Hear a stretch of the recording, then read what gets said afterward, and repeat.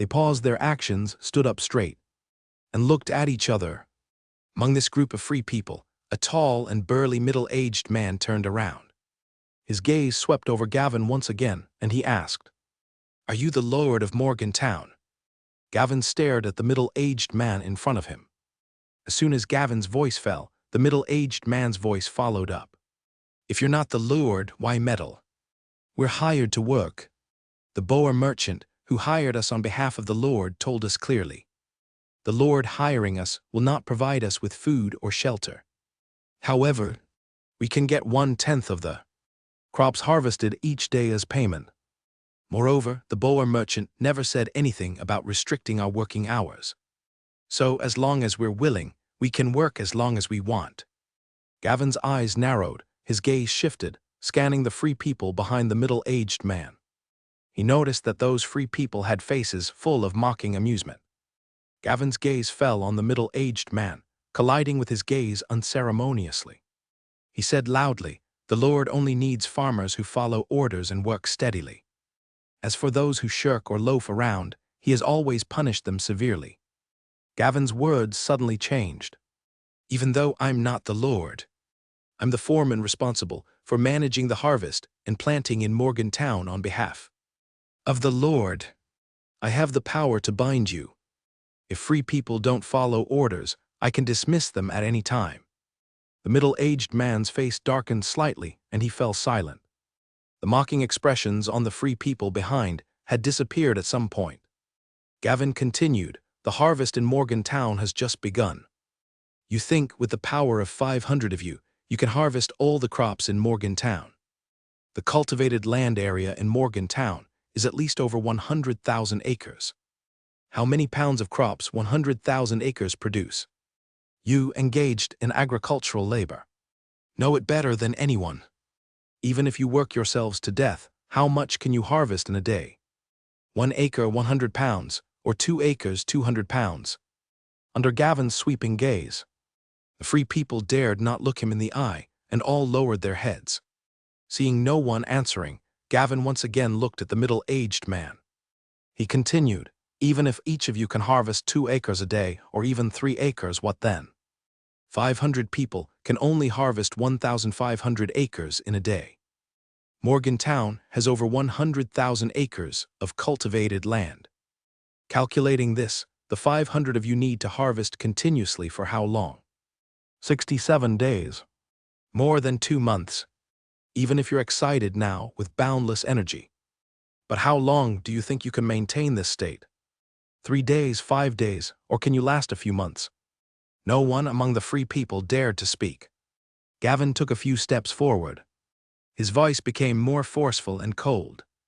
"If you don't comply with my work plan arrangement, even if you have endless energy, willing to work through the night, sorry, don't say tomorrow, you'll be dismissed today." The eyes of the free people contracted. They naturally knew Gavin was threatening them, although there were only Gavin and 3 farmers standing in front of them.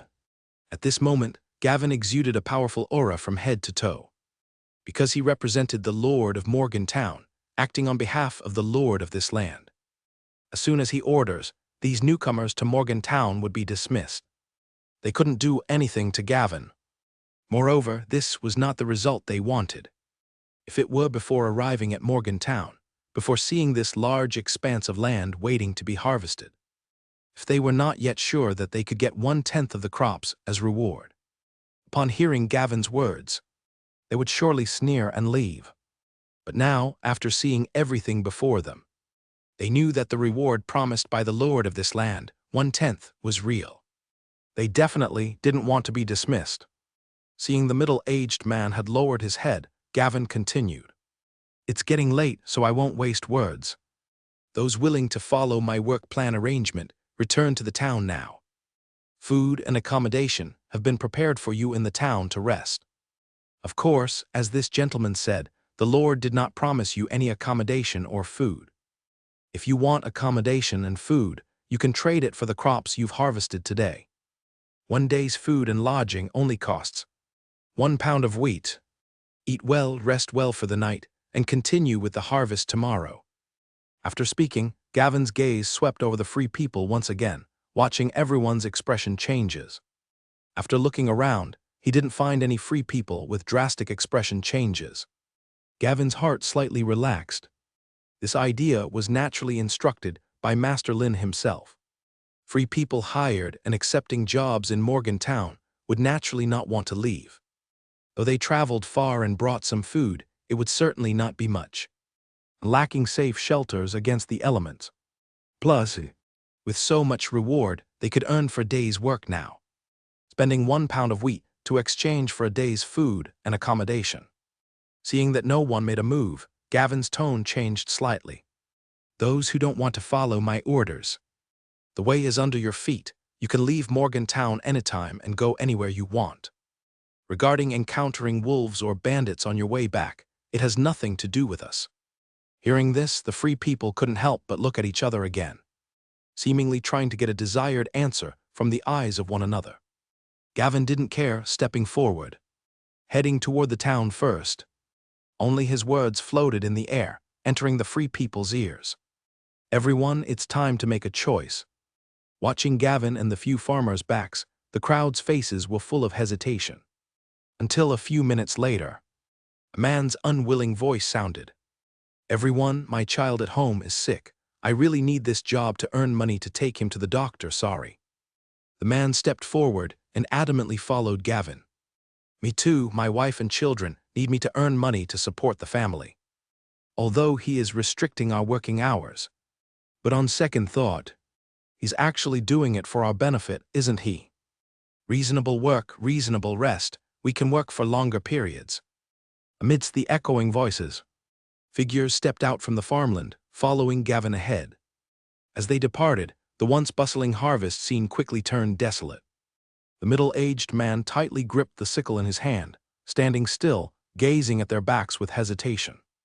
At this moment, another farmer came to the middle-aged man's side and spoke.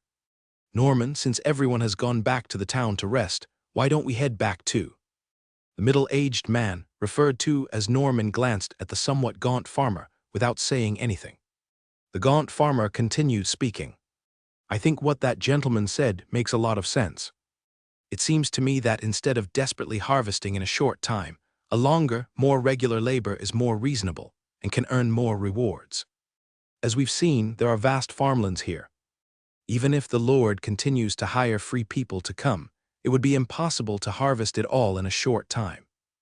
Listening to the gaunt farmer's words, Norman swept his gaze around once more. Under the night sky, he could see crops concealed by the dark gloom.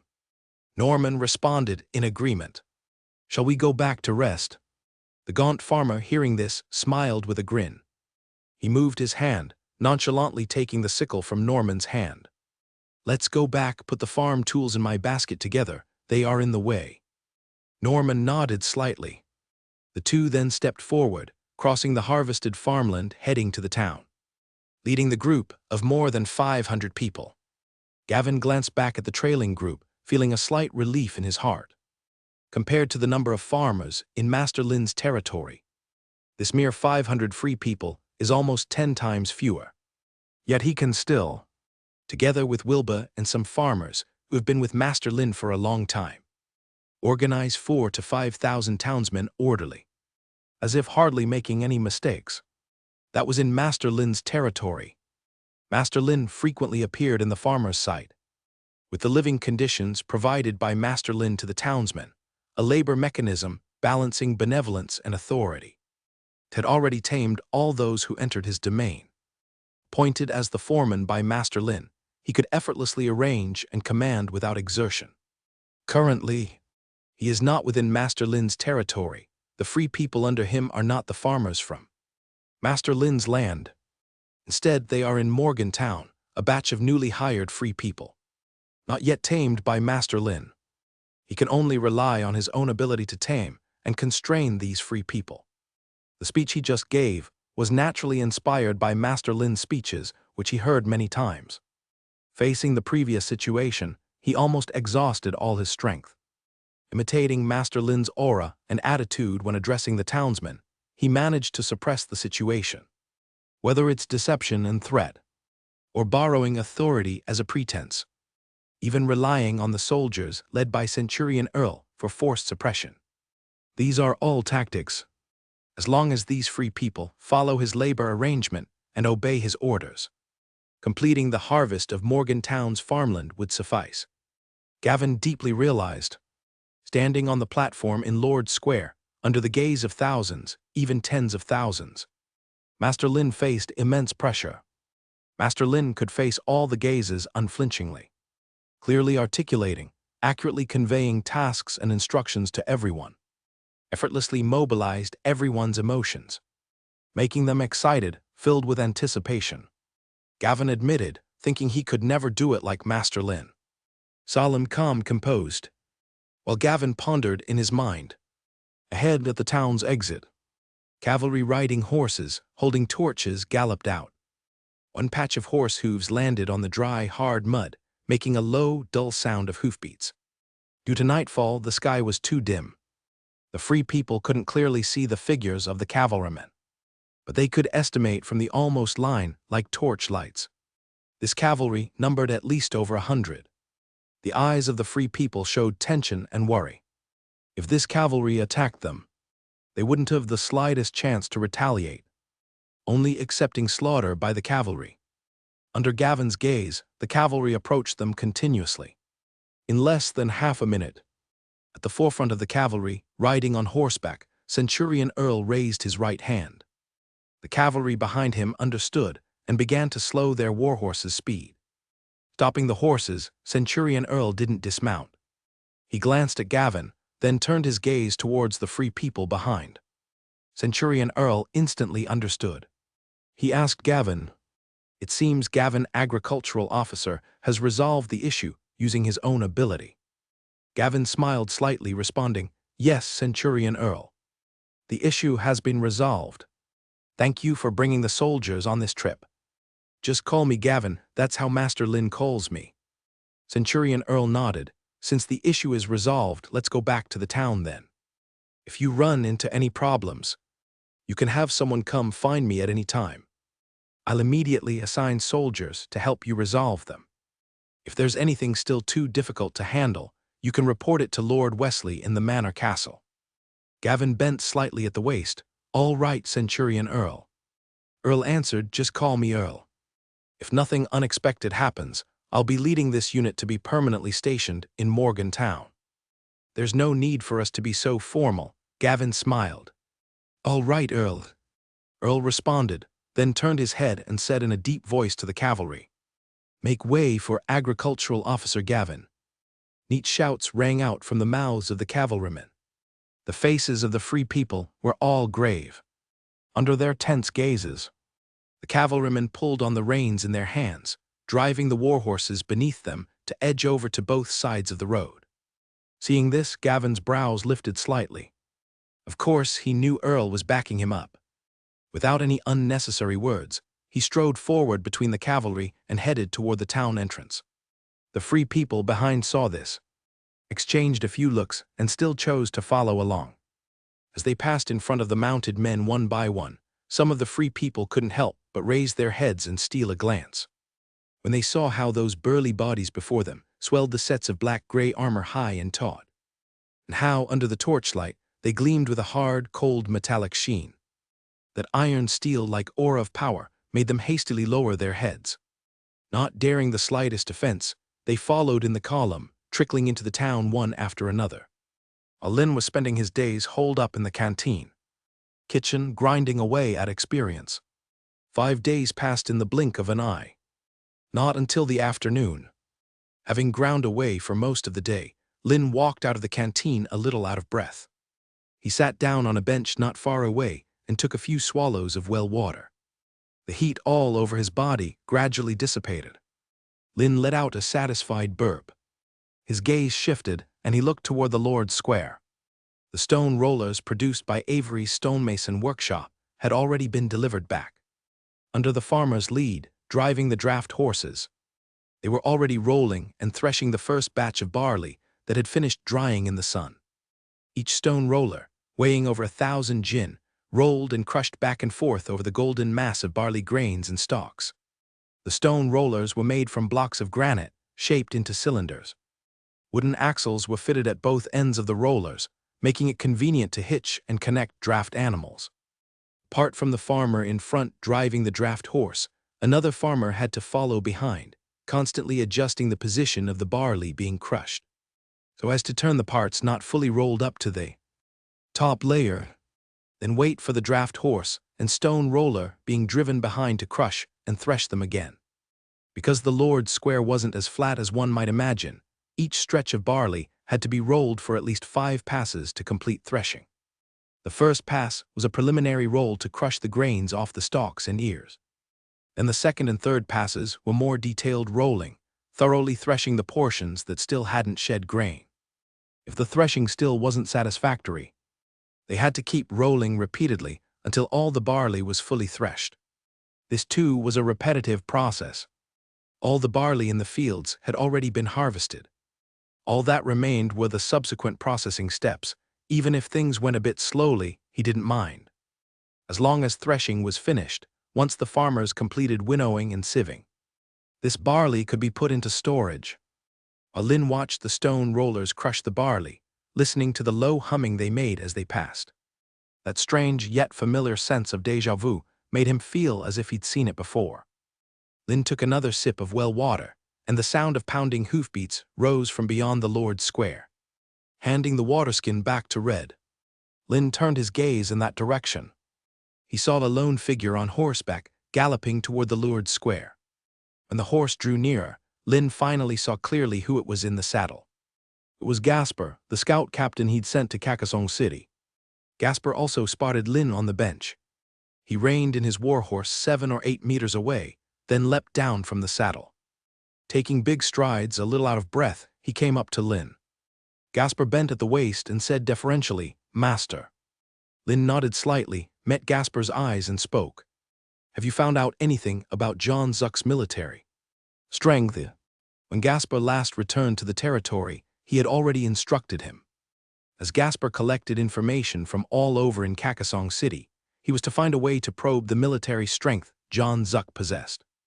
Even though he had Boer gathering intelligence for him, he also had his own operations. Only by combining and comparing the intel Boer obtained with what Gasper dug up would he have information of real reference value. Gasper immediately nodded and replied, "Master, I found out. Viscount John Zack of Carcassonne City commands a total of 2,000 soldiers. Of these, 1,000 are fully armed soldiers responsible for patrols and garrison duty inside Carcassonne City.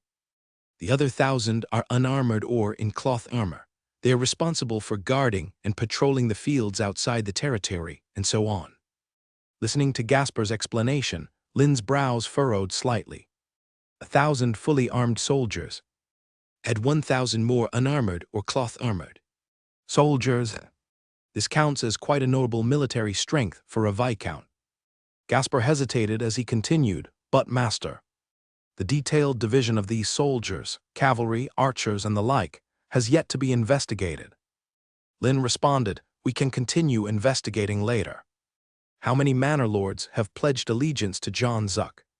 If we only talk about the number of soldiers, the troops he currently possesses are already twice that of John Zuck.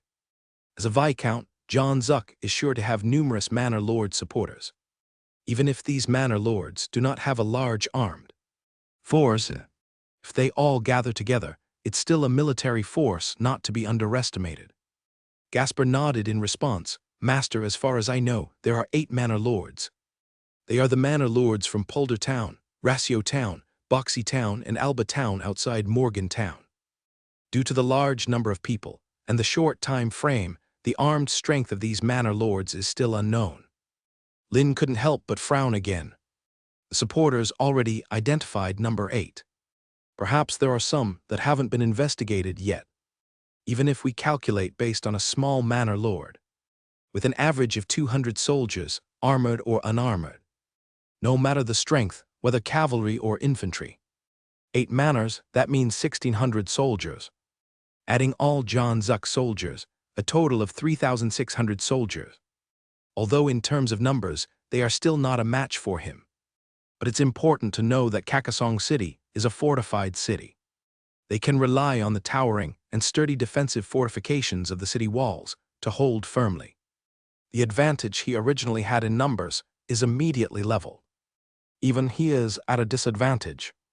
With defensive fortifications, the city's defenders naturally have the upper hand. Seeing Lin remain silent, Gasper hurriedly spoke, "Master, rest assured. I have already arranged spies and sent them to several small towns, instructing them to infiltrate each of the manors and investigate the number of armed soldiers those manor lords possess." Lin nodded. "Very good. If the report is complete, go and find Steward QSE to receive 20 gold pounds for your living needs and networking." Gasper bent slightly, just about to thank Lin. His mind shifted, and he quickly spoke to Lin. "Master, I nearly forgot. There is one more major matter to report to you. A few days ago, the Sword and Shield Corps of the Dukas clan launched an attack on Spirit Reef Port." Upon hearing this, a hint of surprise appeared in Lin's eyes. He said to Gasper, "Continue." Gasper wasted no words, continuing his narration. According to traveling merchants who arrived in Kakasong City, the densely packed soldiers of the Sword and Shield Corps numbered at least 20 to 30,000.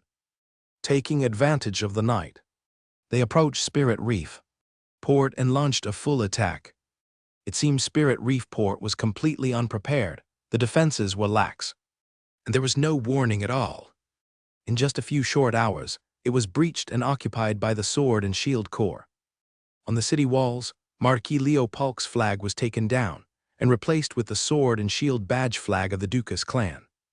Lin nodded, continuing to wait for Gasper's account. But in his heart, he faintly guessed something. Gasper continued to speak. That night, Marquis Leo Polk declared war on the Dukas clan and began deploying troops, organizing an army, preparing to launch a counter-attack against the Sword and Shield Corps occupying Spirit Reef Port in an attempt to reclaim Spirit Reef Port. Gasper paused his narration. "Master, the intelligence gathered at the moment is only this." Lin remained silent, his mind racing with thoughts. A few seconds later, he spoke to Gasper. "Is Marquis Leo Polk a supporter of Caesar Carolyn?" Gasper hesitated and said, "Sorry, Master. I truly do not know this, unable to give you a definite answer." Lin nodded, continuing to ask, "Besides these, is there more intelligence?" Gasper responded after a brief pause in his mind, confirming, "Master, just these at the moment." Lin replied, "I understand. There are two things you all must do now. First and most important is to investigate John Zuck's detailed military strength, the troop deployment map of Kakasong City, and the military strength of those manor lord supporters of his. I need a fairly accurate figure." Gasper earnestly nodded. Lin continued, "Secondly, within the range of your ability, do your best to gather intelligence information on Spirit Reef Port. Report back all gathered intelligence first thing to the territory and provide me with updates." After hearing Lin's instructions, Gasper promptly agreed, "Yes, Master." After instructing Gasper, Lin directly dismissed him. Watching Gasper head towards the town, Lin felt a sense of helplessness. His current capability to gather intelligence is indeed too weak. Major events happening in the Kerdi Empire rely almost entirely on merchants coming to his territory and widely heard information from the locals for intelligence data. If it weren't for assigning Gasper and his team of spies within Kakasong City for intelligence gathering, even though he arranged for Carlo to lead a team of spies and station them in Triumph City, wanting to immediately send intelligence back to his territory after gathering it still requires a long time. Because Triumph City, located in the central region of the Kerdi Empire, is really too far from his territory in the southern borderland. Although Lin felt helpless, given the current conditions of his territory, there was nothing he could do. Building an intelligence collection center is far from as simple as imagined. The location for collecting and concentrating intelligence has been decided. Kakasong City's Fisherman's Wharf, Hunter's Riverside Rest Tavern. The pigeons for intelligence transmission are available too. However, professional trainers are needed to train these pigeons. The core principle of Pigeon Post is to utilize the pigeon's strong homing instinct. They can rely on various means, such as the magnetic field to identify directions and even remember their living environment, ultimately finding their nest accurately. The pigeon nest is still under construction, and the pigeons are still kept in cages. In a short time, they cannot be used for pigeon post. The core of intelligence gathering is still lacking. Personnel to collect intelligence. He still hasn't found suitable and capable personnel to lead the scouts and manage the intelligence collection center. A strong intelligence collection center essentially is a human relationship network, silently spreading in the shadows, extending like silk threads to every corner, town, and village. Each node requires an extremely crucial person. They might be unemployed wanderers in the city, extracting fragmented information from daily conversations with others. Or they might be advisors coming in and out of noble mansions, obtaining first-hand confidential decisions from high levels. They may not know each other and may have no connection. Yet they are tightly connected within this net. All the gathered intelligence is continuously fed back to the center, delivered to him as the Lord. Even if he is within his territory, he can perceive the situation through intelligence and strategize calmly. From this, it can be seen how difficult it is to establish a large intelligence collection center. This is not something that can be achieved by the power of one person alone. He needs a wide range of loyal supporters to join the intelligence collection center, this invisible net. It can only be done step by step slowly. As his thoughts turned, Lynn thought of Gasper's report on the Dukas clan's attack on Spirit Reef Port. Not only did Gasper not know whether Marquis Leo Polk is a supporter of Prince Caesar Carolinian, but he also didn't know either. But he vaguely felt that the Dukas clan initiated war first. It must have been instructed by Mark's supporter, Prince Mitchell Carolinian. And because Marquis Leo Polk is a supporter of Prince Caesar Carolinian's faction, why would Mark dare to boldly deploy 30,000 soldiers of the Sword and Shield Corps to attack another Marquis-occupied city during such a sensitive period?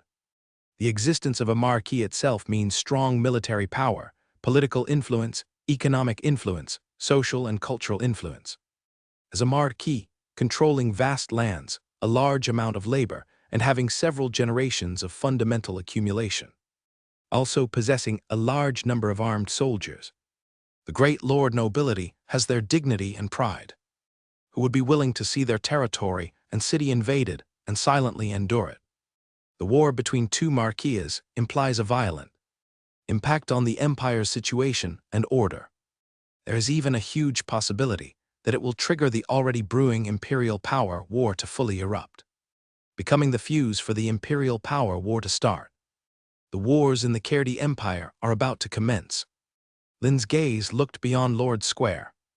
The sunset was fiery red, as if igniting the entire sky. Flames like the spread of war engulfed the sky. Seeing such a scene, Lynn's expression slightly moved. For ordinary people, war is the darkest hour. With gunfire flying, homes turned to ruins and families scattered. They can only struggle to survive amidst hunger and fear. For a lord with some military strength, it is a huge opportunity. Lords can take advantage of such a situation to expand territories and augment power, seizing resources, consolidating populations, enhancing prestige, and harvesting more wealth from the collapse of the empire's order. As a lord with nearly 4,000 fully armed soldiers, Lynn naturally also has ambition and desire.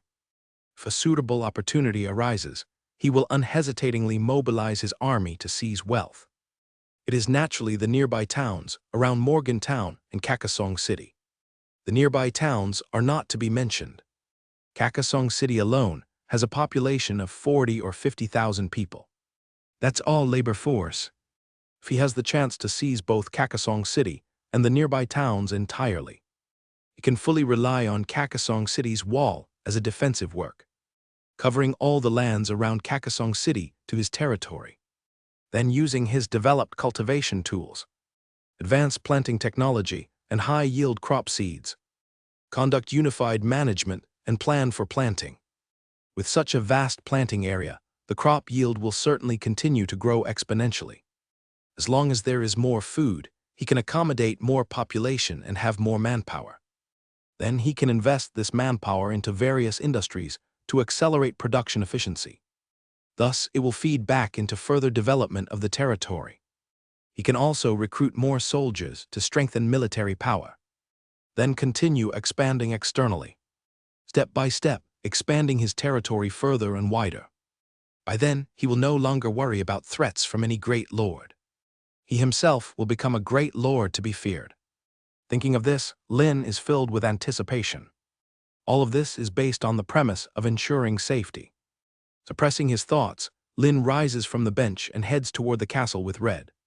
Whether it's the impending Imperial Authority War, or the threat from Viscount John Zax of Kakasong City, the only thing his territory needs to do is continue developing. Reclaim plantation, increase population, recruit and train soldiers, construct defensive fortifications. Additionally, collect intelligence information outside the territory in advance. To know about external situations in advance and control and preempt potential dangers. Amidst the attention of the townsmen, Lin returns to the castle with Red. As always, Kyusi, who has prepared dinner, is already waiting in the reception hall. Seeing Lin, Kyusi steps forward. She has a slight smile on her face. "Master, dinner is ready, you may dine now." Lin responds and walks toward the dining table in the hall. After Janet pulls out the chief chair, Lin sits down unceremoniously. With Kyusi and Janet attending to him, he begins to enjoy tonight's dinner. While enjoying dinner, he listens to Kyusi's detailed report on the development matters of the territory. "Master, Foreman Colin came to see you today to report on the shipyard matters. But you were always busy, so he asked me to relay to you." Lin responds with an acknowledgement. Kyusi continues, "The third Knoll ship from the shipyard is already completed. If you have time, you can go to the shipyard for inspection." Swallowing the broth in his mouth, Lin calmly says, "Let Colin inspect it himself, I trust his ability." Kyusi nods slightly. "Besides Colin, Foreman Yamini from the textile. The workshop came to find me. She said that the textile workshop has again completed 300 sets of composite armor. After inspection by her and her assistant Rachel, they confirm there are no issues. Lord Rose can be notified to arrange soldiers to come for collection." Lin's brow slightly raises. Since the last meeting, when the blacksmith workshop and textile workshop were tasked with crafting 1,000 sets of composite armor, half a month has passed. According to the timeline and the number of composite armors produced, these two workshops haven't shown inefficiency. However, he thinks further. Considering the manpower in the blacksmith workshop and textile workshop, crafting 1,000 sets of composite armor in 2 months isn't a difficult task. With their current efficiency, they still have spare time. Lin nods, arrange for a guard to go to the city wall camp to inform Rose, letting him arrange soldiers on his own. Kyusi acknowledges, recalling briefly, ensuring there's nothing omitted, then she stops the report. While Lin dines, time passes quickly. After dinner, Lin sits on the Lord's throne, watching Kyusi and Janet collect the tableware from the table. He habitually begins to ponder. Now, almost all industries in his territory have entered stable production. In agricultural production, the 50,000 mu of barley farmland has been harvested and entered the drying process, waiting for this batch to be stored in the warehouse, coinciding with August. Then 5,000 farmers can just start harvesting spring barley. Once the 60,000 mu of spring barley farmland harvests and stores after processing, at least for a long time, he won't worry about food shortages with the available grain production. 110,000 mu reclaimed with heavy plow, broadcast planting, fertilization, top dressing, weeding, irrigation. It can be said that it's the land farmers meticulously care for. The average mu yield of winter barley remains unestimated, because a large portion of the harvested barley hasn't been threshed and dried. From the visible number of ears on each barley plant, the yield of winter barley per mu is at least over 150 jin. If more, it might be 180 jin. This per mu yield is only his estimate. Everything will be known once all barley dries and threshing completes. In military terms, 200 soldiers and guards are certainly insufficient, especially with the royal authority war imminent. He needs to recruit more soldiers from the townsmen to enhance the armed forces of the territory. Even if there's insufficient horses, he can let Rose train all recruited soldiers for fitness first, while soldiers train for fitness and weapons training simultaneously.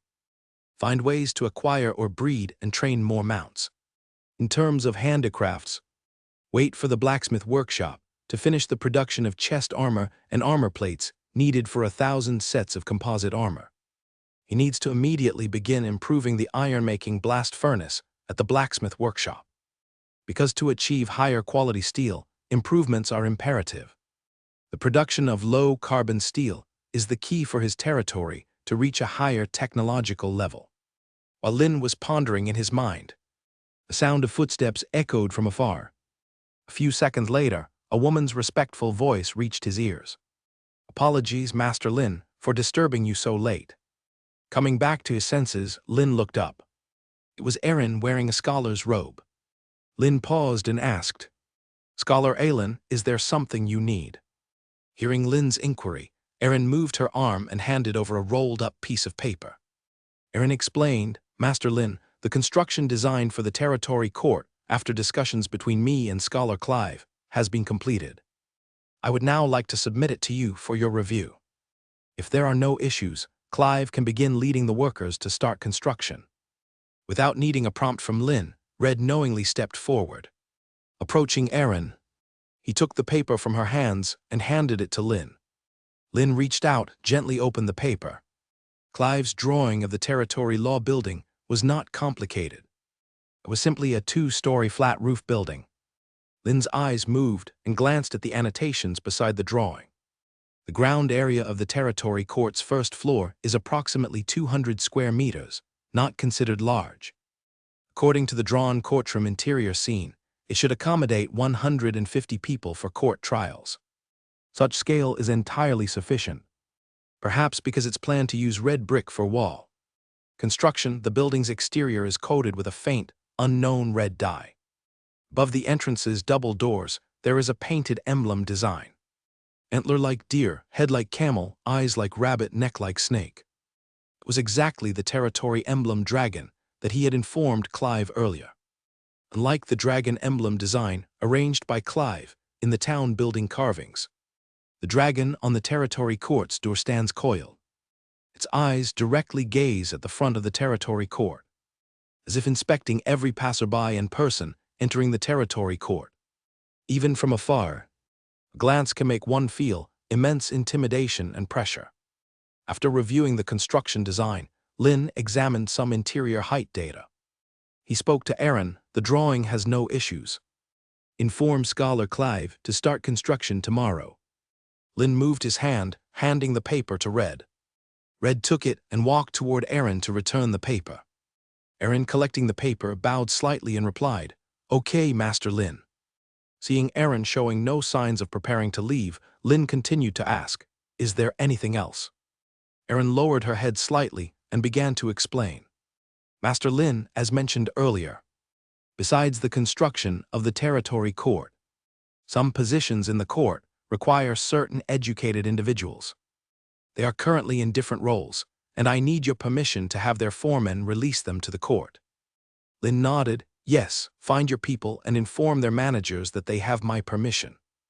Upon hearing Lin's affirmative response, Erin's face slightly relaxed. She gratefully said, "Thank you, Master Lin." Lin acknowledged, and after confirming there were no other issues with Erin, let her leave the castle.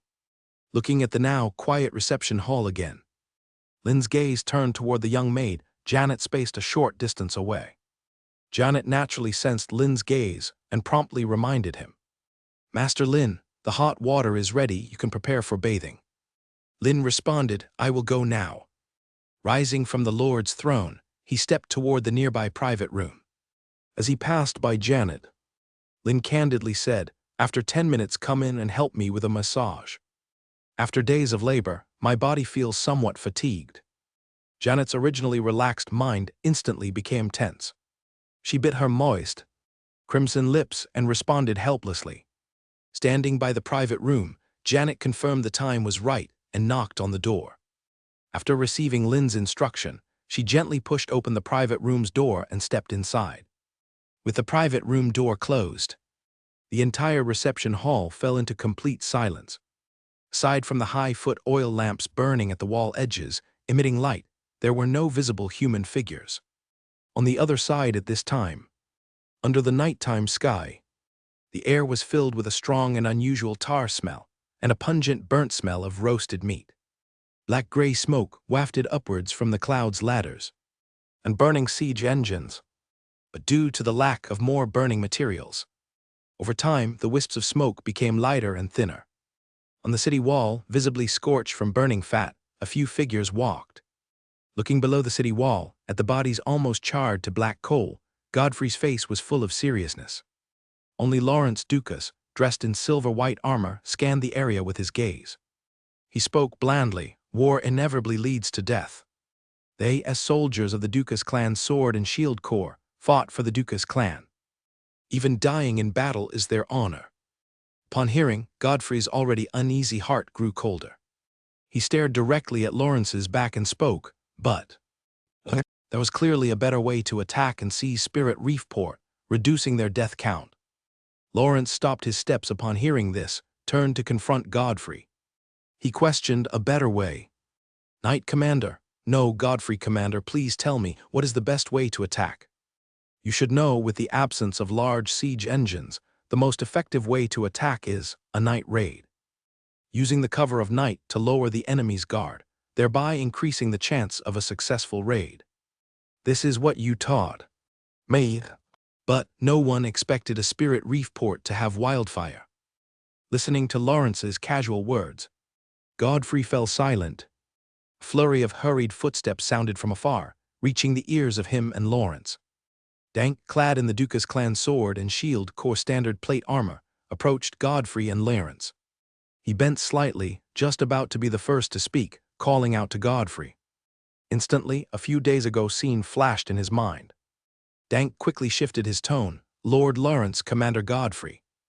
The resistance in the alleyways within Spirit Reef Port by the garrison has been completely suppressed and eliminated.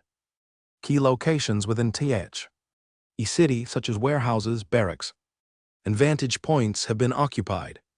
Furthermore, we're conducting an inventory check on the population, goods, and properties within the city. Plus, notices have been posted to announce Marquis Duka's internal policies, clarifying the army's intent.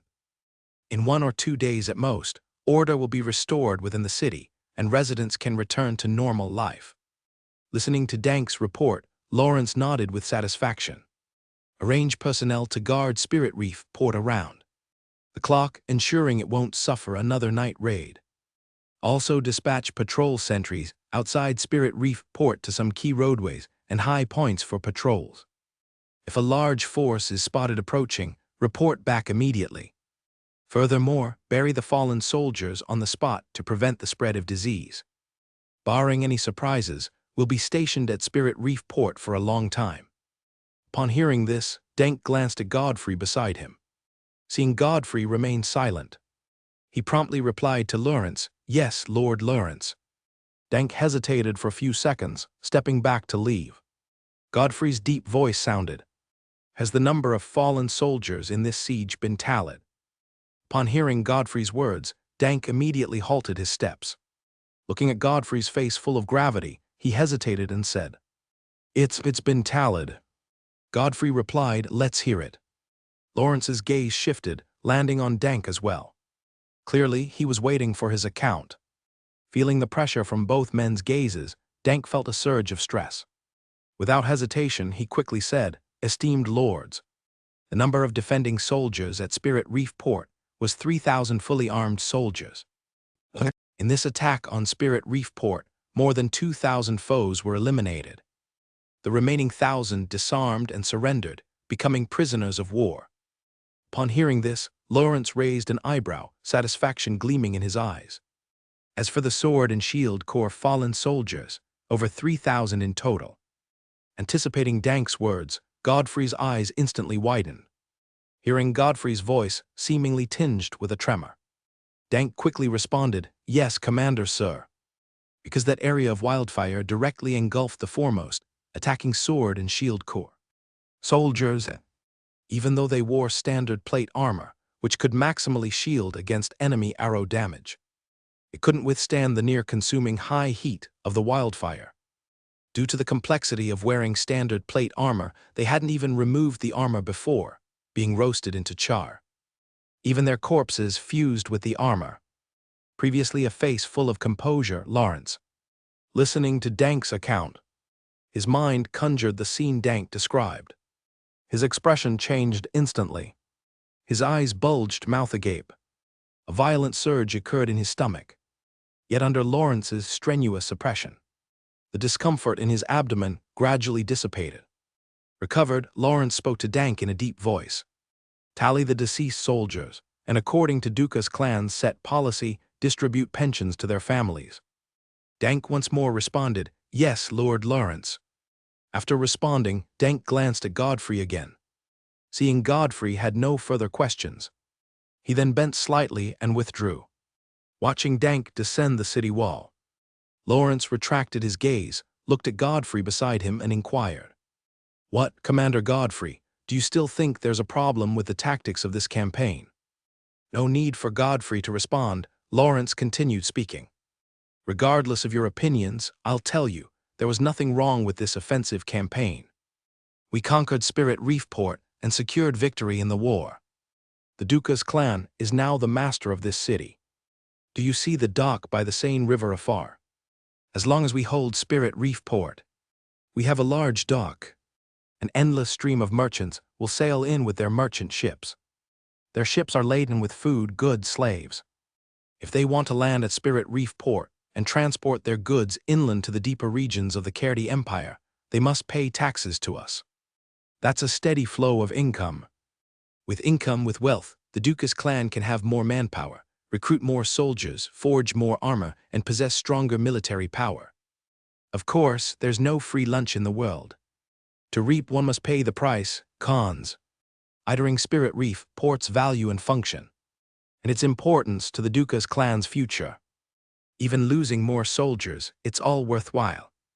Watching Lawrence's eyes full of brilliance and anticipation, listening to his increasingly loud and excited words, Godfrey opened his mouth, wanting to speak for those soldiers, but in the end, he gently closed it. Godfrey naturally understood. Lawrence, having lived in the upper class since childhood, was accustomed to the thinking of those in power when pondering issues. As a commander, he could never empathize with the soldiers who paid such a heavy price. But Godfrey was different. Now, although he had been appointed as the commander, he, like those fallen soldiers of the Sword and Shield Corps, came from the lowest strata of Bordeaux City. Out of admiration for the Duca's clan and a desire to pledge loyalty to them as the lords. After coming of age, he unhesitatingly became a soldier for the Duca's clan through rigorous selection and training. From an ordinary soldier to a previous knight commander, to now being appointed by Marquis Marc Duca as commander. He knew very well what these soldiers wanted, while pledging loyalty to the Duca's clan, to change their identity and status, to provide a better life for their families. The soldiers wanted to live and return to Bordeaux City to reunite with their families. They had been burned to cinders by wildfire, remaining here forever. Even to prevent disease outbreaks, their bodies would be casually buried in mass graves. This was the difference in thinking between those in power and people like themselves from the lower class. The upper class always thought of so-called family power and glory, while the common folks wanted nothing more than to live a plain life, ensuring their safety. In Godfrey's mind, the face of that young, handsome lord suddenly emerged. Though appearing young, his stability and wisdom far surpassed his peers. What mattered more to him was that on that lord's territory, there was no oppression, no exploitation. Everyone worked together to strive for a better life. He even vividly remembered the relaxed and content smiles on the faces of the working townsmen. Besides that territory, he had never seen such a place elsewhere.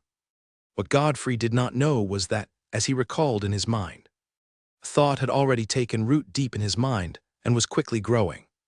Taking a deep breath and suppressing the thoughts in his heart, Godfrey bent down to Lawrence. "Lord Lawrence, thank you for your guidance."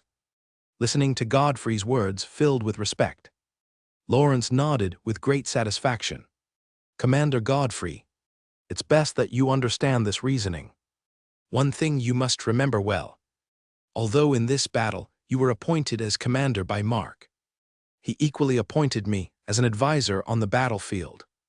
That's because the Sword and Shield Corps will always be the Sword and Shield Corps of the Dukas clan. They would never easily hand over command to an outsider. Upon hearing this, Godfrey was not surprised, bending his waist even lower. Godfrey has been taught. Seeing Godfrey's action, Lawrence acknowledged with a nod. The battle for Spirit Reef Port is over, and so is your appointment as commander. Knight Commander Godfrey, the deployment and garrison affairs are now left to you. The existence of Spirit Reef Port is crucial for future wars. It's highly possible that Caesar Carolyn will dispatch forces to attack. Godfrey responded respectfully. Lawrence's gaze turned inward to Spirit Reef Port, continuing to speak. If there's anything, you can come to Siren's Nest to find me. Long before in Bordeaux City, I heard that the brothel at Siren's Nest in Spirit Reef Port had prostitutes like sea sirens. Now that I'm here, it's the perfect chance to see it for myself, Godfrey responded. Yes, Lord Lawrence, listening to Lawrence's footsteps gradually fading away. The bowed Godfrey slowly stood upright. He watched Lawrence leave the city wall, then withdrew his gaze. Directing his gaze downward. Under Dank's leadership, soldiers were moving those charred corpses one by one. There were even some bodies completely carbonized, whose blackened heads would directly break off from the neck with the soldiers' movements back and forth. Looking at such a scene, the memory of the attack involuntarily resurged in Godfrey's mind. A cascade of wildfire, like a waterfall, pouring down from the city wall. The soldiers of the Sword and Shield Corps, stacked nearly dozens of layers right next to the city wall, were instantly soaked. The spattered or flowing wildfire further contaminated the soldiers at the back. At first they didn't notice anything, but as the pungent smell spread throughout the air, as torches were thrown down from the city wall, as cluster after cluster of flames spread explosively, like fire demons from the abyss wildly swinging their whips and greatswords, spewing red-orange tongues of flame, almost devouring swaths of Sword and Shield Corps soldiers. They finally realized how much more difficult and brutal this attack was than they had anticipated. The terror of the wildfire was so severe that even the city wall, built from solid stone, was burned and scorched into deep pits, let alone the soldiers of the Sword and Shield Corps. Enveloped in metal armor, they were engulfed by the flames of wildfires, like chunks of meat placed in an iron pot. Fortunately, they achieved victory in this attack campaign. Fortunately, they have occupied Spirit Reef Port beneath their feet. Fortunately, after paying a painful price, they captured Spirit Reef Port in less than one night. Not only them, but the entire Dukas clan would become a laughingstock. It was not because Lawrence forcibly seized his command and issued effective attack strategies, but because the Sword and Shield Corps soldiers executed Lawrence's orders fearlessly, nearly using soldiers to compensate for the disadvantage of not having siege equipment. Moreover, because Lawrence issued an unbelievable order, human wave tactics, using 30,000 Sword and Shield Corps soldiers to fully assault Spirit Reef Port. Human wave tactics naturally led to massive casualties. Godfrey's gaze turned again, looking inside Spirit Reef Port. At the port near the Seine River, ships are docked one after another. Despite the large-scale battle at Spirit Reef Port, it did not affect the port's development in any way. Awaiting tomorrow's sunrise, trade navigation will continue. The only difference is that the rulers of this place have changed from Spirit Reef Port being breached to being fully controlled and occupied by Sword and Shield Corps soldiers. The city's residents did not show large-scale resistance. Even everyone unanimously hid in their homes to avoid the war. For both Sword and Shield Corps soldiers and the Dukas clan, this is good news. The residents' tolerance allows the war to end faster and causes less damage to the city's development. This revealingly shows Marquis Leo Polk is unpopular in his territory. No residents are willing to defend the Marquis's land and property. Another thought surfaced in Godfrey's mind. As Lawrence mentioned earlier, Spirit Reef Port is indeed important, whether used as a landing port for merchant navigation trade, or later on, for the Dukas clan's development of naval military power. It's crucial, especially concerning after Mitchell and Caesar fully launched, whether Caesar's longboats transporting soldiers can rendezvous at the fastest speed. Such an important port. Would Marquis Leo Polk or Caesar Caroline be willing to give it up? Godfrey vaguely felt, with these sword and shield corps soldiers, it would be hard to fully occupy this strategic point coveted by many.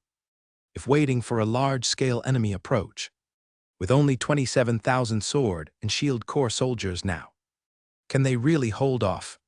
As Godfrey pondered in his mind, his gaze turned to a few miles outside Spirit Reef Port.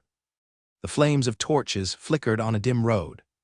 Even though due to darkness and distance, he was a bit unclear. But judging from the speed of the flames' movement, it's clearly cavalry riding horses.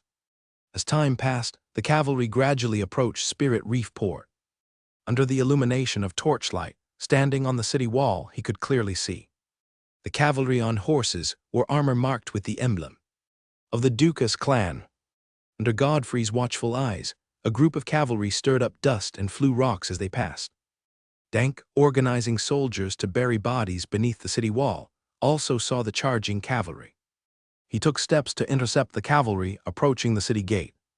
The cavalry dismounted from their horses, seemingly relayed something to Dank.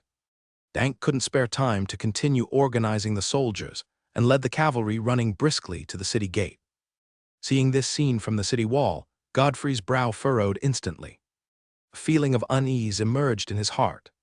Within mere 2 minutes, Dank led the cavalry to rush up the stairs, arriving atop the city wall. Dank scanned around and saw Godfrey in the distance. Without any hesitation, he strode forward, heading towards Godfrey. The cavalry behind Dank closely followed.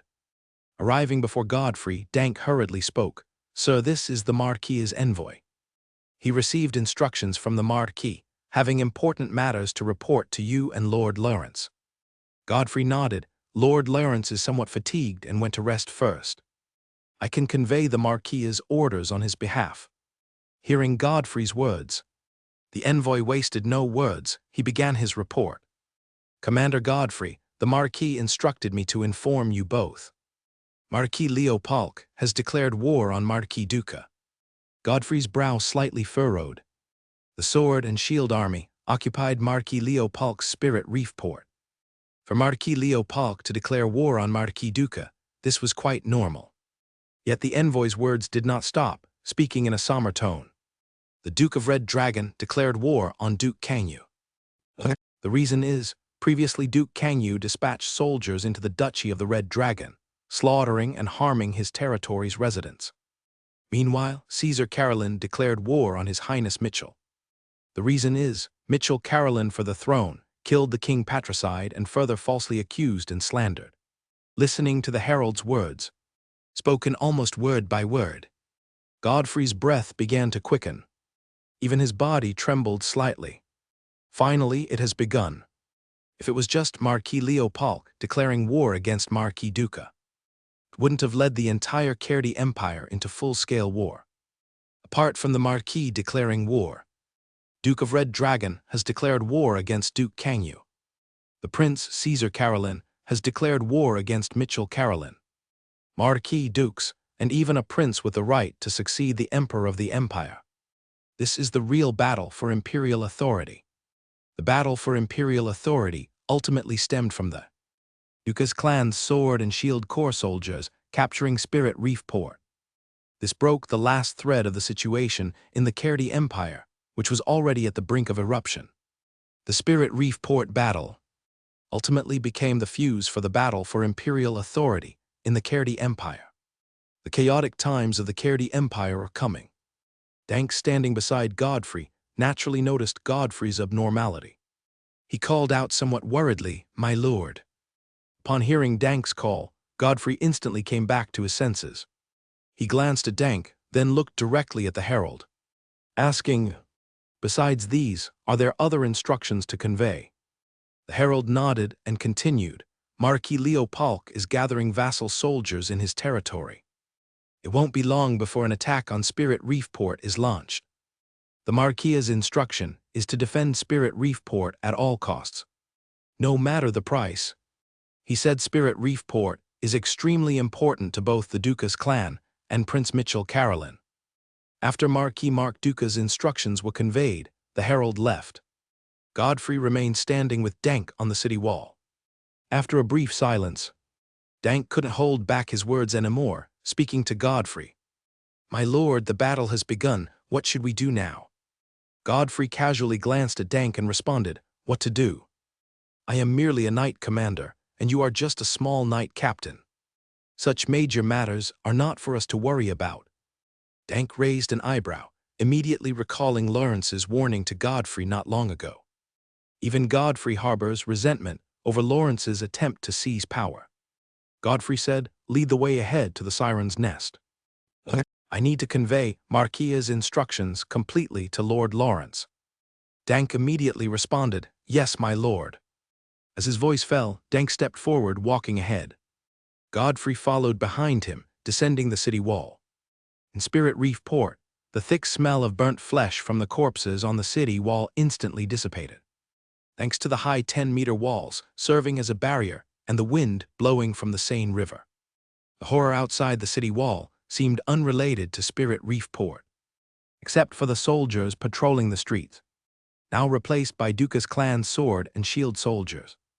Apart from the houses where residents poked their heads out, filled with fear and terror, to scan the situation outside. Led by Dank, 10 minutes later, Godfrey stood before a 3-story building. Perhaps to avoid being too conspicuous, the building's style is not much different from other constructions, overall constructed using brick and stone. But unlike other buildings, inside this 3-story building, such filthy language abounds between men and women. Even waves of suppressed sounds that make one frown. The Siren's Nest brothel's business seems almost unaffected by the Spirit Reef Port battle. Dank glanced at the entrance, where 4 armored soldiers in sword and shield insignia stand guard. After confirming the location, he spoke to Godfrey. "My lord, the Siren's Nest is here." Godfrey responded briefly, stepping forward into the brothel. The filthy language he heard at the door grew louder upon entering, nearly without any restraint. As soon as he entered the first-floor hall of the brothel, he saw a scene of people sweating and indulging desires. The overwhelming scent of incense, sweat stench, the smells between men and women immediately wafted into his nose. Godfrey moved his gaze, wanting to search. Several bodies of men and women didn't care about the gazes of those around, tightly entangled together. The shouting he heard comes from the mouths of these prostitutes. Godfrey merely glanced once and then withdrew his gaze. He stepped forward, walking toward the hall's depths. An obese man with a face full of fat walked toward him. The obese man glanced at the armor on Godfrey and Dank, his face filled with smiles, asking 2 lords, "My shop has just received a batch of young girls. Would you like to try?" You can rest assured, even if they are newly arrived girls, their skills are top-notch. The obese man's right hand extended behind him, beckoning to a row of women dressed in thin cloth afar. They almost didn't need him to call out. 7 or 8 young girls immediately trotted over, because they wore no clothes. As they ran, the rounded whiteness on their chests continuously bounced up and down. Before Godfrey could speak, a young girl swiftly surrounded him and Dank. Their arms were directly embraced by the girls. Godfrey glanced at the young girls with various powders on their cheeks. He frowned, looked at the bloated man, and said in a low voice, "I'm looking for Lord Lawrence." The bloated man didn't care, still smiling as he said, "This Lord Lawrence is currently enjoying pleasures he's never had before. At this moment, it might not be convenient to see you. Besides, Lord Lawrence specifically instructed me that if it's not particularly important, don't disturb him." Godfrey frowned and looked directly at the bloated man, speaking in a low voice. "I'll say it again, I'm looking for Lord Lawrence." The bloated man's face, which carried a smile, showed a hint of impatience. He continued speaking. "Lord Lawrence said." The bloated man's statement was interrupted. Godfrey's right arm suddenly moved, directly tossing away the young girl clinging to it. His right hand grasped the longsword at his waist, accompanied by the sound of metal scraping under the glow of the oil lamps. A cold gleam flashed by. Following the sound of breaking bones, a heavy thud echoed. The bloated man felt a sudden brightness before him. A sharp pain began to spread instantly, occupying his mind and extending throughout his body. Screams emanated from the bloated man's mouth, echoing through the entire brothel. The sound was loud, the screams were intense, waking up those who were immersed in physical pleasure. Their eyes full of confusion and anger began searching around. Not only the brothel's patrons and prostitutes, even the soldiers guarding the brothel gate rushed in. Seeing Godfrey standing upright, holding a blood-dripping sword, and Dank standing behind Godfrey, they showed astonishment. Hearing the heavy footsteps, Dank glanced back at them, slightly raising his right hand, making a dismissive gesture. Without Dank needing to speak, the guards immediately bowed and retreated, not daring to ask any questions. The sudden commotion made the young girls surrounding Godfrey and Dank retreat in fear. Godfrey, still holding the longsword, looked down at the bloated man struggling in pain on the ground. Despite the flowing blood turning the entire ground red, Godfrey's face remained calm as he asked, "I said, I'm looking for Lord Lawrence." The bloated man, with a twisted expression, beads of sweat on his cheeks, responded intermittently between heavy breaths, Lord Lawrence is in the room on the 3rd floor." Godfrey directly shifted his gaze from the bloated man, sheathed his longsword, and walked towards the stone steps in the depths. Dank merely glanced casually at the bloated man and followed Godfrey, until the two ascended the steps and disappeared. The bloated man hurriedly yelled at the guards hiding far away. "What are you still looking at? I'm about to die. Hurry and find a doctor to treat me." The guards woke from their stupor and began to bustle about the brothel's 1st floor hall. The uninterested customers exchanged confused glances, though they didn't know who the middle-aged man brazen enough to act was. Now Spirit Reef Port had been taken over by soldiers wearing armor marked with greatsword and shield.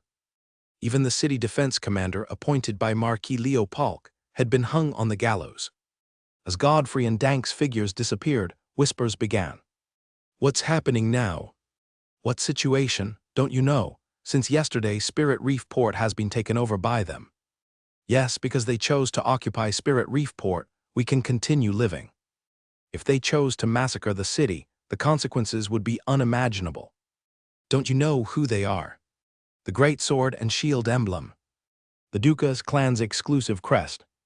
Though the words in the 1st floor hall were not loud, they clearly reached the ears of Godfrey and Dank as they ascended to the 3rd floor.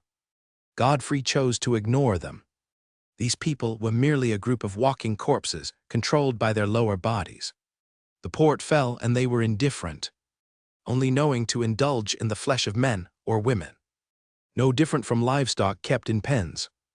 The only difference was they were in human form. Ascending the steps to the 3rd floor, arriving at the 3rd floor, Godfrey didn't need to search as two soldiers of the Sword and Shield Corps standing by a double wooden door came into view. Godfrey walked directly to the room's entrance. Just as he was about to speak, the soldiers stopped him. "Commander, Lord Lawrence said no one can disturb him now." Godfrey frowned, shouting, "Get out of the way." This sudden reprimand changed the soldiers' expressions. Just as they were about to continue preventing him, Dank stepped forward, pulling them aside. Dank warned the soldiers, "The commander has urgent matters to find Lord Lawrence. Delaying these matters would be unacceptable for you. Moreover, commander, with such a voice, is bound to have caught Lord Lawrence's attention. If anything happens, just blame it on the commander." The two soldiers exchanged glances and nodded knowingly. Knight Commander Godfrey stood in front of the wooden door, clenched his right fist, and knocked directly on the door. "Knock knock tilde knock knock tilde."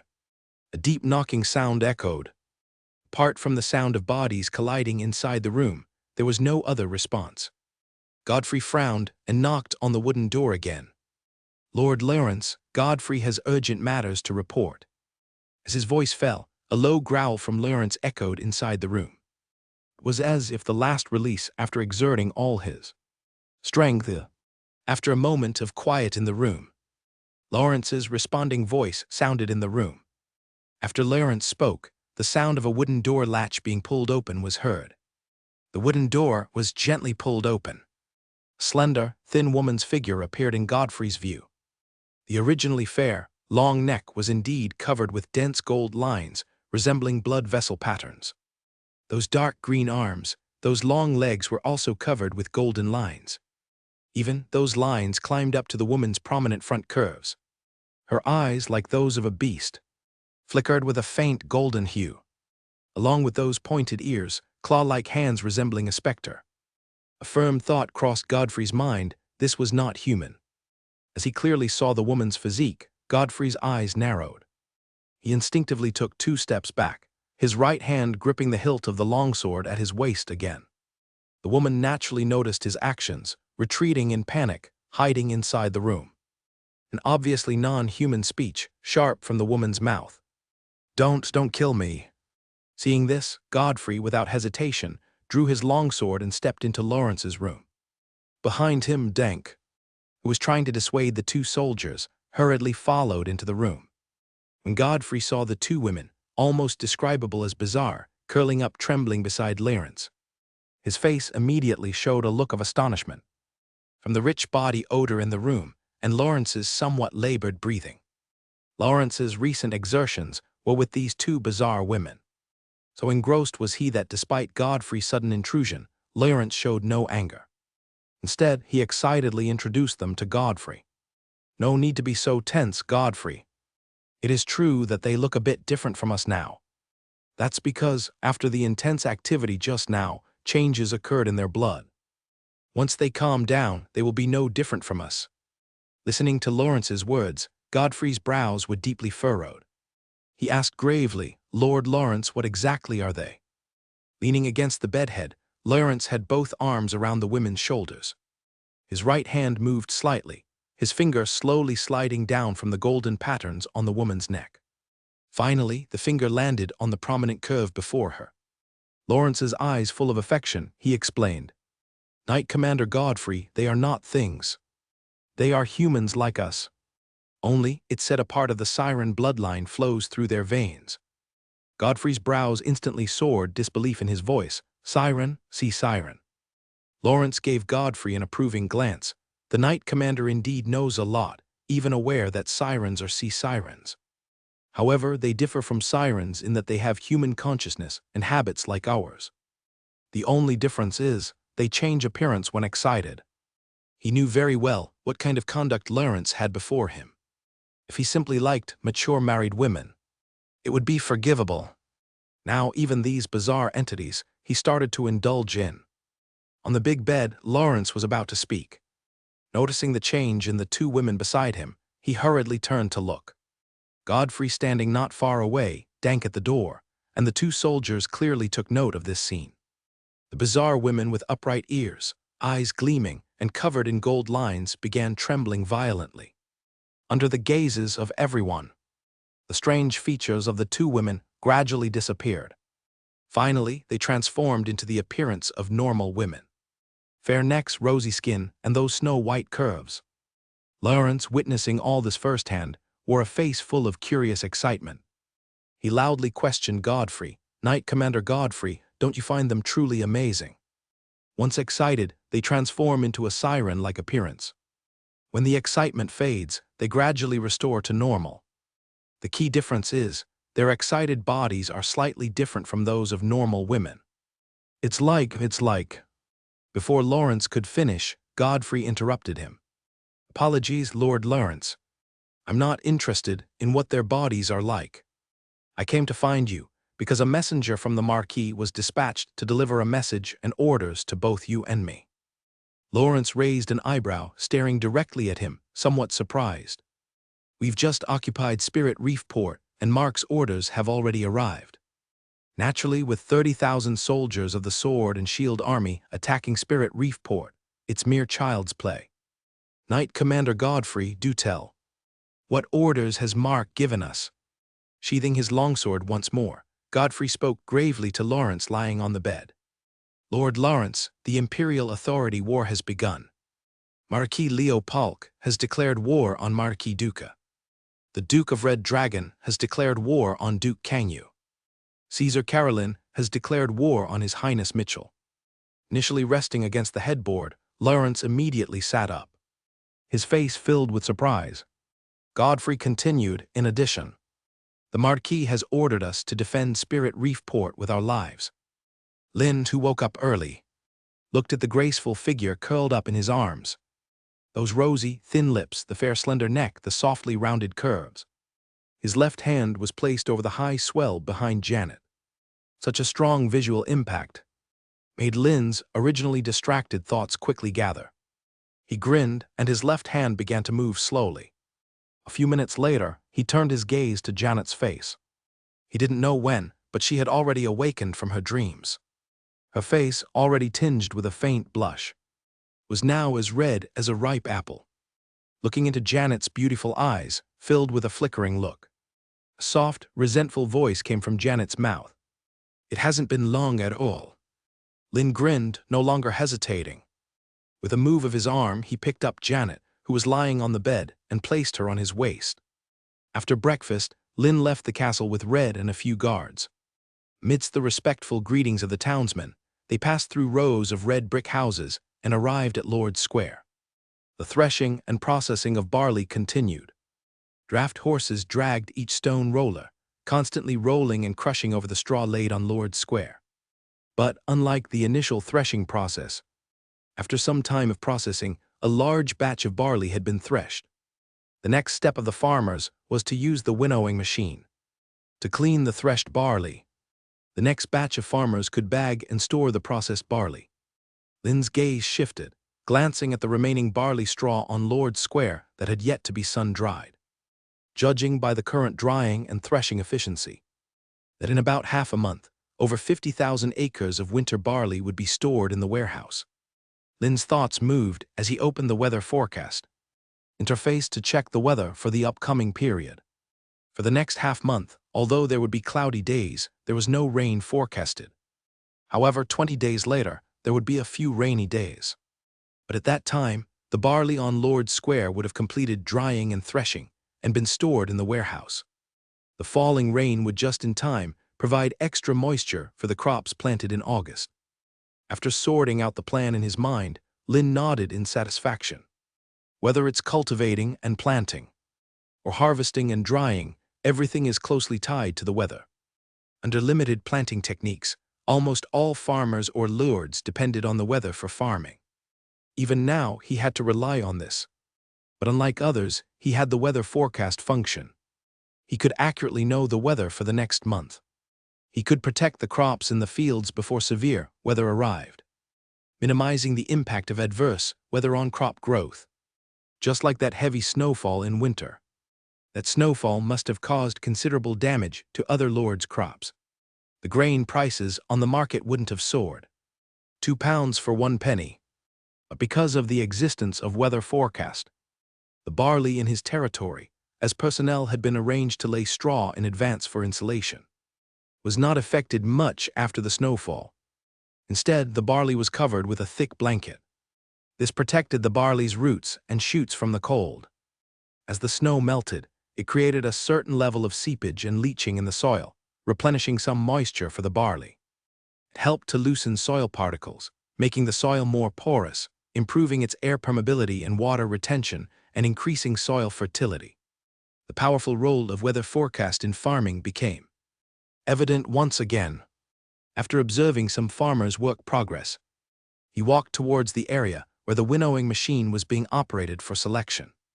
Taking over a winnowing machine from a farmer, Lynn turned the handle rhythmically without haste. The rotating handle was connected to the blades inside the winnowing machine. The wind force generated by the rotating blades blew the chaff and debris falling from the top of the winnowing machine, directly out from the end of the machine, scattering them into a pile. The barley grains that had been blown and sorted fell into a woven willow basket on Lynn's left side. Collection experience +1. Collection experience +1. Collection experience +1. As he turned the winnowing machine and sorted the barley, the experience accumulated bit by bit, increasing rapidly. Some townsmen around, seeing their lord engaging in labor, watched with curious eyes, even though it wasn't the first time they had heard that the Lord personally participated in the development and construction of the territory. Seeing it again now, they couldn't help but gaze at the Lord with curiosity. Despite Lin's joining, the bustling Lord's Square did not become lifeless. The townsmen instead became more lively and enthusiastic. The draft horses dragging the stone rollers moved at a more frequent speed. The actions of turning over the wheat stalks on the ground became more meticulous. The townsmen knew that even if their work attitude became more serious, the Lord might not notice. However, they just wanted to maintain as earnest an attitude as possible towards their labor, to speed up the storage of barley as much as possible, because only by quickly completing the storage of barley can they engage in other labor. While Lin was diligently gaining experience, a convoy of carriages past the inspection of the city wall rose and entered Wing City. Under the escort of a team of light cavalry led by Rose, they drove through forests and fields towards the small town ahead. Red, who had always followed like a shadow, quickly saw the convoy of carriages outside the Lord's Square. He stepped over to Lin's side and reminded him, "Sir, there's a convoy of carriages." Upon hearing Red's words, Lin did not stop his spinning movement. He only turned his head and looked over. Just as Red said, the carriages were approaching the small town. Apart from the carriages filled with cargo, he could clearly see a group of figures following behind the carriages. Even without opening the holographic map to check, he could know that Grayson was definitely bringing slaves for him. Lin continued to spin the grain windmill without pause, while waiting patiently. After a dozen minutes, the sound of rolling wheels reached Lin's ears. In a burst of excited exclamations, the unfamiliar but familiar voice of Grayson sounded. "Master Lin, is all this barley harvested from your territory?" Lin moved his left hand and closed the barley entry on the grain windmill above. This is one of the magical aspects of the grain windmill as an artifact. Even though it's made with the simplest logs and tenon mortise structures, it can be opened and closed at any time. Lin turned around to look behind him. Grayson, who had dismounted from his horse, looked at the wheat stalks being trampled and threshed on the Lord's Square with wonder on his face. Standing in front of Lin, Grayson still couldn't believe it. Lin nodded slightly. "It's not too much, just the over 50,000 acres of winter barley planted last fall." Grayson's eyebrows shot up, and he repeated Lin's words with disbelief. Over 50,000 acres of farmland, and just. Grayson even began to suspect that Master Lin was boasting to him. Even if Master Lin's territory is remote, with plenty of wild grassy wasteland. According to his understanding of Morgantown and Kakasong City, excluding lords with titles, most manor lords or lord nobility only own a few thousand acres of land. Some powerful lord nobility have at most 10,000 acres. Master Lin casually says just over 50,000 acres. However, given his familiarity and understanding of Master Lin and this territory, he naturally knew that Master Lin was just stating the facts, based on his estimation of the land area of Master Lin's territory, at least over 200,000 acres. This was his conservative estimate, because the territory of Master Lin was simply too vast. He wouldn't have previously exclaimed that Master Lin's territory is like a country within a country. Grayson, unable to suppress his curiosity, asked Master Lin, "How much do you estimate this batch of harvested winter barley will weigh?" Lin did not hide. If calculated at 150 pounds per acre, it could yield 825,000 pounds. Grayson's eyes widened. 150 pounds per acre. Before he could speak, Lin continued. If calculated at 180 pounds per acre, it could yield 990,000 pounds. A look of astonishment appeared on Grayson's face. 180 pounds per acre. An unheard of yield for barley per acre. If he had heard such a yield from any other lord, he would surely have given them a disdainful look. But now the person saying this was Master Lin. Grayson naturally understood. Master Lin was speaking the truth. A bold idea surfaced in Grayson's mind. Barley planted, yielding 180 pounds per acre. based on Master Lin's territory having at least 200,000 acres of farmland. Fully cultivated, even using a 3-field system for crop rotation, where 1/3 of the farmland is left fallow each year and harvested twice annually. On Master Lin's territory, it could yield 20 million pounds of grain in 1 year, with an average daily intake of 3 pounds of grain per person.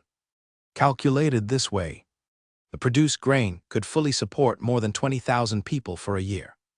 A scale of 20,000 people is already nearly half the population of Carcassonne City. The most crucial point is, his estimate of 200,000 acres of farmland on Master Lin's territory is conservative. Master Lin has already built 2 outpost fortresses on both sides of the vast grassy wasteland outside the territory walls, and has completed paving the red brick roads from the walls to the outpost fortresses. He simply does not believe that Master Lin built the outpost fortress only for the construction of fortifications. Defensive works like the outpost fortress can serve as front-line defense and strengthen the domination of a region. The reason why Master Lin has not yet cultivated the wasteland outside the city walls must be because the wasteland in his territory has not been cultivated yet, or it's because the available labor force is insufficient. Once the wasteland in the territory is fully cultivated, Master Lin will surely turn his cultivation and planting goals outside the city walls. In this world, there will never be a lord who dislikes having too much cultivated land. They only regret not having enough labor. Apart from these 2 territories, Master Lin also controls Morgantown.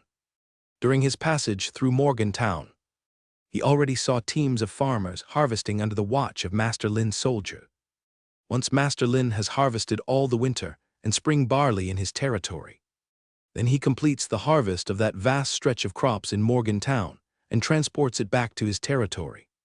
Future Master Lin will never worry about food again, whether it's to feed more labor or to recruit more soldiers. Grain is always the most critical existence. Master Lin has preliminarily solved this problem.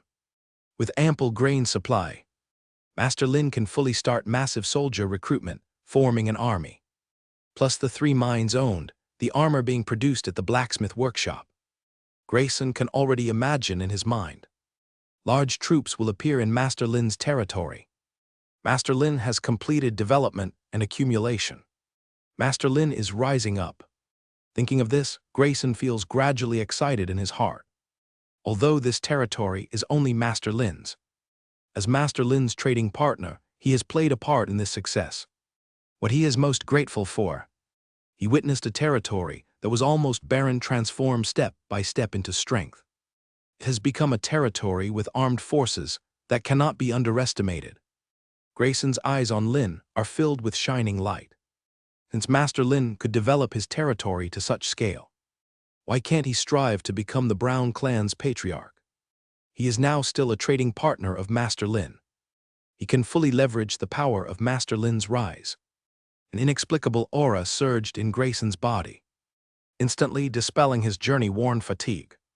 Grayson exhaled a breath and shifted the topic to the goods he brought.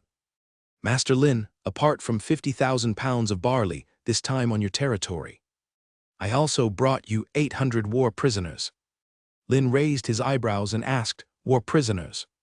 Grayson nodded and explained, yes, Master Lin, war prisoners. They are soldiers from the defeated Whitechuo side. Lin said nothing, his gaze turned towards the back of the carriage. Unlike the peasants or captives Grayson previously delivered, this batch of war prisoners, whether in presence or physique, is far beyond those peasants or captives. Even after prolonged ship transport from the Portland's Empire to the southern borderland of the Kerdi Empire, even having lost in war, bound and sold, becoming war prisoners, their gaze on the surrounding environment still filled with firmness and coldness. That feeling only soldiers who survived countless battles from blood and gore on the battlefield will have such presence, because they've witnessed the harshness of death and battlefield's bloodshed, even slayed their fellow citizens of Portland under long swords and long spears. Perhaps because of this, Rose personally led the cavalry squad escorting these war prisoners to the town. If these 800 war prisoners broke free from the chains, binding their wrists and ankles, and started a riot, the consequences would be unimaginable. As Lin stepped by these prisoners, the war prisoners stared at him, scanning him intently. Despite facing such intense gaze pressure, Lin's expression remained calm. Following closely, Grayson continued explaining. Master Lin, you might not know. Due to their bravery and strength in the Portland's Empire War, they were given a resounding title, Pan-Rock Iron Guard. Lin showed interest, waiting for Grayson to continue. This troop consists of a total of 3,000 soldiers. Yet they only relied on 3,000 to hold Alawa City for a week. If it was a battle with equal numbers, relying on high and solid walls to defend, that wouldn't be commendable. But the soldiers attacking Panyan City numbered around 15,000, facing nearly 15,000 soldiers who were assaulting. They held for a week.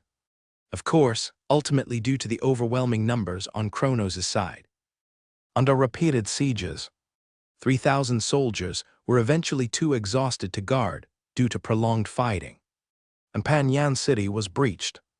Moreover, they relied on their steel and iron bodies to annihilate nearly 2,000 of Kronos' men. Therefore, even as defeated, they were still called the Pan-Rock Iron Guard. After listening to Grayson's narration, Lin nodded approvingly.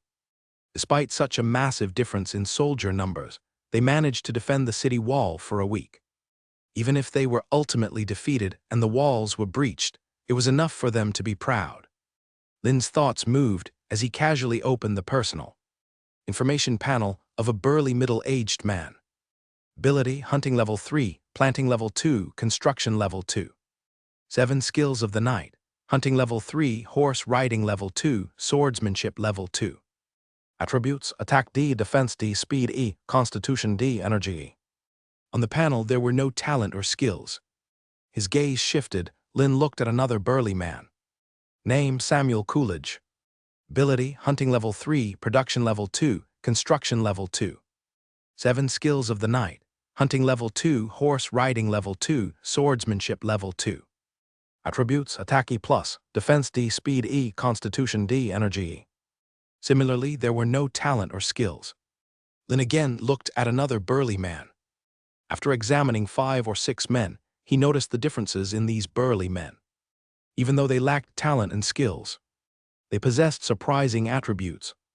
Especially in defense and constitution, nearly all had D level or above. If it were only a few, that would be acceptable. Nearly all the attribute panels he opened were like this. That was quite unusual. Even Red, who had been given a special promotion book, and began merging. His constitution was just D level. These soldiers, called the Pan-Rock Iron Guard, had their unique physical training methods. Grayson replied with a smile.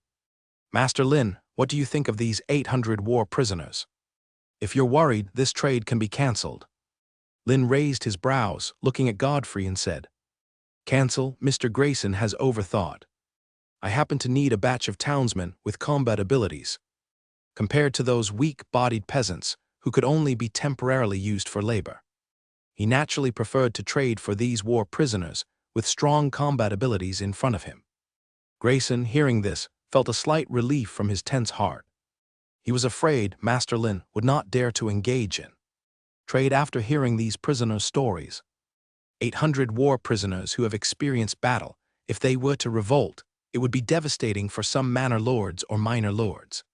Because they don't have a sufficiently strong armed force to suppress these prisoners. With the armed soldiers Master Lin currently possesses, he surely wouldn't fear the uprisings of these prisoners. Even if Master Lin ultimately refuses to trade, he has to make sure to explain the origin of these prisoners in advance. He doesn't want to affect the development of Master Lin's territory because of these 800 soldiers sent over. Grayson replied with a smile, Master Lin, that's best. The war prisoners' physical quality and abilities are far above ordinary peasants, so their price will be much higher. Seeing Master Lin's expectant gaze, he wasted no more words. Master Lin, each of these prisoners cost 7 shillings. Lin nodded, a very reasonable price. The price of 7 shillings was the same as the batch of Shar Khanate slaves Grayson had previously transported from Rose. Shah Khanate slaves, due to their burly physique, had almost all been selected and recruited as soldiers. In previous battles, they indeed demonstrated abilities far superior to ordinary soldiers, even if the Shah Khanate slaves' abilities are average. Just Rose, a former deputy commander who can train new soldiers for him, makes him feel that the total price of all slaves is worth it. The number of people is very important, but talents with abilities are even more crucial. Lin's thoughts were calculating the price of the prisoners. 800 war prisoners, 7 shillings each, is 280 gold pounds. 50,000 pounds of barley, the current market price is £2 per penny, which is 104 gold pounds. A total of 420 gold pounds. Upon hearing the number of gold pounds, Grayson's face showed joy. He quickly followed up on Lin's words. Master Lin, 420 gold pounds, exchanged for 210 glazed glass items. I'll use an additional 580 gold pounds to purchase 290 glazed glass items. Lin nodded. No problem, Mr. Grayson. The interval of your visits to my territory has become increasingly longer. The glazed glass products piled up in my glass workshop are growing ever more numerous. Still waiting for Mr. Grayson to conduct this exchange. Grayson, hearing this, showed an embarrassed look. He said with some difficulty, Master Lin, perhaps you should also know. The war of imperial authority in the Kherdi Empire has fully commenced. Many merchants, fearing the involvement in war, have chosen to abandon entering the Kherdi Empire. Some ports have even become used by lords for transporting tro. Mr. Grayson hadn't finished speaking yet. Lin interrupted him directly. Wait. Grayson looked at Lin in confusion. Master Lin, is there something wrong with what I'm saying? Lin stared at Grayson, frowning. You said the battle for imperial authority has fully started. The confusion on Grayson's face became more apparent. After Marquis Duca's sword and shield corps took Spirit Reef Port, Marquis Palk immediately declared war on Marquis Duca. Lin nodded. He already knew this information. Grayson continued right after that. The Duke of Red Dragon declared war on Duke Kanyu. At the same time, Caesar Carolyn declared war on Mitchell Carolyn. The battle for imperial authority has fully started. Listening to Grayson's explanation, Lin's eyebrows tightened. The Intelligence Collection Center must be built quickly. Otherwise, he is like building a car behind closed doors. He knows too little about developments outside his territory. If it weren't for Grayson transporting prisoners of war and goods to his territory, he might still have to wait a few days before he could learn this information from Boer or Gasper. The Duca's clan's attack on Spirit Reef Port has become the trigger for the battle for imperial authority in the Kherdi Empire. However, Lin also understands it's the final result of the continuously fermenting situation within the empire. Lin responded, asking, Mr. Grayson, besides these, are there any other major events happening in the Kherdi Empire? Grayson was a bit confused, but didn't inquire further. Instead, after a short thought, he spoke to Lin. Currently, besides the declarations of war by the marquis, dukes, and princes. Oh, there is one more thing. Marquis Palk gathered the lords in the Marquisate, planning to attack Spirit Reef Port, occupied by the sword and shield corps of the Duca's clan. As for how many armed soldiers are gathered, that's not yet known. Lin nodded. Thank you, Mr. Grayson, for your explanation. I indeed don't know much about these things. As a thank you, may I invite Mr. Grayson to taste some gin? From Lin's earlier inquiry, Grayson had already thought of something. This information has already become widespread. The only reason why Master Lin might not know is that his territory is indeed too remote. However, upon hearing gin, a smile appeared on Grayson's face. That would be very kind, Master Lin. Lin nodded slightly, took 2 steps over to George's side. After assigning him the unloading of goods from Grayson's cart and notifying the kitchen to prepare food for the prisoners of war, Lin led Grayson toward the tavern. Lin and Grayson sat around a round table. Red, who brought a bottle of gin, sensibly poured the drinks for Lin and Grayson. Watching the golden liquor, like a satin ribbon, flowing from the glazed bottle and falling into the glazed cup on the table. Due to the shape of the glazed cup and the impact of the liquor, the gin spun rapidly in the cup. The strong aroma of the liquor wafted out. Grayson, who hadn't tasted gin in a long time, couldn't help but salivate, gulping quietly. Until Red filled the glazed cup to 7 or 8 parts full, Grayson unabashedly extended his right hand and lifted the cup. He spoke to Lin. "Thank you for your hospitality, Master Lin." Lin smiled slightly, responding in kind cheers. After a crisp clink of the glazed cups, Grayson retracted his arm and gulped down the gin in one go. As the liquor rolled in his mouth, his Adam's apple moved, and the gin was swallowed in one gulp. The strong aroma filled his mouth. A hot warmth spread from his throat all the way to his stomach. Feeling the familiar heat within his body, Grayson's eyes widened involuntarily. He said nothing, simply sitting quietly on the wooden chair, enjoying the spreading warmth. Grayson, having recovered, exhaled a breath of alcohol, his face full of satisfied smiles, saying, "Master Lin, the gin brewed in your brewing workshop is getting more and more potent. With this kind of gin, I feel like just one cup will put me in a drunken state." Lin chuckled, "Then Mr. Grayson should drink according to his capacity. When the goods on the cart are unloaded, you'll still need to choose the glazed products you want at the glass workshop." Seeing Red pour the drinks for him and Lin again, Grayson laughed and said, "Master Lin, though my drinking capacity isn't that great, I'm considered one of the best in the Brown clan. At least better than Alan and Kari, those two guys." Upon hearing the names Grayson mentioned, Lin's brow slightly rose. The scenes from that night surfaced in his mind. Grayson continued to drink the gin without noticing the change in Lin's expression. After swallowing the liquor, Grayson seemed to recall something. He asked Lin, "Master Lin, has Alan transported goods to your territory recently?" "Rest assured, I'm just curious," even though Grayson said so. But Lin still did not fully disclose Alan's information. "Around May, he came to my territory. Grayson is indeed his business partner. But Alan, Kari, and Zod are also his business partners. Their competition in trade has nothing to do with him directly. Rather than offending one of them with a few words, thus reducing the goods brought to his territory, it's better to keep it brief." Perhaps just as Grayson said, it was simply curiosity. After his response, Grayson did not pursue the matter further.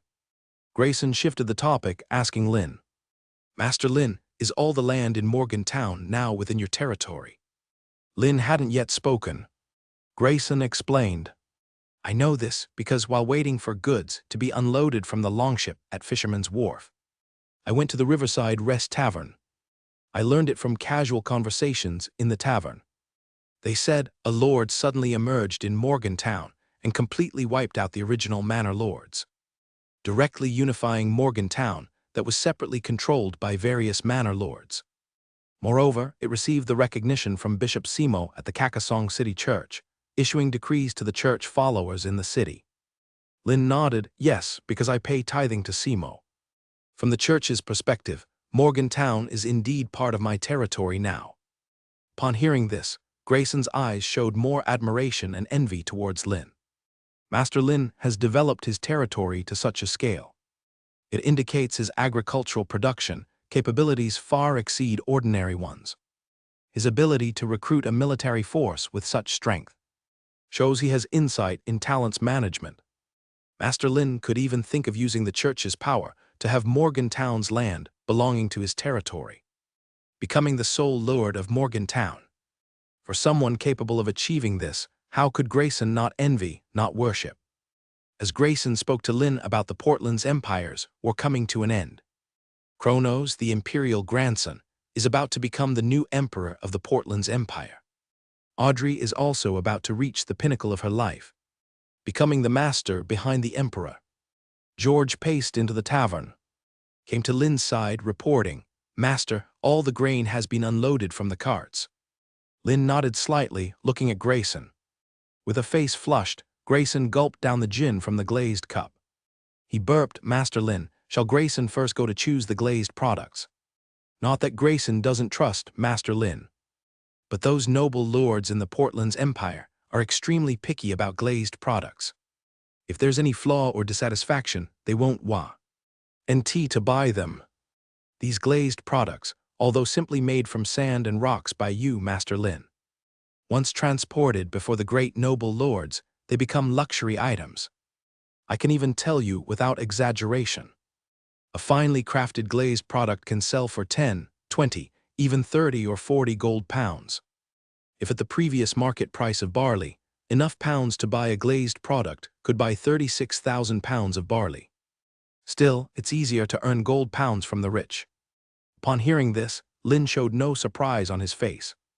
Families with several or even dozens of generations of heritage and accumulation are usually nobility or great lords. They have ample financial capital. Their view of luxury items has moved beyond its mere utilitarian value, using various finely crafted items to demonstrate their noble status and superior position.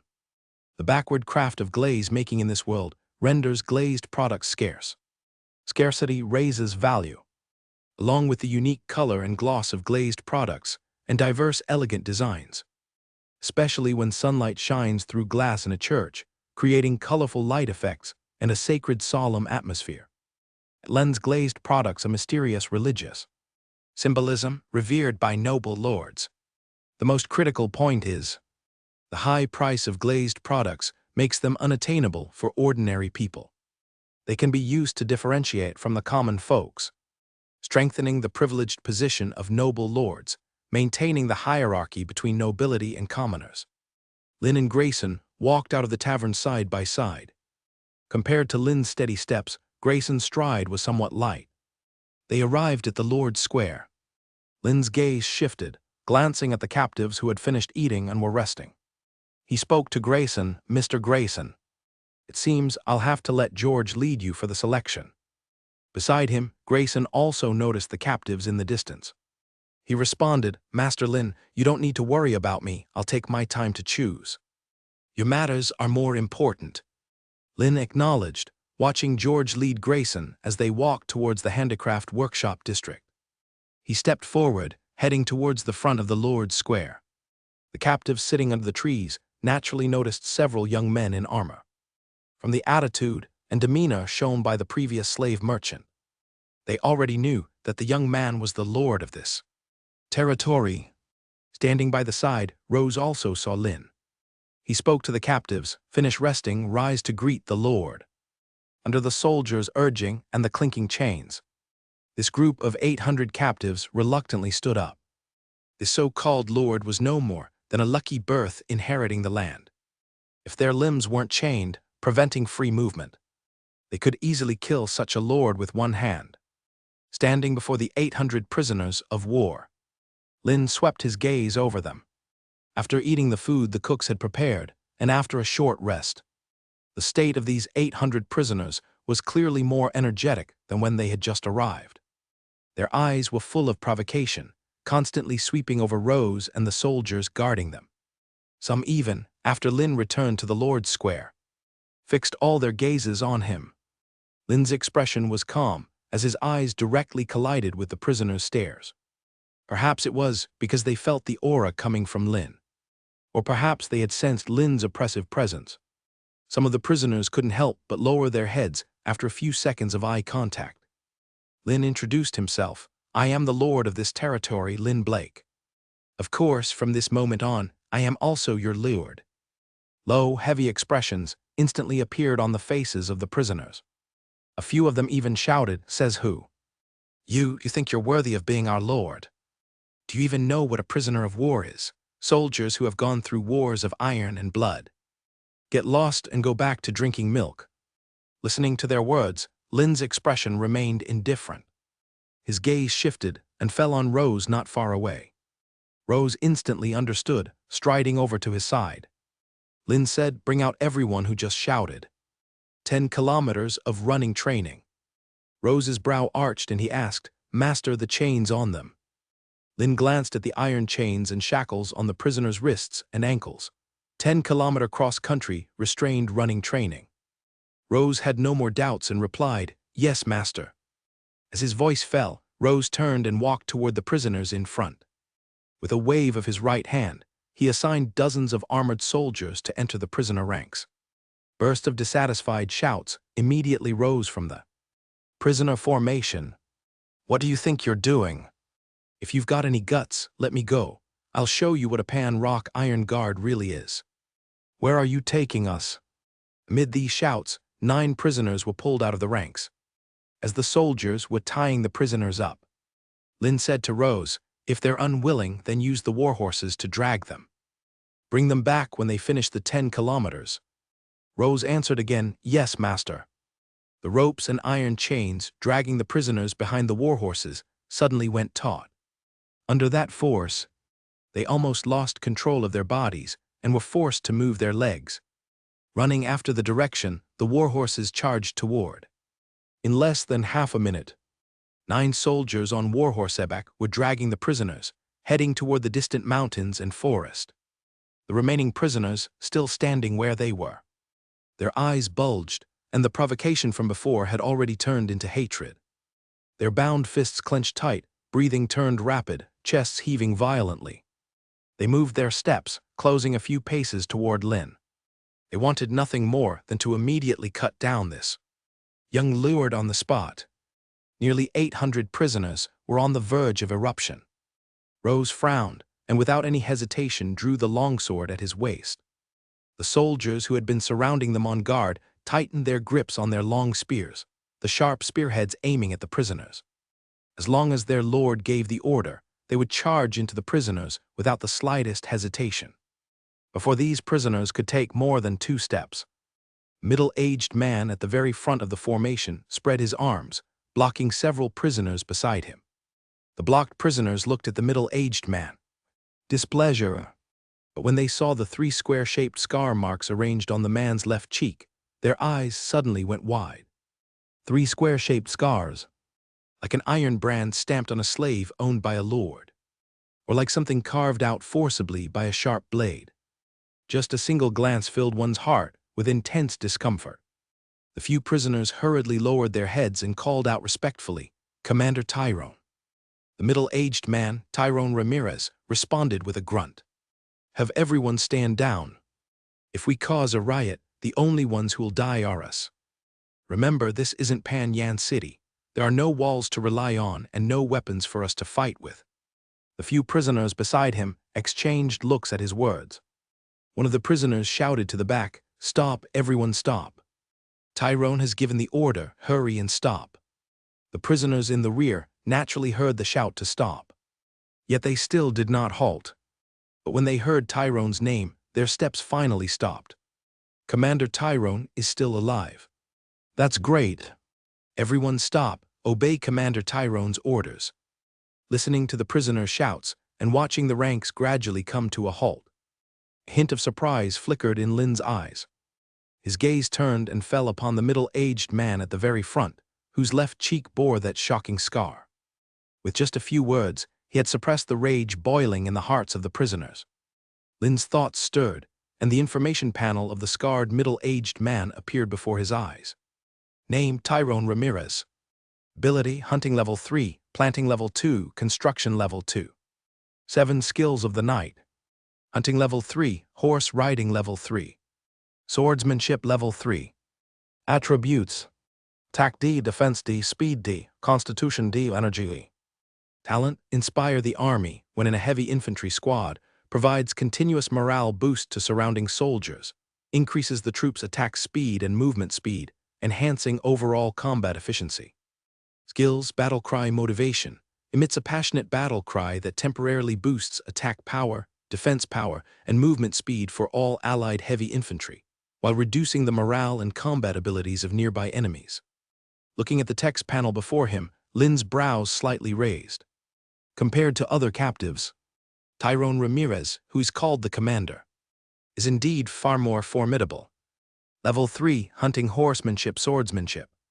Attack, Defense, Constitution, even Speed, all are at D level. Furthermore, he possesses talent skills that provide surrounding soldiers with attack speed, movement speed, attack power, and defense power. Tyrone Ramirez is a born heavy infantry commander. This is exactly what he needs right now. The number of soldiers in his territory is growing larger. Until now, there have already been over 4,000. Commanders with strong personal strength and management ability are only a handful. Having strong self-ability is essential to lead soldiers into battle, to survive the battlefield, to gain the soldiers' loyalty. With management ability, one can better lead the soldiers to survive. Only Rose and Wesley have such abilities, now adding Tyrone Ramirez in front. However, Lynn also understands. Getting Tyrone Ramirez and the 800 prisoners to show loyalty and follow his commands is not easy. Lynn slightly opened his mouth, took a deep breath, and spoke solemnly. With his voice out, the previously restless prisoner group gradually quieted down. Their gazes shifted, finally falling upon the young lord at the front. Tyrone Ramirez is also staring straight at Lynn. Facing this kind of gaze, feeling the immense pressure, Lynn kept a straight face and continued speaking. Once soldiers with a glorious past known as the Pan-Rock Iron Guard, you possess your own pride. The faces of many prisoners inadvertently revealed confidence and pride. To hold the walls for a week without breaking under the full siege of 15,000 enemy troops. Even though a week later, Panyan City still fell. Only 800 remained out of the 3,000 defenders. But such a battle record is enough for them to be proud. Even in death, they could be immortalized by word of mouth among future generations, or even recorded in the World Chronicles. This is why countless aspire to become soldiers, to change their status through war, and to earn honor. Life will inevitably end one day, but honor lasts forever. Watching the prisoners' radiantly confident expressions, Lynn shifted his tone. However, I don't care who you used to be. Soldiers, commanders, or noble lords. As long as you enter my Lynn Blake's territory, you will only have one identity: territory citizens. Listening to Lynn's words, the faces of many prisoners turned to astonishment. They originally thought the young lord would solemnly declare that they were slaves, captives. Yet the young lord spoke of territory citizens.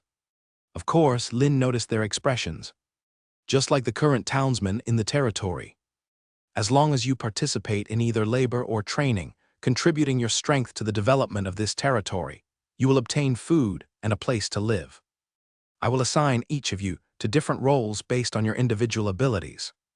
Whether farmer, artisan, or soldier.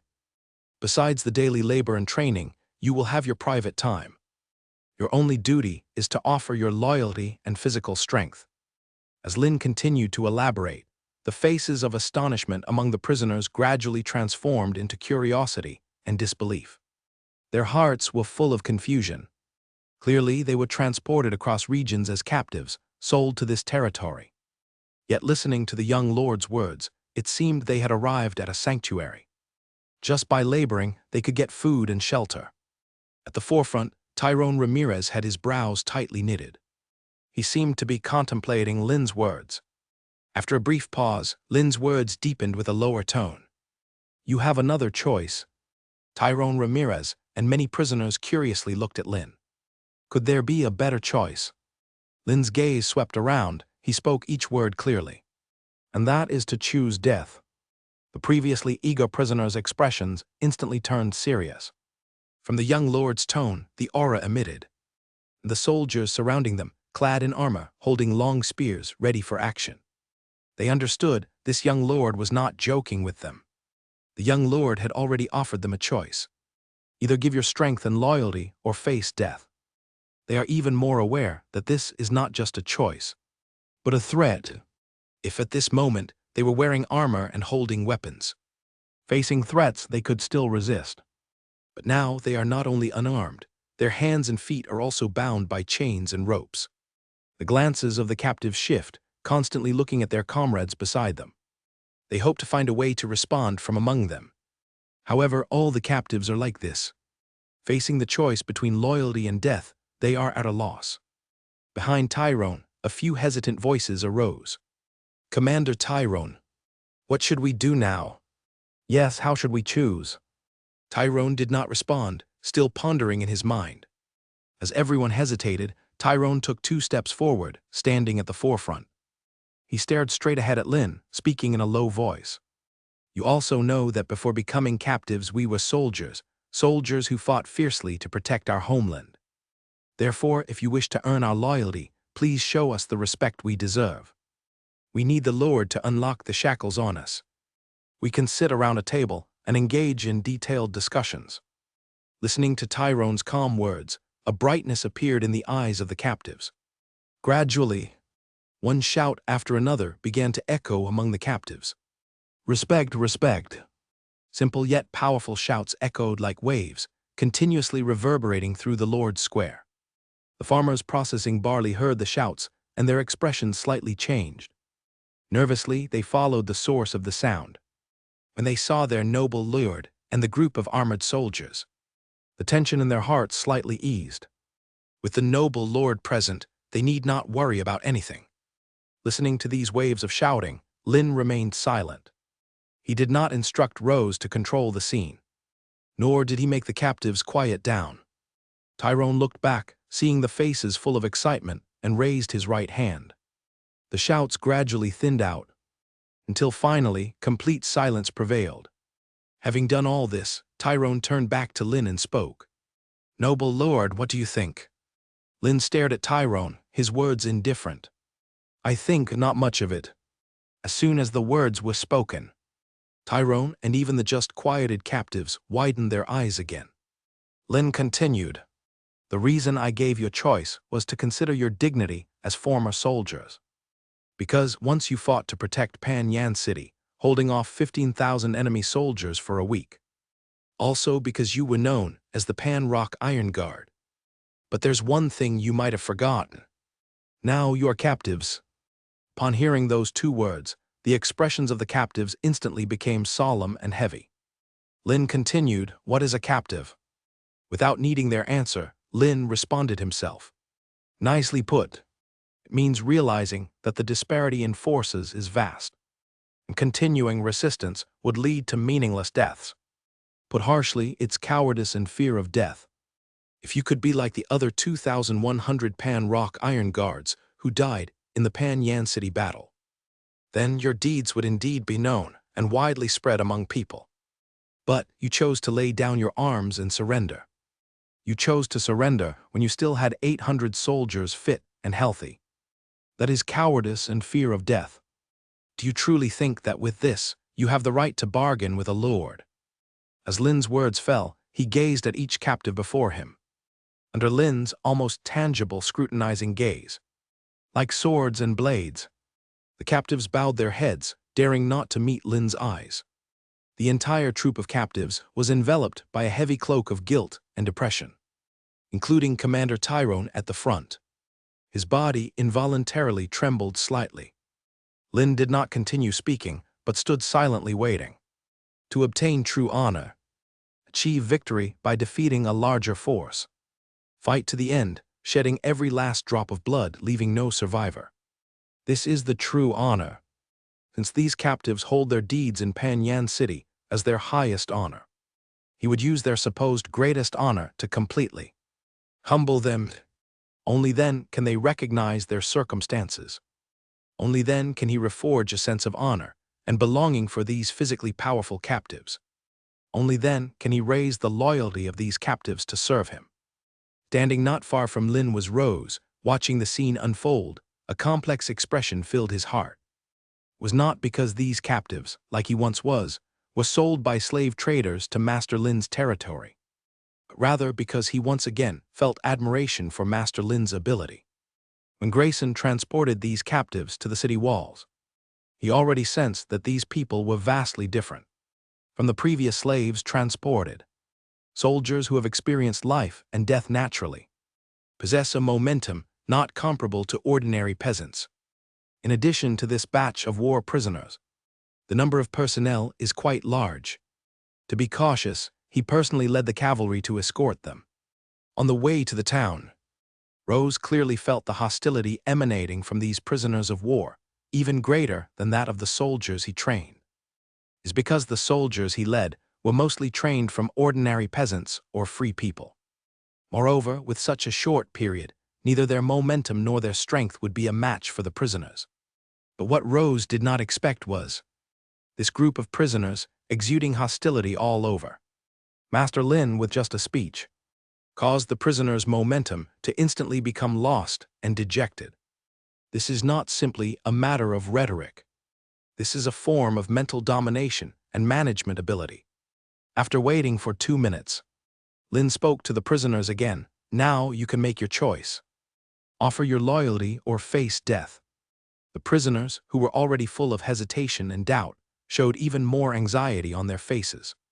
They did not know how to make a choice. Standing 3 or 4 meters in front of the prisoner formation, Tyrone finally lifted his head. His face was full of bitterness. Lord, just as you said.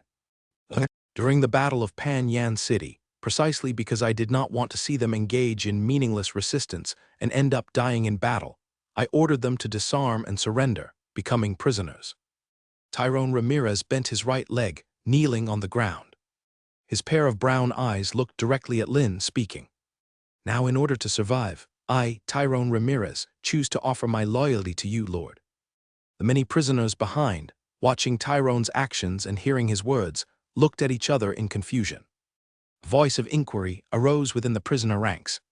Commander Tyrone, what is this? Tyrone did not turn around but called out with his back facing them. Gentlemen, you must be very clear about the current situation. Life and death are just a single thought away. Since in Pan Yan City, you were willing to follow my orders and disarm to surrender. Then now, I hope you can follow my orders once more. To survive, offer your loyalty to Lord Lin Blake. Listening to Tyrone's words, Lin was slightly surprised. The Tyrone before him was evidently not just a mere brute, having great strength while also possessing a wise mind. For weighing pros and cons, the discussions among the prisoners grew increasingly intense. Lin said nothing, standing silently in front of them, quietly waiting. 2 prisoners behind Tyrone knelt down. Words of submission and loyalty emerged from their mouths. I, Bradley Schneider, choose to offer my loyalty to you, Lord. With 2 prisoners kneeling to pledge loyalty. Like a stone dropping on a calm lake surface, the standing prisoners, like ripples spreading, kneeled on one knee on the ground. A chorus of voices pledging loyalty continued to rise. Until a few minutes later, the prisoner ranks, initially standing, had now all knelt on the ground. Their heads lowered, looking at the ground, waiting for Lin to speak. Lin glanced at them, speaking in a deep voice. Loyalty is far more than a simple word. Since you choose loyalty, I hope you can regard this place as your home for survival, just like the townsmen working hard here. Upon receiving Lin's instruction, the kneeling prisoners stood up. Lin continued, from now on, you will be distributed to various job positions in different industries to work. Even if some of you lack work experience, you will be instructed by the foreman at your job placement. The prisoners responded in an orderly manner. Lin looked towards Rose and spoke. Disperse them and assign them to different foremen. Also, I need you to arrange soldiers to supervise them. Even if these prisoners have pledged loyalty to him, they are still prisoners, possessing formidable combat power and battle experience. Moreover, they all come from Pan Yan City. If they are not dispersed, to allow the townspeople to assimilate them, no one knows what they might do. Despite arranging a meal for these prisoners and giving them a brief rest, their loyalty value remains 0. Compared to oaths, Lin trusts the loyalty value function he possesses more. Rose expressed understanding. Master, I understand this. Lin responded, go ahead. Under Rose's arrangements and the guidance of the soldiers, the prisoners were dispersed and led away. The bustling Lord's Square gradually grew calm, leaving only the farmers who were busy selecting and crushing barley, their figures moving to and fro. Lin exhaled a warm breath, stepping towards the handicraft workshop district. 800 prisoners possessing strong physiques and combat experience. If they can be subdued and trained into soldiers, then under the leadership of Commander Tyrone, who possesses heavy infantry-related talents and skills, if a way to train physical fitness could be obtained from them, he could easily form a powerful heavy infantry corps. Apply the training method to the physical training of all the soldiers. However, he also understood. In the short term, it was impossible to achieve. He had to wait for these 800 prisoners to be assimilated by the townsmen in the territory. Let them experience the beauty of life in this territory. Let them get used to the pace of life in this territory. Wait until their loyalty value significantly increases. Only then would he consider recruiting these prisoners to become soldiers. As for whether there would be issues with assimilating these prisoners, he never worried about it. Whether they were peasants or free people before or prisoners now. With such a safe living environment and such excellent living conditions, who wouldn't want to live well? Suppressing his thoughts, Lin brought Red into the handicraft workshop district. After passing by several blacksmith workshops, Lin arrived at the glass workshop. At the entrance of the workshop, a number of carriages were already loaded with wooden boxes. The glazed glass products selected by Grayson had already been packed into wooden boxes. Lin was just about to step into the workshop. Grayson and George were about to walk out. Seeing Lin approaching, George immediately lowered his head and said, "Master." Beside him, Grayson smiled and asked, "Master Lin, are those prisoners arranged?" Lin nodded in response. Grayson's expression slightly turned serious, and he said, "I am a slave merchant, and naturally hope that all slaves transported can be sold successfully. But Master Lin, I am more your business partner. I still want to remind you again, those prisoners are like a double-edged sword. They possess great strength and can enhance your territorial military power. At the same time, if not properly managed, they could backfire on you." Lin replied, "Thank you, Mr. Grayson, for the reminder. However, rest assured, they have already been properly placed." Seeing Master Lin's confident and calm demeanor, Grayson was slightly relieved. "That's for the best. I still want to continue trading with Master Lin. By the way, Master Lin, I've already selected 500 glazed glass products and loaded them on the carriages. If there's no other instruction, this transaction ends here. You know the Kerdi Empire's war has started. No one knows when the fires of war will spread to Kakasong City. I must transport slaves and exchange goods with you as much as possible before the war reaches us. Once the war arrives and Fisherman's Wharf is closed, my merchant ships won't be able to dock." At this point, Grayson sighed a bit and said, "To be honest, Master Lin, this time my longship, before docking at Fisherman's Wharf, entered the Eladia River's waters behind your territory following the Seine River." Lin's eyebrows raised. Because of the waterfall's influence, until now, he hadn't yet gone to the area below the waterfall, even though there is a map of the Kerdi Empire. But because the Eladia River belongs to the border river between the Kerdi Empire and Elfini Empire, due to the surrounding terrain, almost no ships pass through. Lack of personnel for deep exploration. Therefore, the map does not have overly detailed records. Grayson continued, "I navigated nearly 10 days through the winding river. Finally, I arrived at the waterfall at the far end of your territory that you spoke of. The majestic torrents roared down from the nearly 7 to 8 meters high waterfall, heavily crashing into the deep pool below. The deafening noise nearly drowned out all other sounds within tens of meters. Layers of snow-white spray splashed upwards, at least 1 to 2 meters high. The air was filled with heavy and dense mist, enveloping the water area below the waterfall entirely." Here, Grayson said somewhat helplessly, "Master Lin, relying solely on manpower to tackle this waterfall, I feel it's quite challenging." Lin nodded, "I'm thinking about this matter right now. If I can find a large amount of sulfur, leveling this waterfall wouldn't be difficult." He always considered how to find sulfur to make gunpowder, produce explosives. He must consider finding sulfur, making gunpowder and explosives. And also, what impact will there be after blasting and leveling this waterfall? Merchants can naturally drive longships, transporting large quantities of goods directly arriving behind his territory. Let's not talk about reducing transportation time. For now, it can reduce the process of merchants switching from water transport to land transport. If thinking negatively, the waterfall as a natural defense barrier is destroyed. If enemy troops want to invade his territory, they can directly drive warships behind his town. With that wide riverbank behind the town, enemy troops could land effortlessly. No matter if it's the Wang City walls at the mountain, forest pass or the outpost fortress amid mountains and rocks. even the defense of Morgantown and the garrison being prepared for construction. All efforts would be in vain. Grayson nodded, somewhat confused, although he didn't know what sulfur was that Master Lin spoke of. But Master Lin had already planned for that waterfall, so he naturally didn't need to worry about it.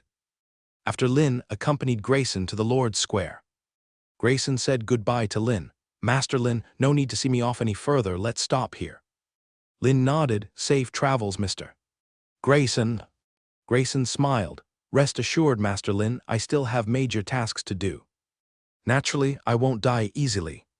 Grayson walked to the horse in front, and with his left foot on the stirrup, he swiftly leaped up, straddling the horse's back.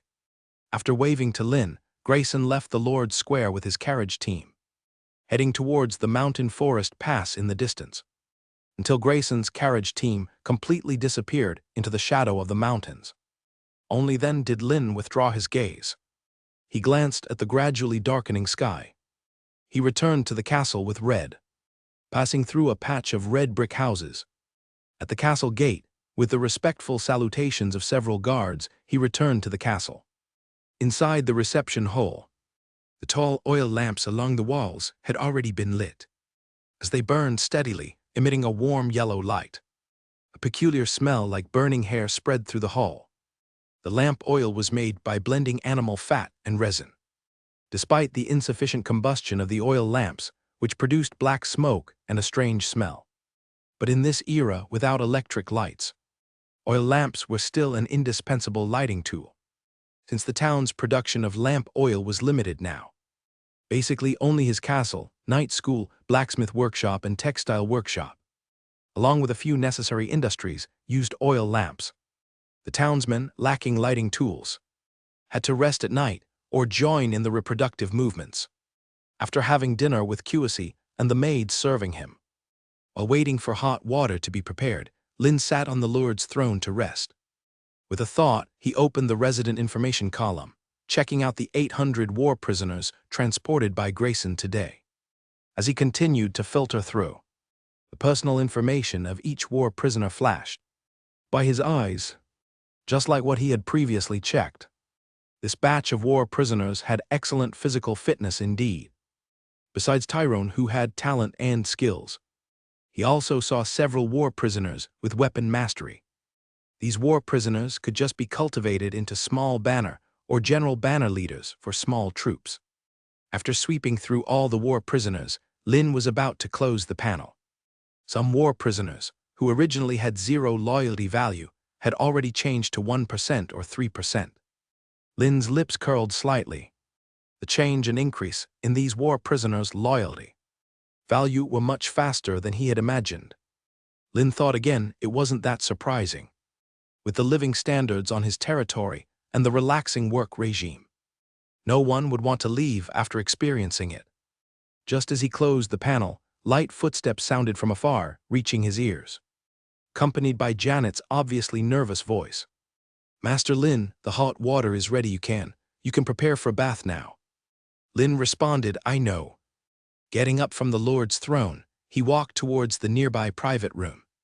Lin noticed that as he approached Janet, she hurriedly bent her waist. That feeling was as if she was trying to avoid something. Lin was not prepared to let her go, instructing her aloud. "I've been too tired recently and need a massage." Listening to Lin's commands, Janet quickly raised her head. She turned to look at Lin's tall figure, her eyes full of resentment. She naturally understood that when Lin asked her to massage, it was never just a simple massage. "What's more important? Was that just this morning?" he bullied her.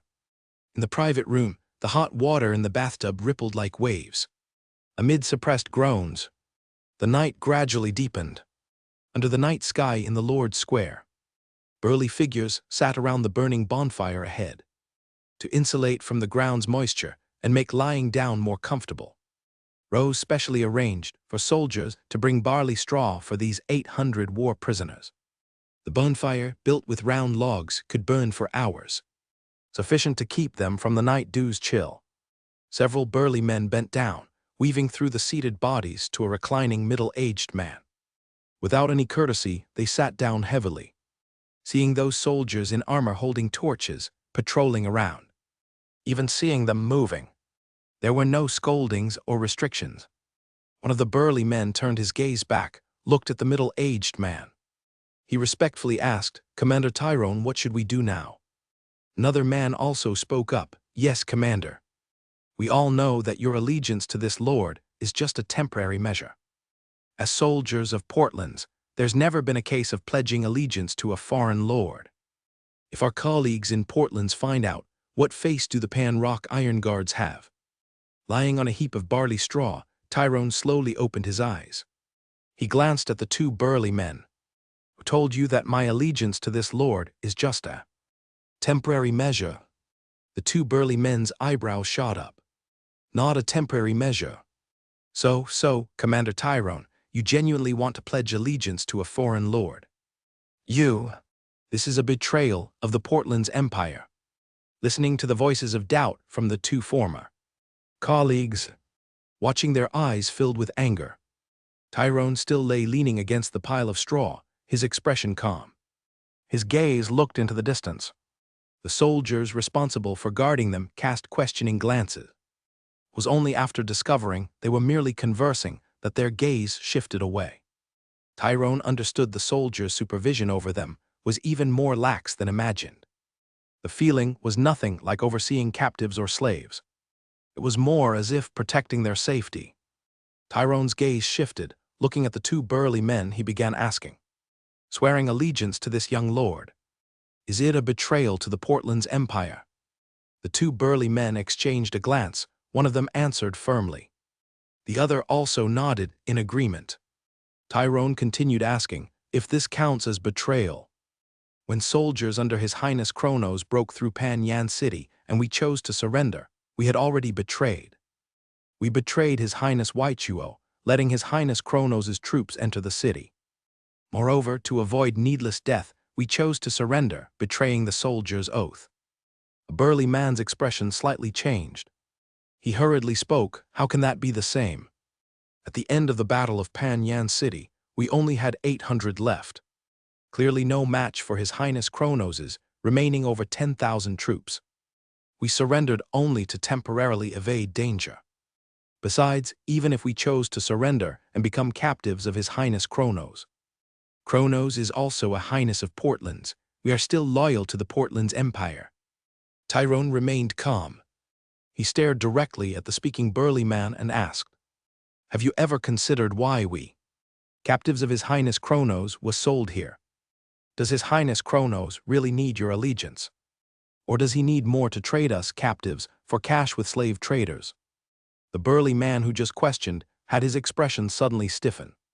Tyrone's 4 questions left him unable to rebut. The other burly man also fell silent, seemingly pondering something. Sitting near the trio were a circle of captives. They had been listening quietly to their conversation. Upon hearing Tyrone's questions, their faces too showed complexity. Seeing the two remain silent, Tyrone continued speaking.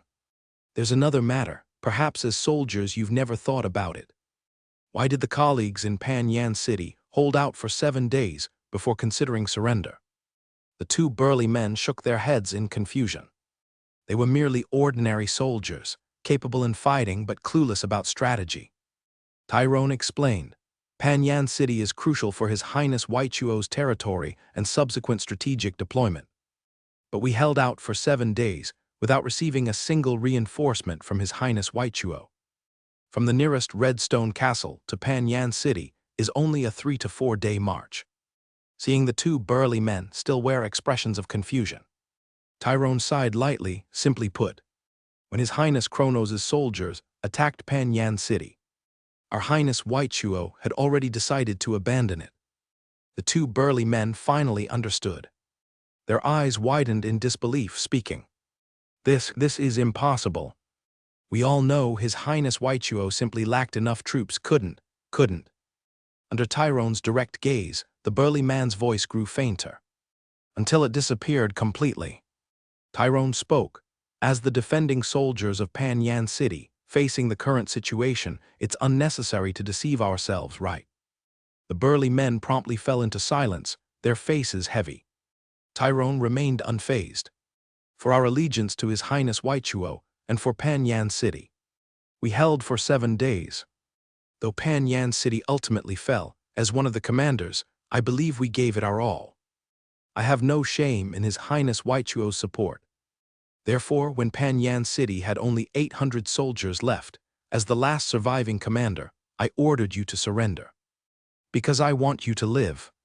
Because I don't want all soldiers to die to the last man for a city that was abandoned. If in the end there's ridicule and contempt, or if you feel you've wronged the Portland's empire, you can place all the responsibility on me, Tyrone Ramirez. I am willing to shoulder it all. His voice wasn't loud, but in this Lord's Square, where only the campfire remained burning, it was so clearly audible. As in Pan Yan City, now we have come to this territory facing this young lord. Facing the choice between life and death, my first thought remains to help you survive. Only by surviving is there any possibility to be well fed and clothed or return to the Portland's empire to see your families, if dead. Everything is over. Tyrone's gaze swept around. He continued speaking. Perhaps after coming to this territory, you have all been wondering what to do next. Perhaps you haven't noticed the peculiarities of this land. 2 burly men raised an eyebrow and asked, peculiarities? Tyrone nodded, yes, peculiarities. Even though we've been here for less than a day, I've felt a mysterious tranquility from this land, living in peace and prosperity. On the faces of those working townsmen, I haven't seen a trace of tension or unease. There is only stability and leisure. I've never seen such a living environment and atmosphere in Pan Yan City. Tyrone's gaze shifted, looking at the figure lying asleep on the straw not far away. Not just those townsmen.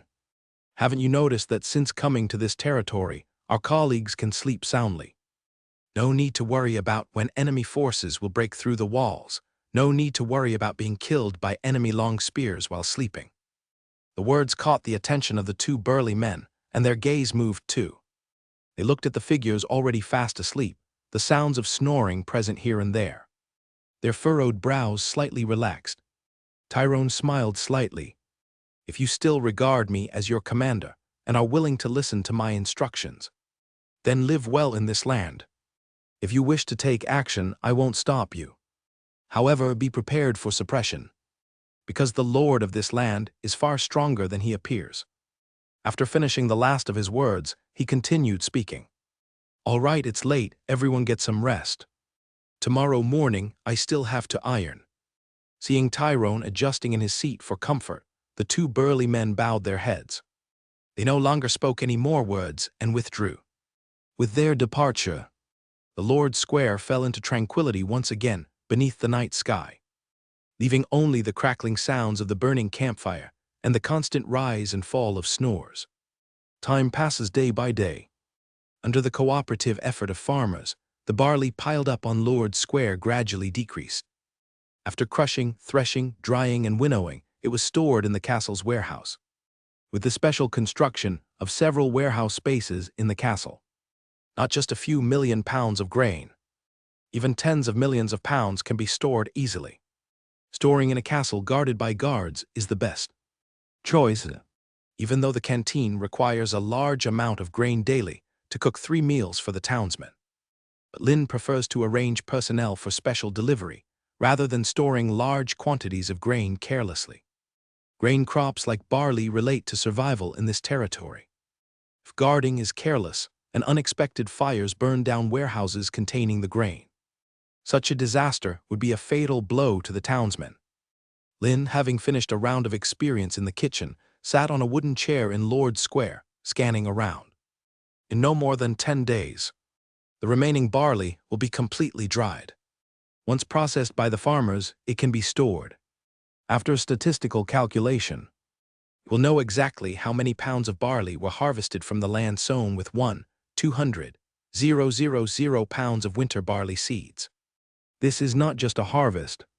It's also a validation of his planting techniques involving heavy plowing, drill planting, and fertilizing. If a bountiful harvest can be achieved, future planting on the territory may proceed using the current method. During the drying and threshing stage, Wilbur led farmers of the harvesting group to complete the harvest of over 10,000 acres of vegetables. Because of the warm climate of the Kerdi Empire, coupled with specialized farmers for fertilizing, watering, and irrigation, the cabbage, carrots, onions, and a variety of vegetables thriving in excellent growing conditions weigh almost 10 million pounds collectively. Due to the large quantity, aside from meeting the daily needs of townsmen, other vegetables can be dried, pickled, cellared, made into sauces or purees or smoked for storage. With Lynn possessing a large quantity of fine salt, mass usage of fine salt for pickling storage is entirely feasible. 6 or 7 fully loaded carts traversed the lime road between harvested fields. The carts arrived at Lourdes Square, halting after several sounds of reins pulling. A sturdy and agile figure leaped straight from horseback. Lynn's gaze turned. It was Earl. Earl took big strides, arriving in front of Lynn. He bent over slightly, respectfully addressing Sir. Lynn glanced at Earl and then at the carts behind him. Returning from Morgantown, is there something amiss? Earl responded, explaining, Yes, sir, there are several matters needing your review and decision. Lynn nodded, waiting for Earl to continue. Earl went on, After the Boer merchant brought 500 free people, Morgantown's harvesting work is on track.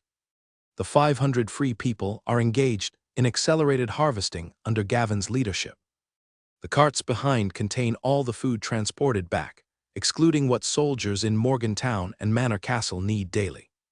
The total is 20,000 pounds of wheat and 10,000 pounds of barley. Due to the limited number of draft horse carts, we can only transport 30,000 pounds at a time.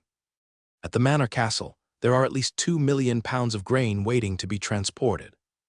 Upon hearing this, Lynn glanced past Earl and looked at the carts behind. Currently, there are 500 free people in Morgantown. Even if their harvesting skills are not proficient, they can harvest nearly 2 acres a day. Even with a yield of 100 pounds per acre, a free person can still harvest 200 pounds a day. From the time he sent Gavin to Morgantown, nearly 20 days have passed by now. Making rough calculations, there are 2 million pounds of grain in the Manor Castle, and the numbers match up. Seeing Lynn not ask any questions, Earl continued speaking. In addition to reporting the harvest matters to you, the free people hired by the Boer merchant who came to Morgantown want to inquire of you. How can they become your townsmen? Upon hearing this, Lynn raised his eyebrows slightly. Earl noticed the change in Lynn's expression and quickly explained. They said they want to stay in your town and sign a long-term employment contract with you. If you are willing to accept them, they are even willing to bring all their family members to live permanently in Morgantown. Upon hearing this, Lynn had already understood. The surprise in his heart dissipated. With the vast farmland and the almost scarce population that Morgantown currently has, these free people who came to Morgantown naturally want to stay.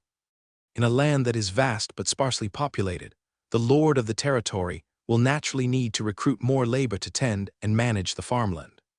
Additionally, they are enjoying the policy of harvesting 100 pounds of crops and getting 10 pounds as a reward, even if Lynn doesn't look into it. He can guess he is certainly labeled by those free people as generous or foolish with money. Lynn said calmly, Does Wesley know about this matter? Earl replied, Master Wesley is already aware. But he said he requires your instructions. Lynn nodded and said, When you return to Morgantown, convey my words. To become the townsmen of Morgantown, they must join the Manor Castle and become garrison soldiers. Once they become garrison soldiers, they can receive 50 acres of farmland for planting. Hearing this, Earl raised his eyebrows. Although he is not interested in becoming a soldier, Commander, the words spoken by Master Lynn about each garrison soldier receiving 50 acres of farmland, he understood very clearly. Each garrison soldier can engage in cultivation during the busy farming season and undergo training during leisure time. As long as the garrison soldiers complete the task of paying public grain, the remaining grain is entirely theirs, to meet the needs of themselves and their families. Earl lowered his head in response, Yes. Lynn continued, In addition, garrison soldiers can also receive military pay, 1 shilling per month. According to current prices, a monthly military pay of 1 shilling is only 12 pence, which is indeed not much. It can only buy 24 pounds of barley.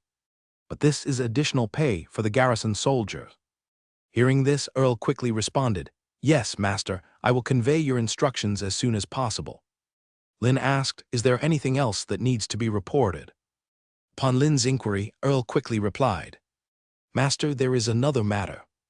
According to the patrol soldiers stationed near Morgantown, there have been several unknown cavalry units appearing on the outskirts of Morgantown. To verify this, I also observed personally. Just as the patrol soldiers said, there indeed are unknown cavalry lingering outside Morgantown. When I led the cavalry to chase after them, they had already left in advance." Lynn couldn't help but frown. Facing Earl, he asked, "Centurion Earl, share your opinion." Earl did not hesitate and answered directly, "Master, I suspect that other lords or manor lords are probing the situation in Morgantown." Lynn said in a deep voice, "Continue." Earl frowned slightly. "If it is indeed cavalry arranged by other manor lords and lords, the most likely candidates are Bozai Town and Alba Town, near Morgantown." At this point, a troubled expression appeared on Earl's face. He hesitantly said, "Master, I'm not sure about anything beyond this." Seeing the embarrassed look on Earl's wheat-colored face, he took over Earl's words and continued speaking. "Indeed, the possibility of nearby manor lords cannot be ruled out. However, it requires a change of perspective.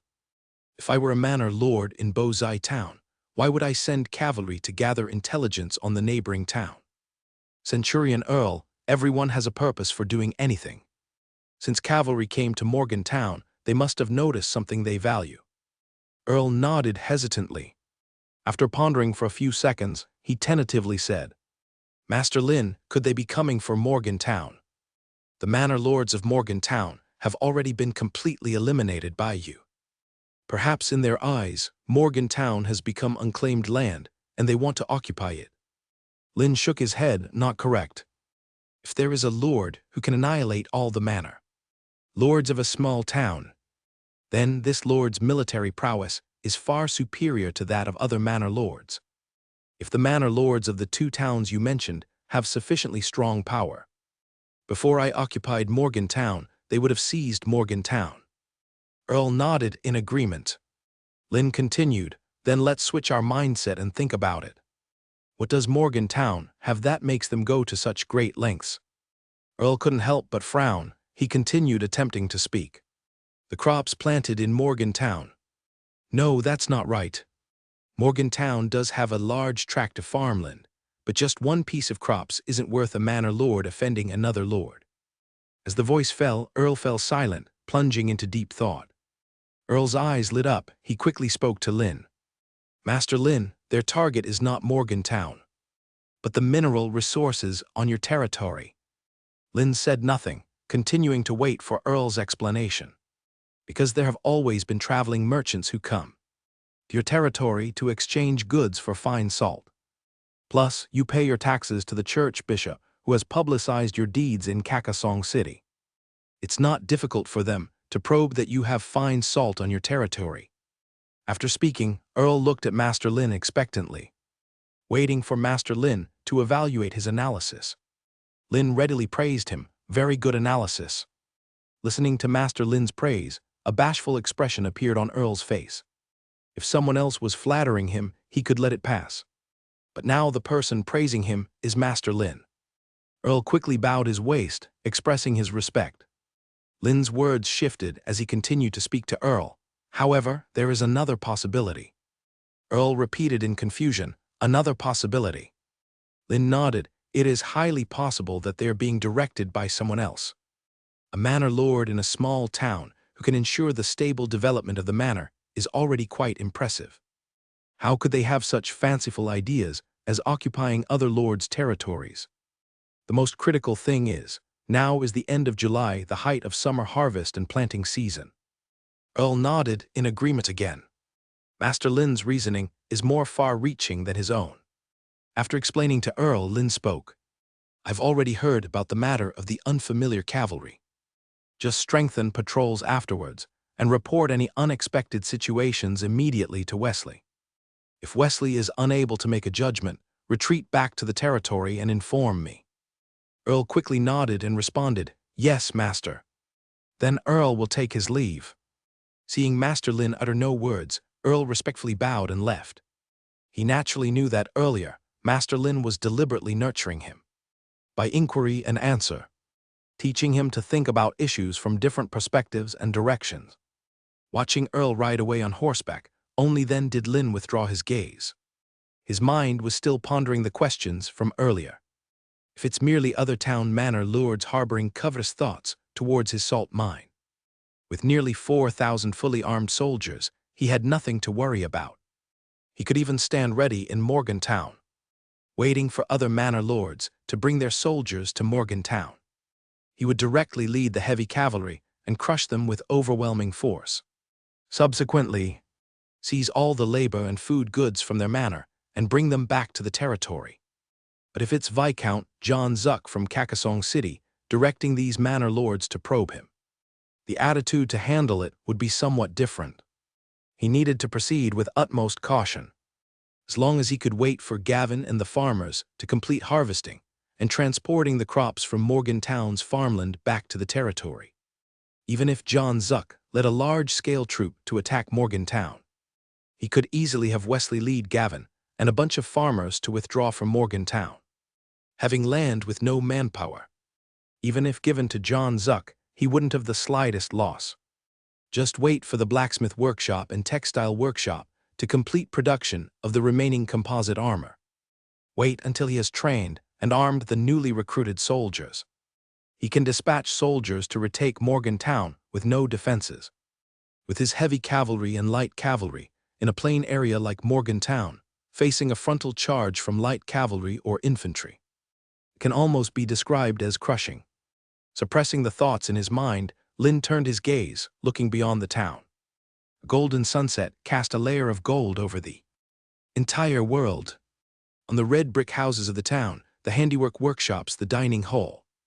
On the faces of the townsmen on the harvested farmland. Retracting his gaze, Lin rose from the wooden bench. Lin, along with Red, headed back towards the castle. Passing through the red brick houses, Lin returned to the castle. Served by Qc and the maids, he finished his dinner. Then relaxed in the private room bathtub for half an hour before returning to the master bedroom. Just as he closed the double wooden door and turned around. On the large bed, a graceful body lying there entered his sight. Despite the fact that the body was turned away from him and covered with a thin quilt, just from the curves and shape of the body, he could immediately tell that it was Janet Frank lying on the large bed. Lin's brow involuntarily arched slightly. This time he did not ask Janet to give him a massage and warm the bed. But Janet, as if by habit, had come to his large bed. Lin stepped closer with his steps. Perhaps it was his footsteps that woke Janet on the large bed. Or perhaps it was because Janet had been waiting for him until she fell asleep. As he stepped closer to the bed, Janet's waist, curved as she lay on the bed, was gently swaying.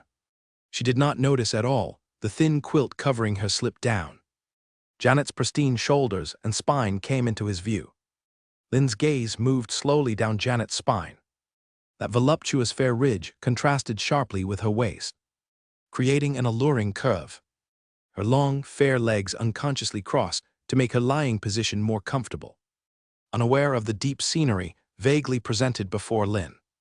As Lin continued to approach, Janet uttered some murmurs and her body shifted slightly, from the sleeping position facing away from him to facing him. The round, fair surface in front of Janet suddenly struck Lin's eye. The voluptuous fair ridge, the slim waist, the flat abdomen with vest lines. If not for hearing Janet's low breathing that only occurs in deep sleep, Lin would even think Janet was doing it on purpose. Whether or not it's intentional, it makes no difference to him. He moved his feet, sat on the edge of the large bed, turned his body laying on the bed. At the same time, his right arm moved, wrapping around Janet's waist. A feeling of body warmth instantly appeared in Lin's hand. Perhaps sensing Lin's action, two murmur-like sounds of dreaming were heard again from Janet's mouth. looking at Janet's delicate face nearby, her rosy and thin lips, her gently closed eyes. Lynn's lips arched slightly. Meanwhile, the right hand that had been wrapped around Janet's waist began to wander slowly, moving from Janet's waist to the flat belly, continuing upwards, reaching the round ridge. As his right hand moved, he saw Janet's tightly closed eyes showing signs of opening. Beneath her eyelids, the eyes shifted, and her long eyelashes trembled gently. As Lynn's right hand grasped, Janet opened her moving eyes, looking at Lynn's face nearby. Perhaps still waking up, her eyes were full of confusion. Feeling the changes in her body, Janet finally snapped back to reality. Her eyes widened, she opened her mouth, intending to say something. But Lynn did not give her the chance. His face drew near, pressed against Janet's rosy lips. As Lynn continued to explore, Janet gently closed her eyes, allowing Lynn's right hand to continue its exploration. Seeing her close her eyes again, but due to tension, the trembling of her eyelashes increased. A smile involuntarily formed in Lynn's heart. Lynn's arm moved, placing Janet flat in front of him. Moving both arms, bending his knees to sit up.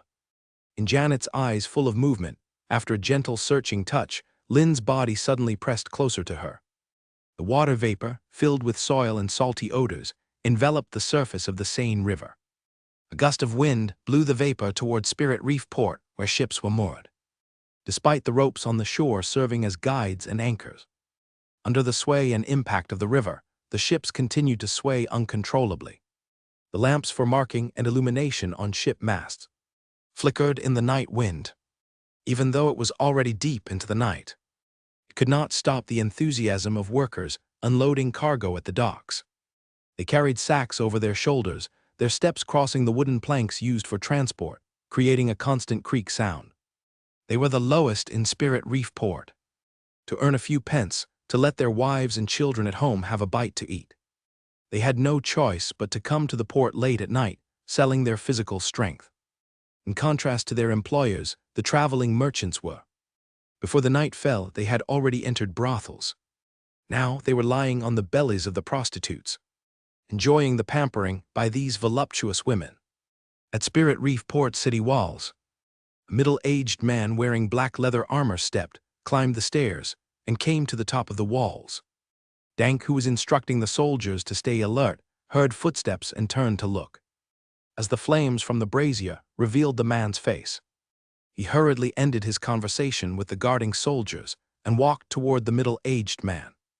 Reaching him, Dank bent slightly, speaking respectfully. "Sir, why have you come to the walls?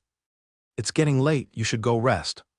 Godfrey glanced at Dank, explaining, "No need to persuade me, I want to sleep, but I just can't." Dank bowed his head slightly, not daring to offer any more words of persuasion. He naturally knew why Godfrey couldn't sleep.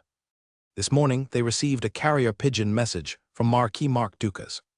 Marquis Palk has gathered vassals and a large number of soldiers and is marching towards Spirit Reef Port. The number of soldiers is at least over 30,000. And within 3 days at most, this army of 30,000 will reach Spirit Reef Port by night.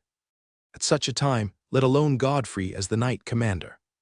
Under such immense pressure and sense of oppression, any soldier is bound to be unable to sleep. Although in terms of the number of soldiers, the 27,000 of the Sword and Shield Corps are not much different from the 30,000 gathered by Marquis Palk. Nearly 60,000 gathered for the battle. It can completely be described as grand in scale and even cruelly bloody. They have the city walls of Spirit Reef Port as fortifications for defense. But Spirit Reef Port is a part of the Marquisate of Palk, and Marquis Palk can dispatch siege equipment from nearby cities. This is also why, despite occupying Spirit Reef Port for several days, Marquis Palk's army has not yet besieged the city. As long as Marquis Palk transports siege equipment, then the advantage of having city walls will vanish. Once the gate of Spirit Reef Port is breached, what awaits them will be a naked, bloody melee. Godfrey suddenly thought of something. He asked Dank, "Is Lord Lawrence still in Siren's Nest with those 2 sea sirens?" Dank hesitated a bit but finally replied, "Yes, my lord. Since we took Spirit Reef Port, Lord Lawrence has never left the Siren's Nest." Godfrey's expression instantly sharpened. You didn't tell him Marquis Polk's army is on the way to attack. Dank replied helplessly, My lord, your orders Dank never disobeys. The moment you gave the instruction, I personally went to inform Lord Lawrence. But Lord Lawrence, he said. Godfrey frowned and asked, what did he say? Dank sighed, he said, to only tell him when Marquis Polk's army is at the gates. Before that, anyone who interrupts him will be punished severely. He also said, finally finding some different women he must indulge. Upon hearing Dank's last words, Godfrey's face stiffened. He almost instinctively cursed, women, women. At a time like this, still thinking about fooling around with women. With such progeny from Donovan, it's no wonder the Dukas clan is heading for decline and ruin. Dank's face changed dramatically. He quickly turned to look around. After confirming no one heard, Dank cautiously said, My lord, be careful, the walls have ears. If Lord Lawrence hears, or if the Marquis back in Boar City learns, the consequences would be unimaginable. Godfrey snorted coldly, choosing not to continue speaking. Arriving at the edge of the city wall. Standing in a gap in the parapet, his gaze pierced through the black night. Looking into the distant darkness, Godfrey took a deep breath of air, then slowly exhaled. His mood, filled with anger, gradually became calm. Godfrey focused his gaze on the distance, continuing to speak. Are the fortifications outside the city wall constructed yet? Dank nodded in response. My lord, following your instructions, the fortifications are under construction. In 2 more days, it will be completed. The parts of the city wall burnt and collapsed by the wildfire have been reinforced. The previously destroyed city gate has also been repaired. And many rolling stones, timber, and golden juice have been collected. Unfortunately, the wildfire inside the city was completely consumed by the previous defending army. Dank continued, besides these, a large amount of grain has been collected from the city. Even if the subsequent battle turns into a prolonged one, there's no need to worry about the lack of food. Godfrey nodded slightly. Dank shifted the topic, however, my lord. The moat you mentioned might not be feasible to dig. Spirit Reef Port is almost like built on a pile of rocks. Tens of centimeters below the soil are solid rock. Using soldiers' cross pickaxe, the digging speed is extremely slow. Perhaps it's precisely because of this reason. That Spirit Reef Port, adjacent to the Seine River, has no moat dug. Godfrey furrowed his brows, speaking in a deep voice. Then abandoned the digging, turned to producing chevox de fries and barricades. If the moat cannot be dug, the difficulty of defending Spirit Reef Port will greatly increase. Dank responded, Yes, my lord. After his inquiry, Godfrey's eyes shifted to the distant port. Clouds of dense gray-white mist were passing over the docks, drifting towards the buildings inside the city. The following morning, Lin habitually got up early. With the help of the unclothed Janet, he donned a clean robe. He exited the bedroom, heading to the dining room. After finishing the breakfast prepared by Qc, Lin, accompanied by Red, walked out of the castle. As he passed through the red brick house and arrived at Lord's Square, a long line of townsmen were forming, heading towards the outside of the town. Among these figures were many prisoners of war just transported from the Portland's Empire. Lin's mind stirred as he opened the resident information column to review. Seeing the loyalty value of these prisoners of war, originally only at 3% or 5%, had now risen to around 10%. His eyebrows slightly raised. Even prisoners called Pan Rock Iron Guard. After living for a period of time, they gradually become assimilated. As long as their basic living needs are met, no one would want to destroy a safe and stable living environment. When Grayson transported a large number of slaves and prisoners of war from the Portland's Empire to his domain, he can offer them things the Portland's Empire cannot provide. Standing in Lord's Square, Lin observed for a short while. Lin walked towards the cafeteria in the distance. The harvested winter barley in the territory was still being dried. On the farmlands, Gavin was leading the farmers in cultivation.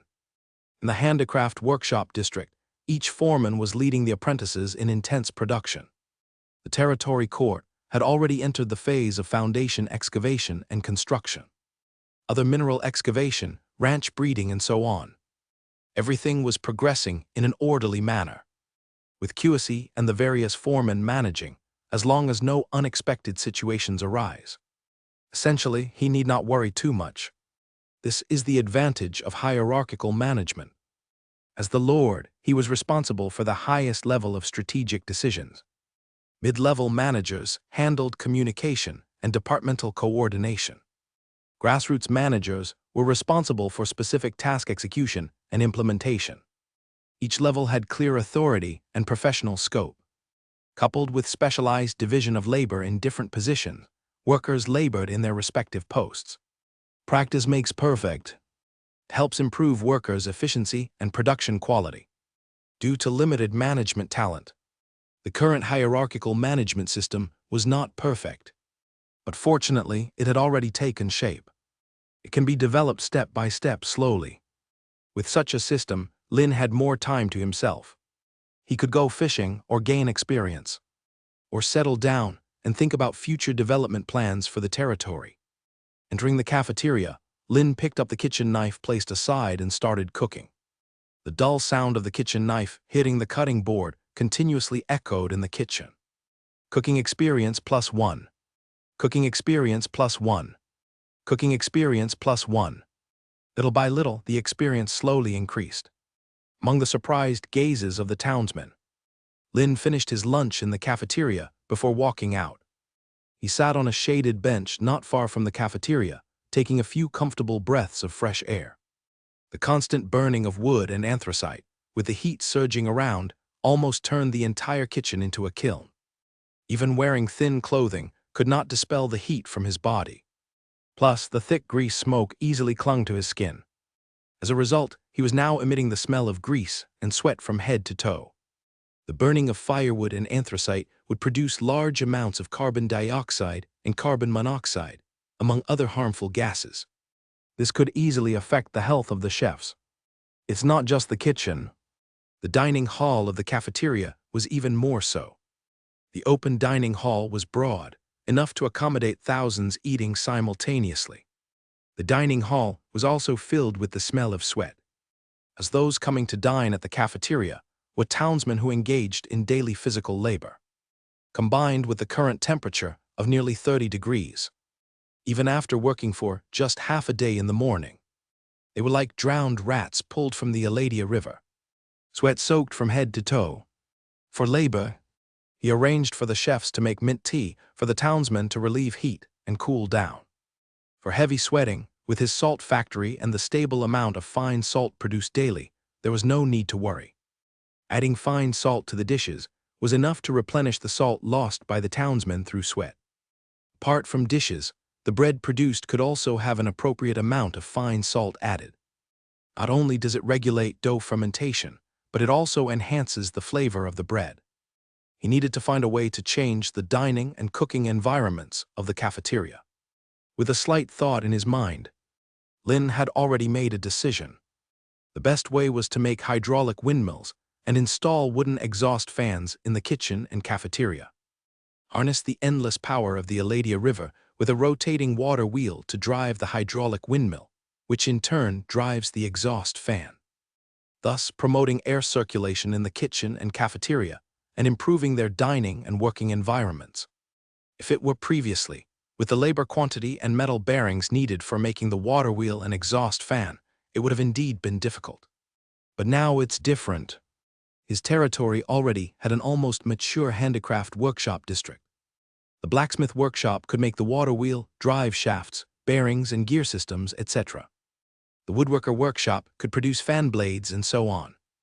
And with the labor numbers from the two workshops, reallocating 20 people for production, it wouldn't affect the production efficiency of either workshop at all. After a short break, Lin stood up from the bench and headed towards the handicraft workshop district. Due to the maturation of winter barley, he hadn't visited the handicraft workshop district for more than half a month. Amid the townspeople's respectful gazes, Lin arrived at the woodworker workshop. Leading the carpenter apprentices in making large machinery, Colin saw Lin entering the workshop through the apprentice's notification.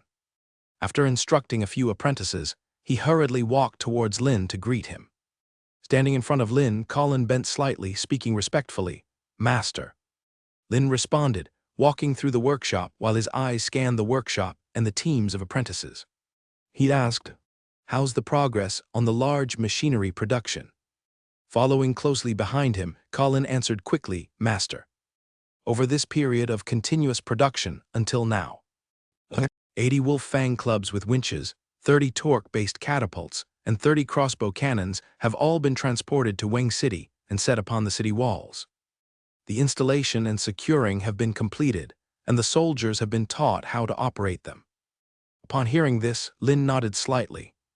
140 large machines in total, plus the rolling wood and stones, the longbow crossbows in the soldiers' hands, and relying on the height of the city walls, even if the enemy has several times the number of soldiers defending the walls, they might not be able to breach them.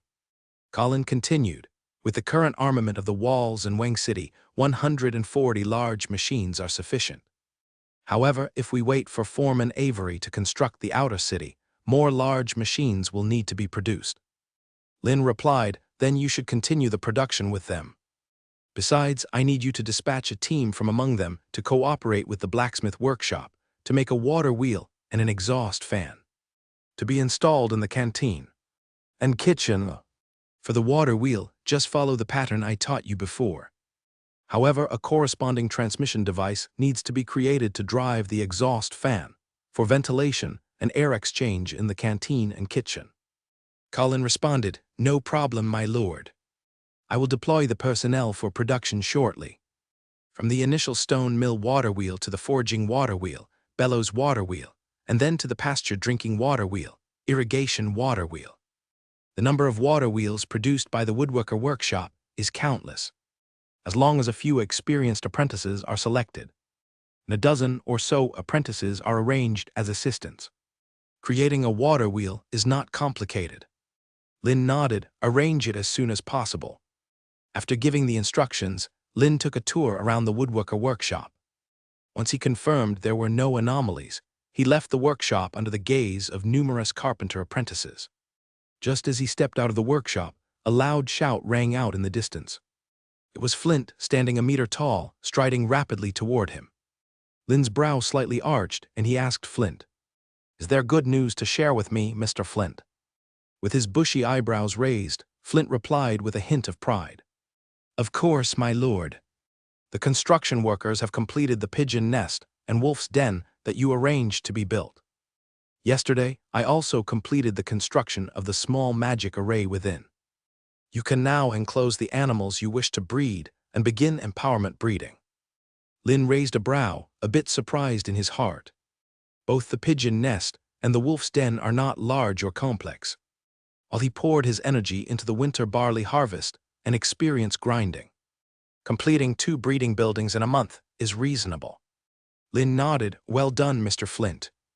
I will fulfill my promise of gin to you."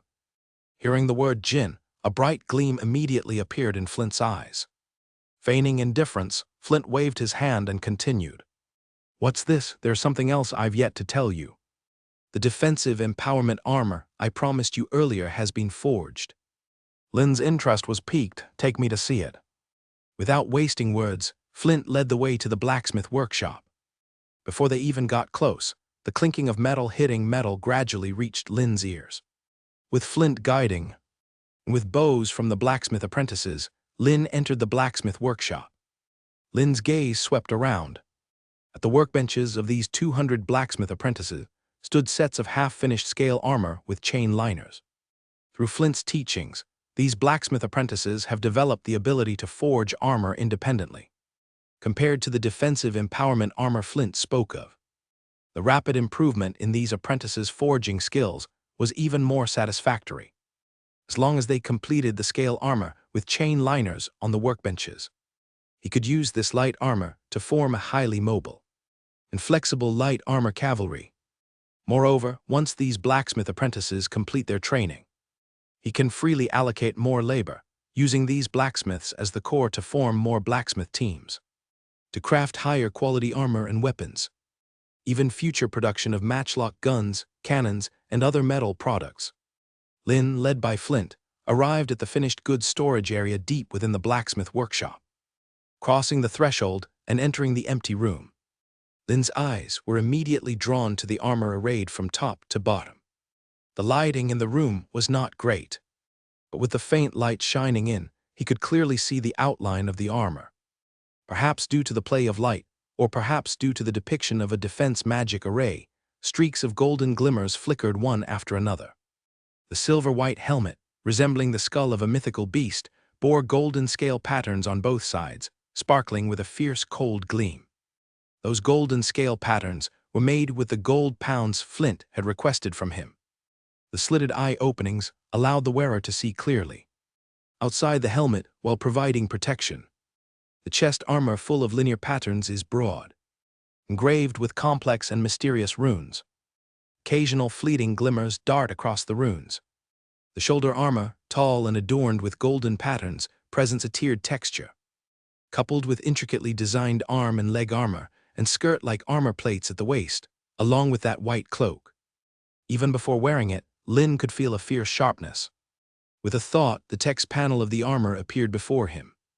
Rare spiritual guardian armor, forged by dwarf master blacksmith Flint, inscribed with protective magic arrays that can resist some magical damage, looks exquisite, suitable for combat and defense, etc. Reading the text introduction before him, Lin's eyebrows inevitably raised. Spiritual guardian armor. And it's at a rare level. Flint's abilities far exceed the introduction on the text panel.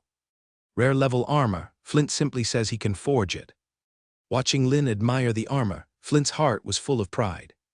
But his words were calm. This is the defensive empowerment armor crafted by this old man. Due to the limited quantity of magic ores, compared to several magic armors I have crafted before, it indeed falls short. Yet for ordinary warfare, this empowerment armor is enough to protect you from some stray arrows and those mice hiding in the dark. Flint's words turned, continuing. Want to try wearing it? This set of armor was forged according to last time's measurements. If there's anything unsuitable, modifications can be made. Lin nodded, stepping forward towards the armor. Without needing any command from Lin, Red followed him closely to help him don it. Amid the crisp sound of metal clashing, piece by piece, the armor components were worn on him. After about 10 minutes, having donned a complete set of armor, Lin paced in the empty room. As he walked, Lin felt the armor on him. The weight of this rare spiritual guardian armor was far lighter than he imagined. Lin estimated that the armor weighs around 30 pounds. Not much different from the scale armor with chain liner Flint forged for him last time. With his current physique, the weight of 30 pounds in armor is almost negligible. With a movement of his right hand, amidst the sound of metal friction, Lin drew the one-handed sword from his waist. Seeing this, Red and Flint hurriedly retreated several steps to the entrance of the storage area to avoid being accidentally hurt by Lin. Lin's right arm continually swung, a series of sword blades cutting through the air with whistling sounds. The body donned in armor continually rotated as well. After swinging the longsword for several minutes, aside from a slight sense of encumbrance brought by the armor, he felt no other discomfort. Sheathing the one-handed sword, Lin praised, "Master Flint, no further adjustment is necessary. The armor size is very suitable for my physique." With this set of defensive empowerment armor, coupled with the great sword Flint forged earlier, and the pure-blood warhorse Mo Ying transported from the Baden Empire. Moreover, equipping Mo Ying with horse armor. If charging at the enemy, surely invincible. Listening to Lin's words, Flint showed no surprise. He spoke, "Of course, Master Lin. With my sense of sizing, unless your body undergoes a mutation, otherwise there will hardly be any discrepancy." Lin nodded, looking at Red. Standing afar, Red promptly stepped forward, beginning to assist Lin in removing the armor. Removing the helmet, Lin looked at Flint opposite him and spoke. "Master Flint, is it possible to produce such armor on a large scale?" Flint's thick eyebrows instantly raised, his voice shocked as he countered, "Large-scale production. Lord, are you kidding, Flint Co. And Tinud. Not to mention the quantity of magic ores needed to forge this armor. Just obtaining high-quality steel alone took me significant time and effort. Besides, except for this old man, No one in your territory possesses refined forging skills and magic array inscription techniques. To think of large-scale production of defensive empowerment armor is simply dreaming. Listening to Flint's decisively firm words, Lin's expression remained calm. Even without Flint saying, he knew it was impossible. If such empowerment armor could be mass-produced, the world's warfare would not involve people wearing leather armor and chain armor, holding long spears and engaging in slaughter. He still couldn't help but harbor some wishful thinking. Removing all the armor from his body, under the amazed gazes of Flint and Red, directly stored this set of empowerment armor into the backpack. Exiting the storage area, Lin walked in Flint's blacksmith workshop. Watching the apprentices busily working from behind, Lin couldn't help but ask Flint, "Master Flint, when will these blacksmith apprentices graduate?" Flint followed Lin's gaze, glancing. He pondered for a moment and replied, "At least another half-year. Of course, after half a year, they will only have mastered the most basic blacksmithing knowledge. To become a mature blacksmith who stands alone, a large amount of forging and accumulation is necessary." Lin nodded and asked no more questions. Flint being able to train a batch of blacksmiths in just over a year is already a huge blessing. Letting Flint continue teaching the apprentices, Lin walked out of the blacksmith workshop with Red. Lin went to Arilo's blacksmith workshop and Yamini's textile workshop. After understanding the forging and stitching progress of the composite armor, he walked out of the handicraft workshop district. Even though he had Arilo draw a team of blacksmith apprentices to make heavy padded armor and vests, and to produce the metal components like the water wheel transmission shaft currently, Yamini had drawn personnel to weave grass hats, grass shoes, and grass mats, used linen cloth and harvested linen to make linen robes and pants. It did not affect the progress of the two workshops producing composite armor. As the workers increased their forging and stitching, their work proficiency kept improving. The 1,000 sets of composite armor he previously ordered for the blacksmith workshop and textile workshop. Perhaps they will be completed by mid-August. Arriving at Lord's Square, Lin glanced at the farmers who were still driving draft horses pulling heavy rollers for crushing and threshing, as well as using grain windmills for screening. He was about to enter the dining hall to continue honing his cooking skills. Guy strode back towards the town. Upon seeing Lin, Guy's eyes lit up noticeably. He immediately quickened his pace and came to Lin's front. Guy bent his waist and respectfully addressed, "Master Lin." Looking at the panting Guy before him, Lin responded. Regulating his breath, Guy straightforwardly said, "Master, I have brought back White Spirit Night and confined it in the newly constructed wolf's den. Along with White Spirit Night, there are 12 wild wolves." Lin's brow slightly raised as he asked Guy, "Did you mention before that the wolf pack was afraid of the townsmen and only dared to linger at the forest edge?" Guy smiled awkwardly. "Master, that was indeed the case earlier. However, I employed a little trick." Seeing Lin Master looking directly at him, Guy did not hesitate and continued speaking. "During the night, I used chunks of meat to lure them into the wolf's den. I thought that even if White Spirit Night was familiar with my scent and wouldn't act aggressively, the other wild wolves would become agitated and want to escape upon entering the wolf's den. But it seems the wolf's den has some kind of magic power. Not only did the wild wolves not show any signs of agitation or frenzy upon entering the wolf's den, but they became much more docile, almost as if they were happy to stay within the wolf's den. It felt as if the wild wolves were returning to a den they built themselves." Lin nodded understandingly, though the text description of the wolf's den did not mention effects like Guy described. It is beneficial for him if the wild wolves can peacefully stay in the wolf's den and undergo empowerment breeding. Only with these wild wolves entering the wolf's den can he have them empowered and bred. Once these wild wolves are tamed, they can be equipped to soldiers, turning them into wolf cavalry, using the wild wolves' exceptional scent and tracking abilities to carry out scouting and patrols, even utilizing their stealth and agility to provide intelligence support or warnings to the army. However, Lin also understands, whether it's the empowered breeding wild boars, pigeons, or wolf packs, they all require a professional trainer to manage control, and conduct instruction training. Lin spoke to Guy, then keep them in the wolf's den for empowerment breeding. Meanwhile, make sure personnel are arranged for guarding. It's essential to prevent any situation where wild wolves harm townsmen, poultry, and livestock. The wild wolves used for empowerment breeding are very important. They're nearly a substitute for the warhorses his territory lacks. But the townsmen in the ranch, as well as the poultry and livestock, are even more crucial. Guy replied, "Master, rest assured, I've already arranged the personnel." Lin nodded, "Is there anything else to report?" Guy thought for a moment and shook his head, "Nothing for now." Lin responded and directly dismissed Guy. White Spirit and Black Knight, bringing back a pack of 12 wild wolves for him. It is indeed an unexpected windfall.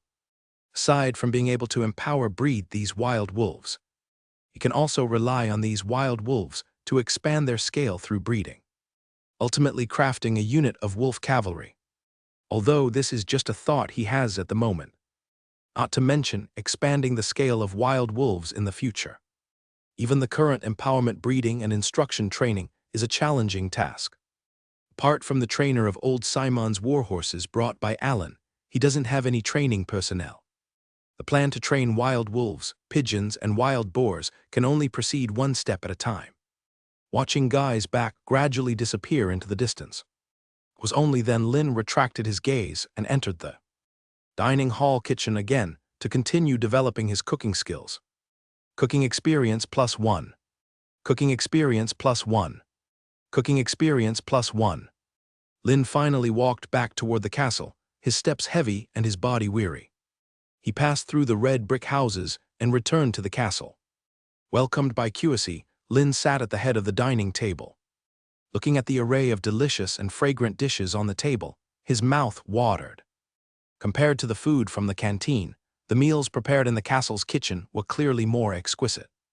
Even so, to Lin, the canteen's food was still quite good. Barley bread made with fine salt, dishes stewed with pieces of meat, along with various vegetables grown in the fields. Rich in nutrients needed by the townsmen after a day's work. The key point is that the food was rich in oil and fat. If the townsmen didn't consume enough oil and fat, they simply wouldn't have the energy for intense physical labor. Such a life, though not as luxurious as the lord nobilities, was still much more generous compared to other free people and their past lives. Having 3 meals a day, each with meat, was not something ordinary free people and peasants could dream of. Under the service of Cuissy and the maids, Lin began to enjoy his dinner. After dinner, he washed away the grease and sweat from his body. Lin applied a slight force with his arm, holding Janet tightly in his embrace from behind, allowing the softness of Janet's backside to press against his front. Outside Morgantown, on a gravel road interspersed between harvested fields, several cavalrymen in armor, holding reins with their right hand and torches with their left, rode their horses along the road. Despite the late hour, there was a bright silver moonlight illuminating the harvested fields. At the front of the cavalry team, the patrol captain had already removed his helmet, enjoying the night breeze blowing from afar. Cool with an earthy scent, it woke up his somewhat drowsy body. Patrol Captain Dorian glanced back, noticing that several soldiers looked almost identical to how he felt moments ago. Dorian couldn't help but frown and spoke to the 4. "Keep your spirits up. We've just started patrolling and you're already getting drowsy. If you're feeling sleepy, stop and wash your face by the river. It's okay to patrol slowly, but if you let your mind wander and something goes wrong, that's a major dereliction of duty. You all know there have been unknown cavalry sightings near the edge of Morgantown." Upon hearing Dorian's words, the 4 initially nodding off soldiers straightened up. "Yes, Captain Dorian." Dorian acknowledged with a word, not continuing further. His warning to his soldiers needed only to be brief. Too much detail would only make them annoyed or resistant. It's better to directly inform them of the stakes. As for what to do, even without him saying, these 4 soldiers would know. This was his little trick to get along with his subordinates. When the horses reached a small creek, the soldiers reined in their horses, dismounted, crouched by the side, and began splashing creek water on their faces to stay alert. Dorian's eyebrows slightly raised. His gaze swept around the surroundings. In the harvested fields, only the roots of the plants remained. A large area of untouched barley swayed non-stop in the night breeze, like waves rolling layer upon layer. Looking further into the distance, apart from the dimness, nothing unusual could be seen. Dorian felt a slight relief in his heart. As a night patrol team, he naturally hoped that everything was normal at the outer bounds of Morgantown, where they currently were. Should anything arise, their squad of 5 light cavalry might not even have the chance to return alive to deliver the message. Dorian glanced at the 4 soldiers by the creek and spoke. "Just wash quickly, why dawdle? There are still several points we need to patrol." Hearing Dorian's urging, a young man grinned, baring his white teeth. "Captain Dorian, why don't you join us? This creek water is really refreshing." Another man echoed, "Yeah, it's not like anyone's here in the dead of night, why not take a bath? Wearing armor every day in such hot weather, I feel like I'm getting all smelly." The other 2 also chimed in, "Yeah, Captain Dorian, you should wash up too. Or why don't you wash first, while I keep watch on patrol?" Seeing their eager faces, Dorian couldn't help but roll his eyes. After another quick survey of the surroundings to ensure nothing was amiss, Dorian said to the 4, "If you want to wash, do it quickly, wash up and continue patrolling." Receiving Dorian's affirmative response, the 4's faces broke into more apparent happiness. They all answered in unison and quickly began undoing and removing their armor, preparing to bathe beside the creek, less than a meter deep. Watching them remove their armor pieces, revealing robes and pants nearly soaked with sweat, Dorian shook his head helplessly. Even though it was now evening, and the temperature had dropped significantly compared to the daytime, the weight of the composite armor they wore still made them sweat profusely. Moreover, Master Lin had once issued an order. All soldiers and guards, except during rest, were not allowed to remove their armor at any other time. Dorian naturally understood. The reason Master Lin gave such an order was to better protect the soldiers' safety. Previously, within Master Lin's territory, the city walls provided protection, ensuring life safety. They were in Morgantown, which Master Lin had not yet fully controlled. A known cavalry had previously approached the borders of Morgantown. Only by wearing armor uniformly could they avoid cold arrows from hidden enemies. Without the protection of this armor, their flesh and blood would be no different from ordinary people. This was also why, upon hearing the soldiers' desire to bathe, he hesitated. Watching them use linen cloths from unknown sources, soak them in the creek, and then wipe their bodies, Dorian felt a slight stir in his heart. Ultimately, he gave up.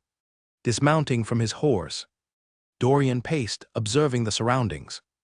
He could both avoid becoming a target by riding and set his body loose after sitting astride the horse for so long. After waiting several minutes, the 4 soldiers who had finished bathing donned their armor and approached Dorian. The young man politely reminded, "Captain Dorian, won't you wash up? It's still early, even if you finish bathing, we still have time to patrol." Another soldier added, "Yes, Captain Dorian. The 4 of us can help you patrol." Dorian shook his head, "No need, let's wait until after the patrol." He walked over to the horses chewing grass beside the road. The 4 soldiers exchanged helpless glances and headed to their respective horses. Mounting their horses, after a few prompts, the horses started moving steadily again. Clip-clop, clip-clop. The slightly disordered hoofbeats fell on the gravel road, creating a series of interwoven steps. After washing, the 4 soldiers showed a noticeably improved mood. Their eyes continuously scanned their surroundings, looking for any abnormalities. The young soldier walking beside Dorian nudged his horse closer to him. The young soldier seemed hesitant, wanting to speak but unsure. Dorian glanced at him and asked, "Got something to say?" The young soldier Duan grinned and quickly said, "Captain Dorian, is what the Lord said true?" Dorian looked at Duan in confusion, about to ask. Perhaps realizing his words were unclear, Duan quickly explained, "I mean what Lord Early conveyed after returning from the territory. That every castle guardhouse soldier can be allocated 50 acres of farmland. Moreover, as long as the soldiers complete their grain tax duties, The remaining crops belong entirely to them. Upon hearing this, Dorian understood. He nodded, saying, Lord Early was personally appointed as centurion by the Lord. His transmission of the Lord's directives is not false. Duan's eyes shone brighter, and he continued to ask, Then Captain Dorian, can we, who were dispatched from the territory, also get 50 acres of farmland? Upon hearing this, Dorian hesitated for a moment. At the moment, I can't give you a definite answer. Once we finish patrolling and return to the town, I will inquire with Lord Early. Dorian shifted his tone and continued. However, I feel you should be able to get the 50 acres of farmland. Since when Lord Early conveyed the instructions, he mentioned becoming garrison soldiers meant farming during the busy seasons and training. During leisure times, in other words, soldiers have become both soldiers and farmers. Although we were transferred from the wall garrison, we are also part of the soldiers. Duan's face was full of expectant anticipation as he listened. Dorian turned to look behind him. Not only Duan wore this expression, but so did the other 3 soldiers. Dorian raised his eyebrows and asked, What? Want to farm? Duan laughed. Of course, Captain Dorian. Our family has been a farming family for generations, always relying on planting to survive. Captain Dorian, I don't know if you understand that feeling. It's like watching the barren land slowly sprout, transform into crops, mature into harvests, then be made into food to eat, the whole process. It's like witnessing the beginning and end of a life. Most importantly, this life grows under my effort. Dorian summarized, You mean? The sense of harvest. Duan thought for a few seconds, sort of, but not entirely. I can't fully describe that feeling. But if we can get 50 acres of farmland and use the Lord's agriculture techniques, we will surely have a bountiful harvest. Apart from the public grain taxes, the surplus crops can be stored. Only when we have food at home do we have the confidence to survive. Upon hearing this, Dorian slightly furrowed his brows. He then remembered that Duan was from the southern part of the Portland's empire. Rumors said that, because of the witch, what should have been a harvest season turned into half a month of continuous torrential rain. The crops planted in Duan's village yielded nothing. Coupled with military control and suppression, Duan's family starved inside the house. Only those like Duan, who truly experienced hunger, understand the horror of extreme hunger and lack of food. Dorian nodded and said, Don't worry. You're now a soldier of the Lord. The Lord once promised that he wouldn't let his townsmen starve. Duan's eyes were full of anticipation. Moreover, just as the Lord said, he truly achieved letting us not go hungry. The Lord is indeed an extraordinary Lord. Dorian had no words but nodded in agreement. As one of the first recruited guard soldiers by Master Lin, he almost witnessed the entire development process of the territory. Especially in military prowess. Who would have thought that the territory, which initially had only a 10-man guard squad, could develop into a force of 4,000 soldiers.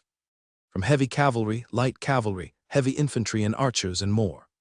Capable of charge, close combat, and ranged attack means, although not comparable to some great lords, but relying on walls like mountain forest passes or the manor castle, is enough to hold out for a long time without being breached. Relying on planting as the primary farming technique, the yield per acre of crops is extremely limited. The number of soldiers held by most manor lords is not many.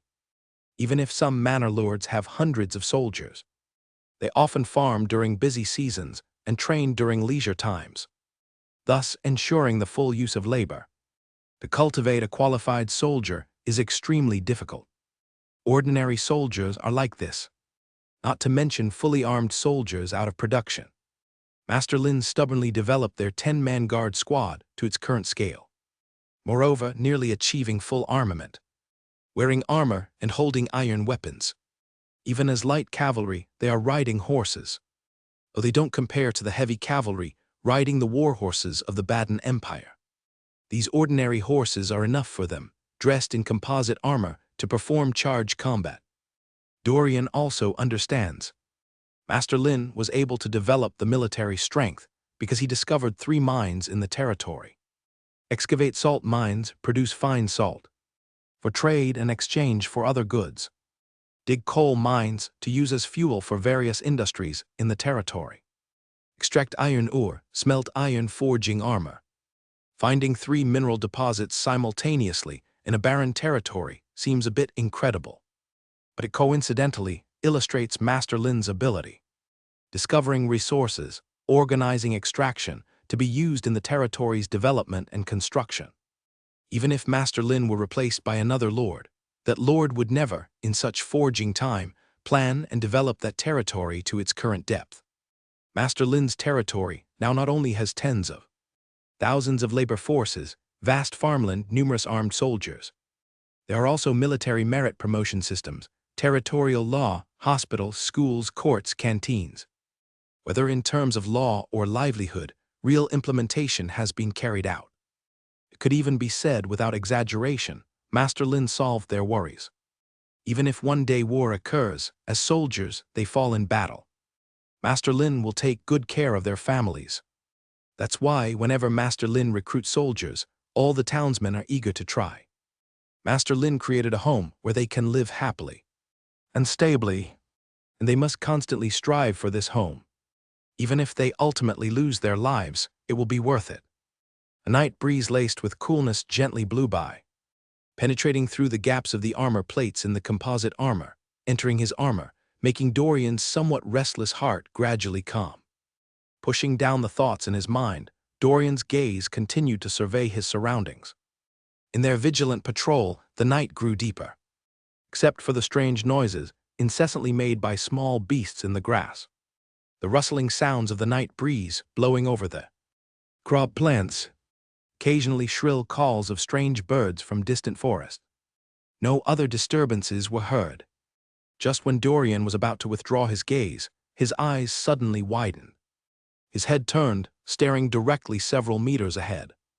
Duan, next to him due to the close distance, noticed Dorian's actions.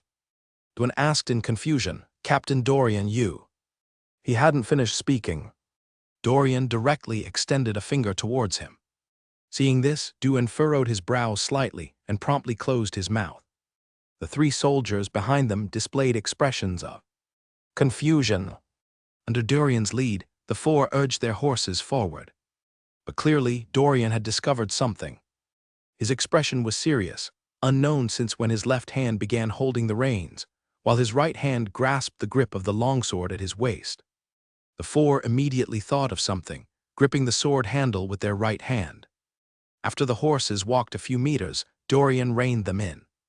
Sitting on horseback, Dorian stared directly at the unharvested barley field ahead. Originally supposed to be a flat barley field, but now there appeared traces of fallen plants, adding to the significant footprints on the trampled ground.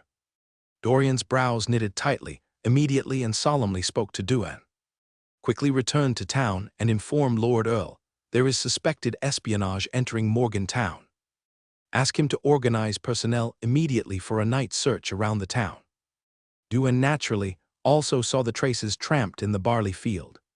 Upon hearing Dorian's low words, his expression intensified and responded promptly. "Yes, Captain Dorian, I'll return right away."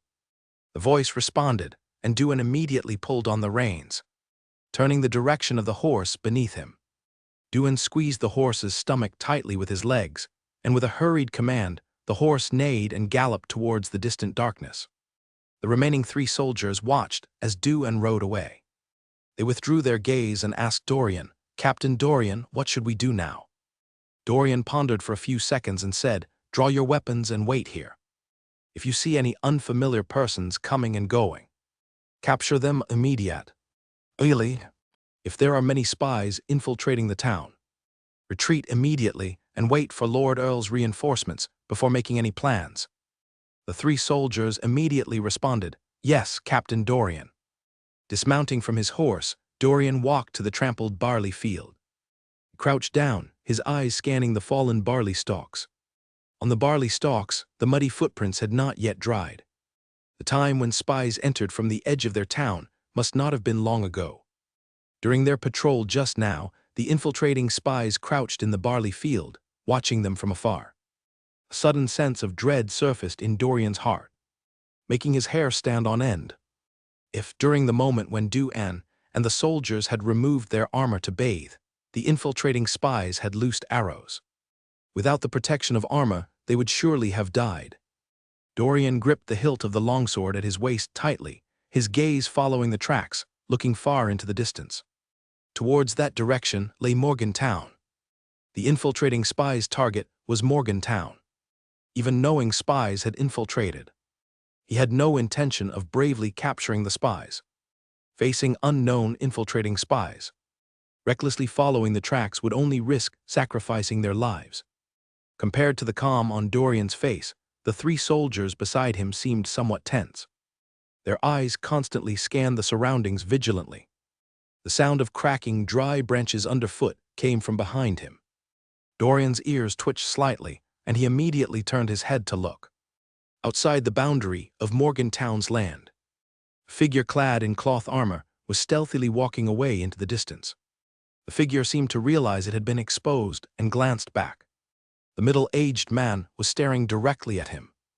No longer caring about being exposed, he stepped up his pace, trying to escape farther into the darkness. A young soldier beside him frowned and asked, "Captain Dorian, he?" Once confirming the fleeing figure had vanished, Dorian withdrew his gaze. He's likely the contact for the spies infiltrating Morgantown. Seeing us guarding here, fearing too much, he chose to abandon his companions and flee alone. The young soldier nodded knowingly. Dorian continued in a deep voice, "Everyone be ready. Those spies that infiltrated Morgantown, once they know they've been discovered, will surely return the way they came immediately. Since their contact is right here." Listening to Dorian's words, the three soldiers assumed a serious expression and drew the longsword from their waists, scanning the surroundings with full vigilance. Though everything was calm around them, it only seemed more dangerous. While the four of them waited, in the darkness several kilometers away, a long line of torches began to glimmer. Perhaps due to their speed in running, the torches' glow flickered. Yet seeing those lights, Dorian felt a slight relief. A group of riders coming from Morgantown's direction, clearly, were reinforcements arranged by Lord Earl. The three soldiers also saw the distant firelight. A hint of joy appeared on their faces. "Captain, there's fire ahead. It must be the reinforcements from Morgantown coming." "Great, once reinforcements arrive and cover the perimeter, those infiltrating spies will surely have nowhere to hide." Dorian nodded slightly, just about to speak. The sound of footsteps running emerged from the barley field in front, rapidly approaching him. Dorian's heart palpitated, quickly turning his head to look. Three dark figures suddenly leapt from the barley field. Holding steel knives tightly in their hands, under the night's illumination, the blades gleamed coldly. Almost instinctively, Dorian raised the longsword in his right hand, placing it above his head. Blades collided with a sharp, clear sound amid sparks. Under this formidable force, Dorian's right foot unwittingly stepped back 3 steps before stabilizing his stance. Before Dorian could form any thoughts, the tall, dark figure attacked once more. Meanwhile, the other shadows surrounded the other soldiers, no longer having the advantage of ambush and being at a distance. The opponents wore only coarse wool cloth armor made from linen. Despite their formidable build and power surpassing him, Dorian let out a cold snort, gripping the longsword tightly, and advanced to meet the challenge. As their figures crossed, the clash of metal repeatedly echoed down the path among the fields. The bearded man sparring with Dorian, taking advantage of Dorian's retreat, glanced towards the distance. He could already hear the sound of the cavalry's hoofbeats. The man with the black beard quickly withdrew his gaze and shouted to the others, "Retreat, quickly retreat." Upon hearing the black-bearded man's words, several shadowy men immediately withdrew from the soldiers in front. Without looking back, they sprinted into the darkness outside the town. Dorian furrowed his brows tightly, his right arm twisting as the hand holding the longsword now reversed its grip. His arm bent, then suddenly exerted force, directly throwing the longsword outward. In less than half a second, the sharpened blade pierced directly into a spy's back. Before emerging from the chest, the shadowy spy didn't even let out a scream, falling to the ground lifeless. The black-bearded man glanced back, and continued running towards the distant darkness. Right when Dorian hesitated over whether to mount his horse and pursue them. With a series of low roars, squads of cavalry thundered past Dorian and his men, heading straight to pursue the distant fleeing spies. Leading the charge on horseback was Earl. Lord Earl clearly had no intention of letting these spies go. Even though Earl led a group of heavy cavalry, all donned in standard plate armor. But with the support of Barren Empire's warhorses, their running speed was naturally unmatched by humans. In just 2 short minutes, the 4 fleeing spies were surrounded by the heavy cavalry. Under the 5-meter winged spears, the black-bearded man could only choose to surrender. After being bound by several cavalrymen, the 4 spies were dragged behind the warhorses towards Dorian and his men. On horseback, Earl observed the corpse pierced by the longsword. He halted his warhorse, detached from the returning cavalry troops. Earl praised Dorian, saying, "Well done, Captain Dorian. I'll report your achievement of intercepting the spies and killing one to Lord Wesley for a commendation." Hearing Earl's words, the eyes of Duan and his men immediately lit up. Dorian bowed, neither humble nor arrogant, and said, "Thank you, Lord." Timely discovery of spies, instructed Duan to report. Intercepted the spies' escape and killed one. These inherently belonged as their merits. He certainly didn't need to politely decline. Earl nodded in satisfaction and continued, "Continue patrolling." Dorian immediately responded, "Yes." After instructing them, Earl drove his warhorse to return to the cavalry ranks ahead. Watching the cavalry depart, Dorian finally withdrew his gaze. Duan dismounted from his horse, walked to the corpse, and pulled out the longsword. Despite blood flowing continuously after pulling it out, Duan's expression remained unchanged. Having been through several battles, though still just an ordinary soldier, he had grown accustomed to the horrors of the battlefield. Compared to this single corpse, the mass burial pits piled high were far more visually striking. Returning to Dorian, Duan horizontally held the longsword, handing it to Dorian. His words were full of envy. "Captain Dorian, with such battle merits, I feel you're going to be promoted." Several soldiers beside him chimed in. Yes, I feel it too. Captain Dorian has been through these wars and killed so many enemies. At least a small banner, or even higher, a general banner." Dorian took the longsword handed by Duan, retrieved a piece of linen cloth from the saddlebags on both sides, and wiped the blood off the blade. Only then did Dorian sheath the longsword. "Stop daydreaming, whether it's small banner, general banner, or staying the same. Both Lord Wesley and Lord Earl have their own considerations. We just need to do our best, and that's enough." Duan and the 4 others nodded knowingly. Under their gaze, Dorian mounted his horse and continued, "Let's go, keep patrolling, or it'll be daylight soon." In unison, the 4 responded, "Yes, Captain Dorian." Taking a few steps forward, they approached their respective horses and mounted. Led by Dorian, they continued executing their patrol tasks. As for where the just captured spies came from or their intentions, these had little to do with them as ordinary soldiers. Being their superior or the decision-maker, Master Lin will care more about this matter. 2 days passed in the blink of an eye. After breakfast, Lin and Red left the castle early, walking along the red brick road between the towns. At this moment, the Cardi Empire happened to enter August. The harvested barley, after a fortnight of sun drying, crushing, threshing, winnowing, and sifting. By yesterday afternoon, it was finally stored away. Through information on the resource panel, he finally knew how many pounds of winter barley were harvested from the 55,000 acres planted using 1.2 million pounds of winter barley seeds. A total of 9.9 million pounds. The per-acre yield of winter barley reached 180 pounds.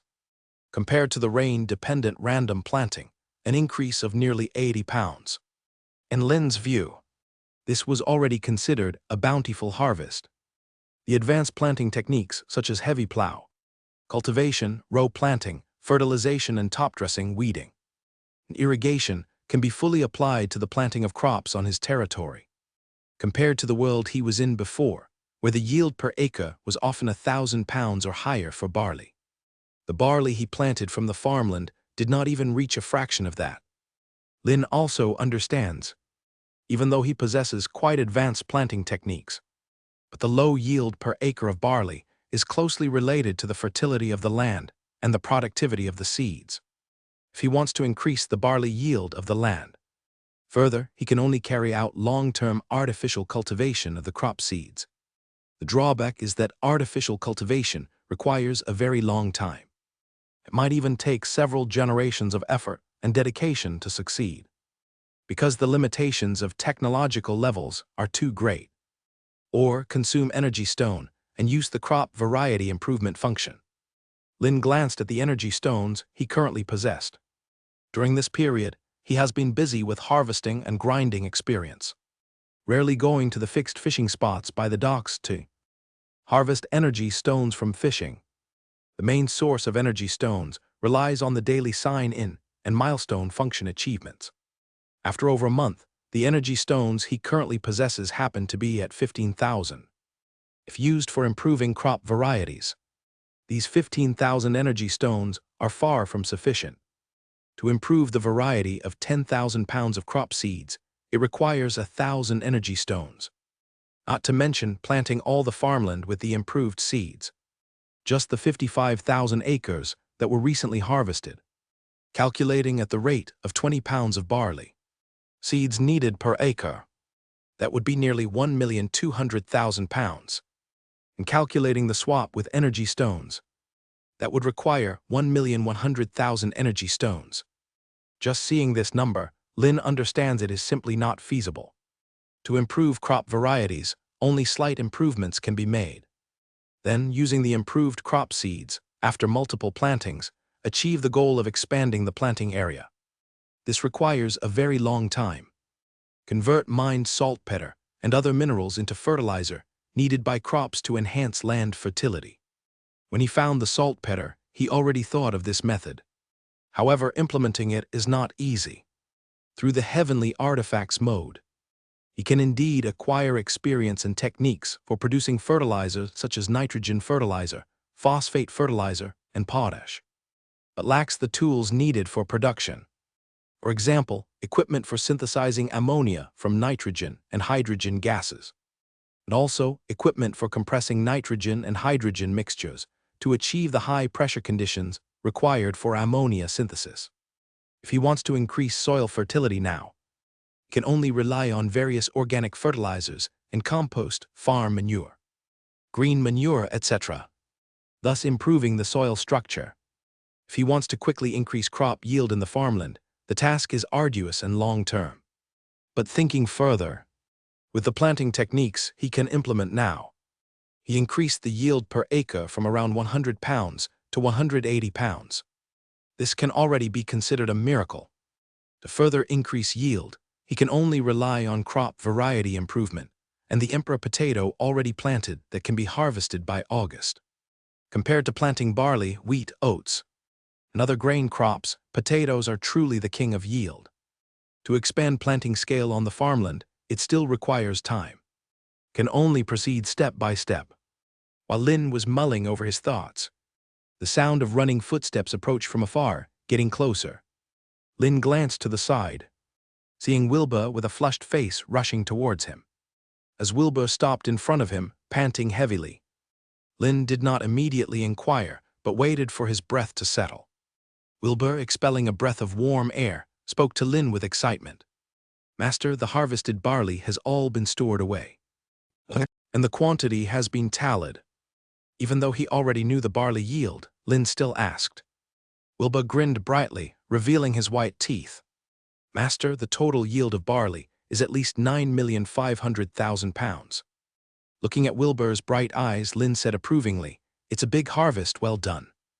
Due to being busy with various affairs, even he paid far less attention to the winter barley than Gavin and Wilbur. It can even be said that it is all Gavin and Wilbur's effort. From the initial cultivation to the present abundant harvest. Listening to Lin's words, Wilbur's tone was filled with emotion. "Yes, it's finally a big harvest, without letting down your expectations, Master Lin." Lin nodded. "However, even with a big harvest, your tasks are still not finished." Wilbur's smile gradually faded, becoming serious. Lin asked, up till now, how large is the newly cultivated planting area? Hearing this, Wilbur thought for a few seconds before explaining. Master, it should be around 50,000 acres. The harvesting teams previously assigned have all moved on to harvesting vegetables and linen after finishing the barley. Until recently, when the harvest was completed, I resumed their land cultivation work. Lin responded, stop the reclamation of Wasteland temporarily. I need to allocate 5,000 townsmen for labor in batches. 3,000 townsmen are responsible for burning and clearing the straw stubble from the recently harvested 55,000 acres of barley fields. Afterward, use the light plow and iron rake to break up the soil, leveling the fields while also preserving moisture. Apply a small amount of compost to enhance soil fertility.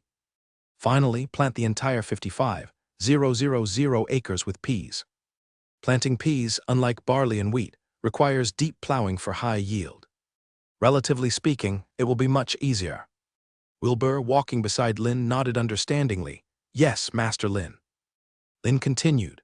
The remaining 2,000 people will take the newly reclaimed 50,000 acres of arable land and plant 10,000 acres with black rye grass. The remaining 40,000 acres will also be entirely planted with peas. He had also considered taking advantage of it being August to plant winter wheat in the newly tilled land. August is the best season for planting winter wheat. But he quickly dismissed this idea. The amount of wheat in his castle warehouse is not enough for 50,000 acres of seed. Not to mention winter wheat, which has strong cold resistance. Even if he sends Boer outside the territory to purchase it, it cannot be gathered in a short period. Besides, the current price of wheat is so high. The price of 2 pence per pound is indeed quite extravagant. Instead of racking his brains for a solution, it would be simpler and more direct to plant peas and black rye grass. Planting peas enhances soil fertility and improves soil structure. Planting black rye grass can be used as fodder for the poultry and livestock in the pasture, and can also be made into hay. Stored and waiting for winter, it can be supplied as livestock feed.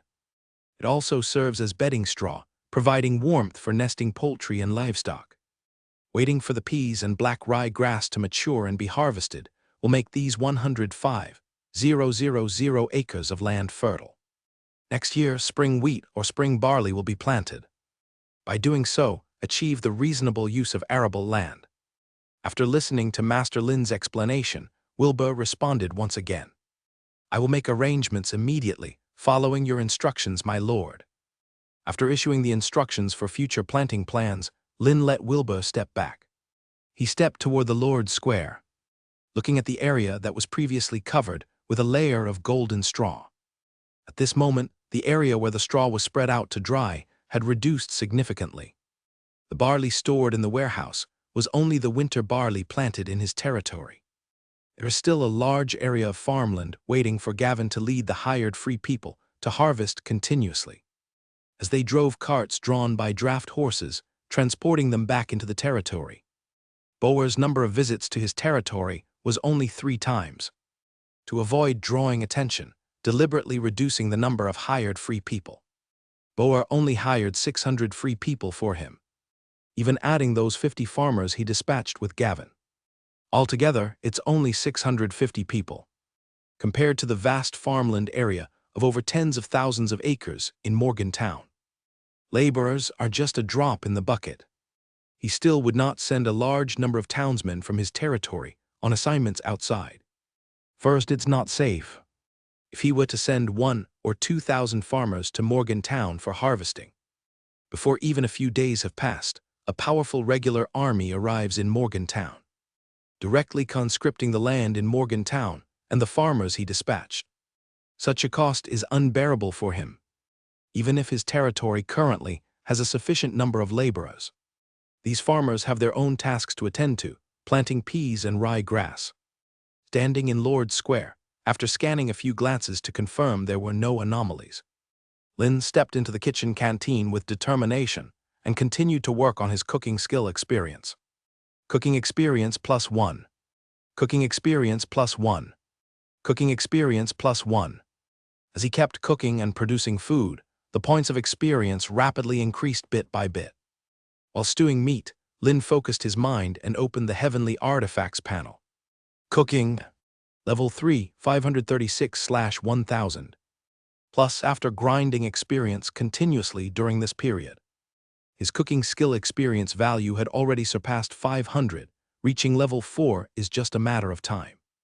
Once again covered in a smog of oil smoke, Lin walked out of the canteen, even though he previously assigned Colin to hire a relo to produce the water wheels and ventilators.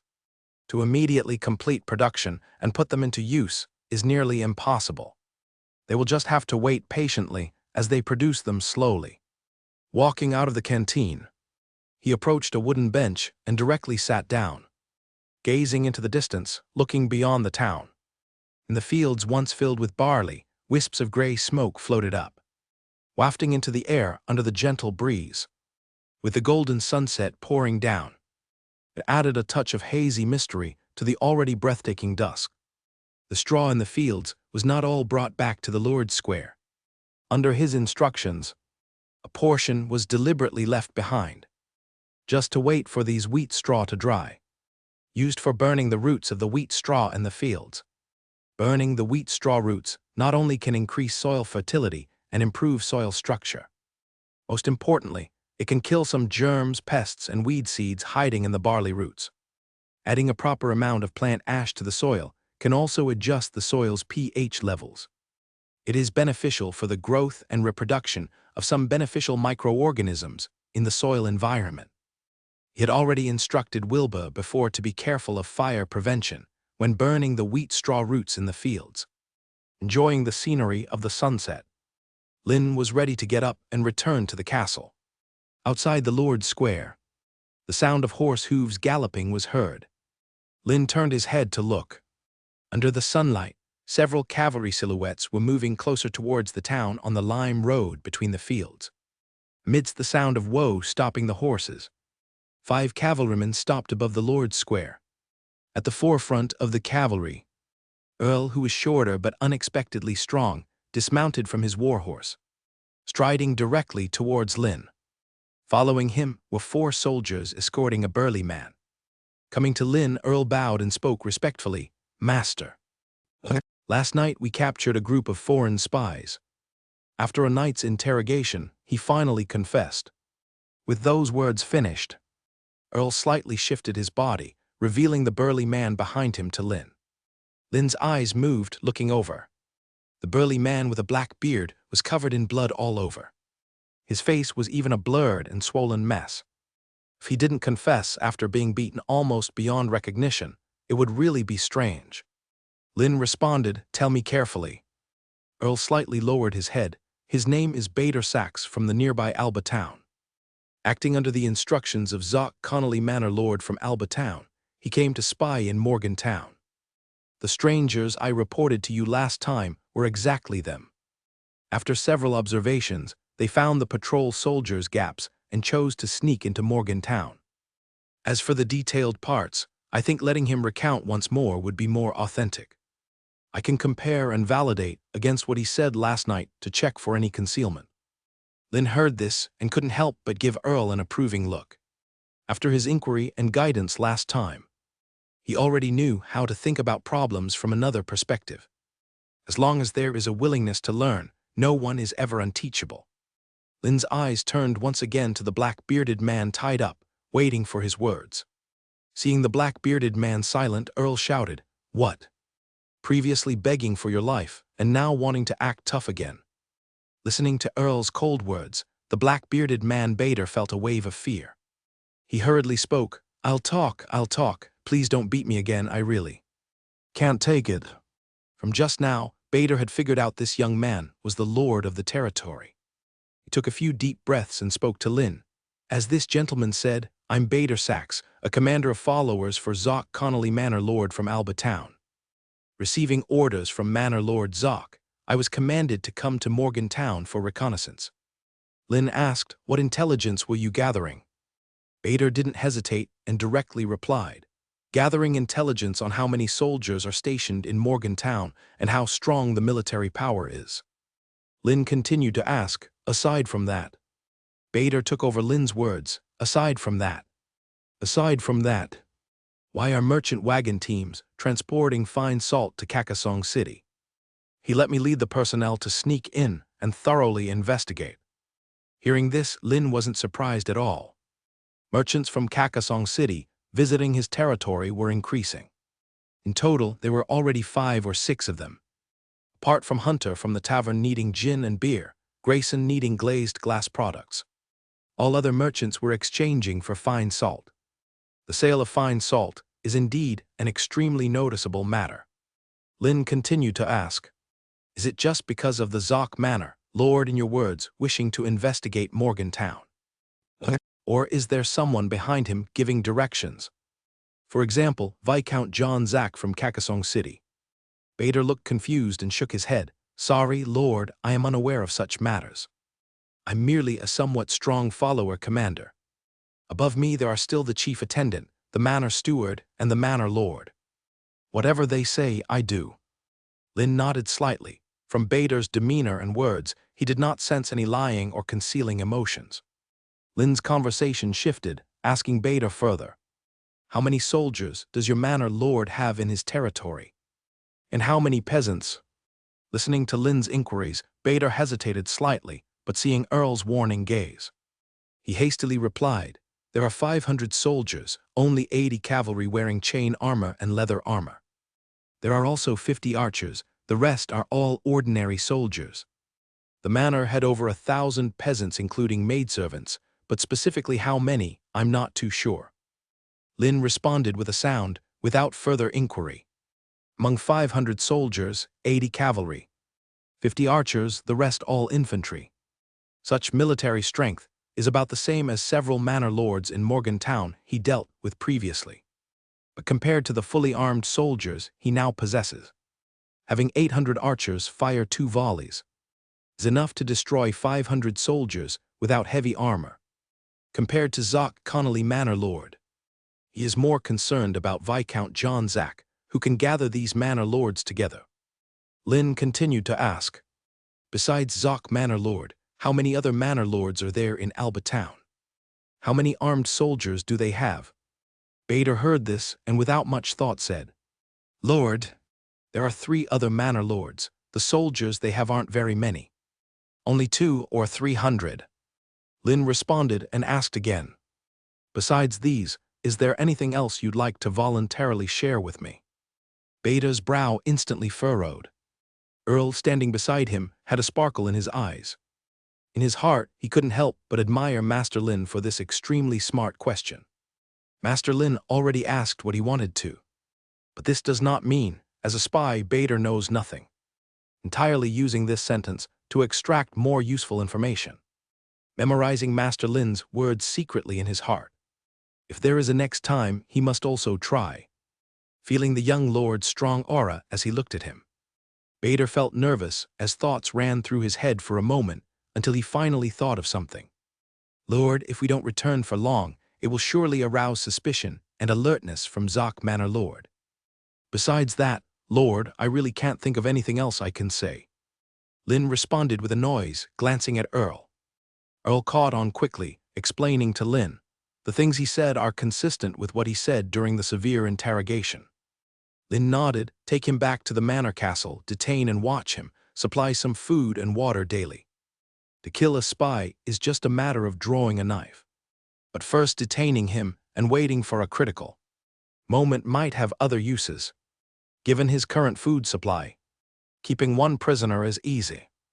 Although he has not yet confirmed whether Viscount John Zack instigated Manor Lord Zoc to investigate Morgantown under his control, but Lin feels it's likely. Why would a manor lord with only 500 soldiers dare to covet Morgantown, occupied by armored soldiers? Fully armored soldiers, in contrast with ordinary soldiers wearing leather armor and cloth armor. The difference in combat power is indeed too great. As for Manor Lord Zoc's suspicions and vigilance mentioned by Bader, he does not care at all. if they dare send spies into Morgantown to gather intelligence. Zoc Connolly must be prepared to bear his wrath. However, the summer planting in his territory is not yet complete. Morgantown is still in the middle of the summer harvest. They have not yet clearly investigated the strength of Viscount John Zach's supporters. The 1,000 sets of composite armor in the blacksmith and weaving workshops have not yet been completed. To be on the safe side, he can wait a little longer. Suppressing his thoughts, Lynn inquired of Earl about the current harvesting progress in Morgantown. Although the free people recruited by Barren know they can get 1/10 of the weight of the harvested crops, they are working tirelessly every day. Each of them can only harvest about 3 acres a day. Based on the current 600 free people in Morgantown, they have been harvesting for a month straight. The crops in Morgantown have so far only been harvested from over 50,000 acres. There are still 60 to 70,000 acres of various crop fields waiting to be harvested. At this rate, if no unexpected issues arise, it will take at least another month to complete the harvest. Another month means reaching the end of August, or even early September. Waiting for the free people to finish plowing the land, they would directly miss the summer planting. Because of the recent harvest, the land in Morgantown naturally cannot be immediately used for grain planting again. Even with heavy plows for cultivation and compost to increase soil fertility, it is still impossible for that land to yield a large amount of grain planting again. He is not lacking barley seeds for planting.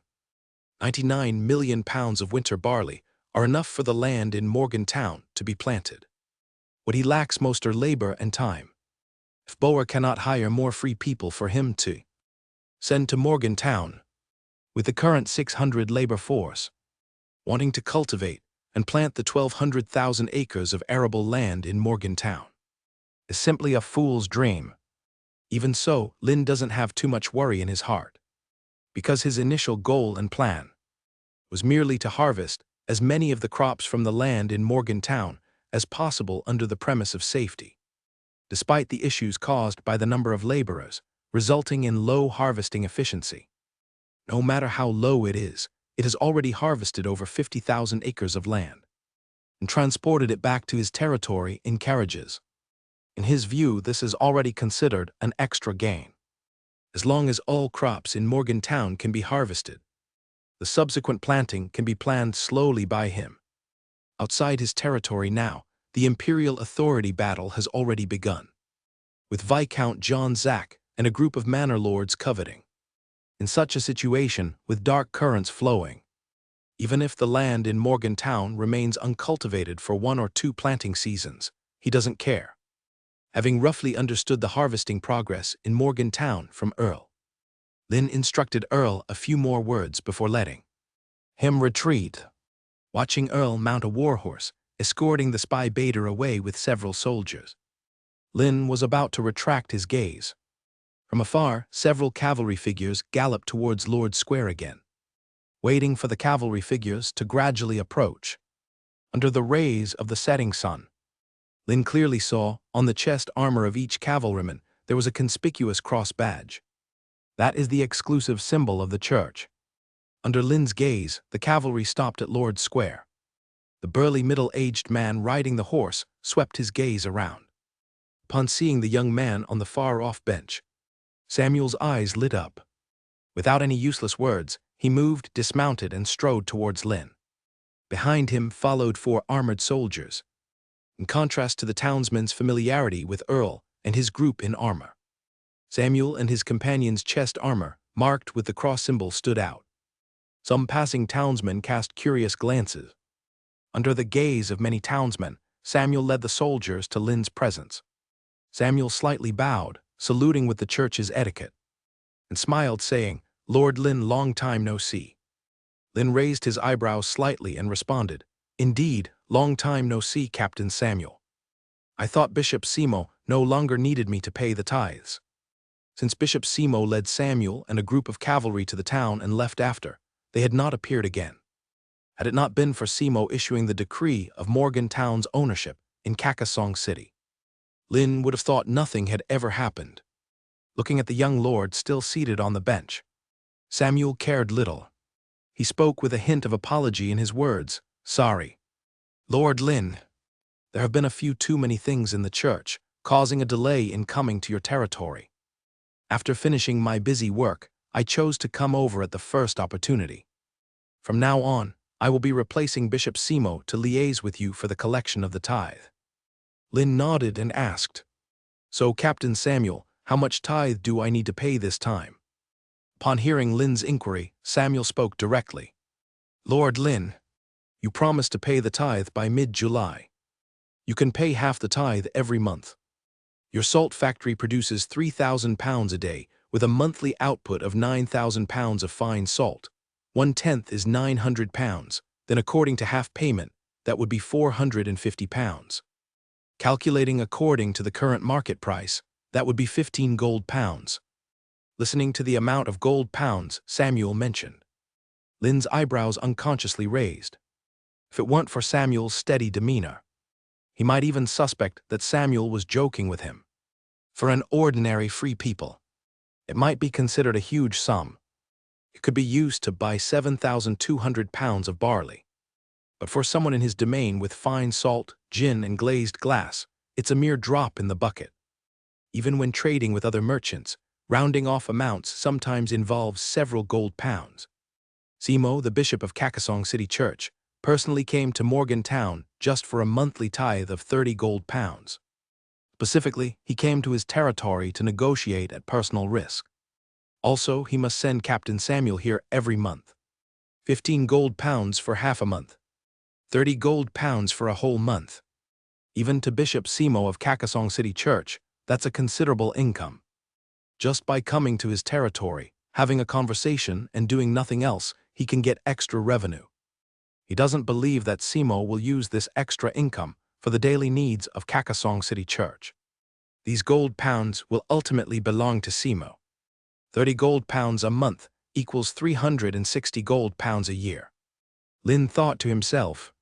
He also understood why he felt that 15 gold pounds seemed like a small sum. It's because his mentality has changed. From the very beginning, catching river fish to make smoked fish, selling it at 2 pence per pound. The transactions involve tens of thousands of pounds of grain or goods. In one deal, there are hundreds of war horses and slaves involved. The transaction amount reaches thousands of gold pounds. Lin has never resisted such mentality and behavior, because now he has enough confidence to engage in large-scale transactions and exchanges with merchants who come to his territory. Lin exhaled a warm breath and spoke to Samuel. "There's no problem at all, Captain Samuel." Receiving Lin's affirmative response, Samuel wasn't surprised at all. To a lord with an open-pit salt mine, 15 gold pounds is truly insignificant. But the young lord's next words made his brows rise. Lin turned to a guard and instructed, "Find Steward Cuissy and have her allocate 30 gold pounds for the tithe payment." The guard, standing not far away, immediately bent over and responded, then quickly walked towards the distant castle. Listening to Lin's words and watching the departing guard, Samuel reminded, "Lord Lin, it's only necessary to pay 15 gold pounds for the tithe." Lin nodded calmly and gazed at Samuel. "I am well aware that only 15 gold pounds is needed. The excess 15 gold pounds is because I want to ask the captain for a favor." Samuel smiled. "Lord Lin, you are too polite. As long as you ask, and if it's within my ability, Samuel will surely not refuse. Because currently, you are a friend of the bishop. The bishop specifically instructed me that if you have any needs, you can speak freely." Lin shook his head, explaining, "Captain Samuel, that's not the saw. Me, Bishop Simo, and I might be considered friends, but I can also be seen as a subject under his and the church's supervision. It's mostly work-related meetings.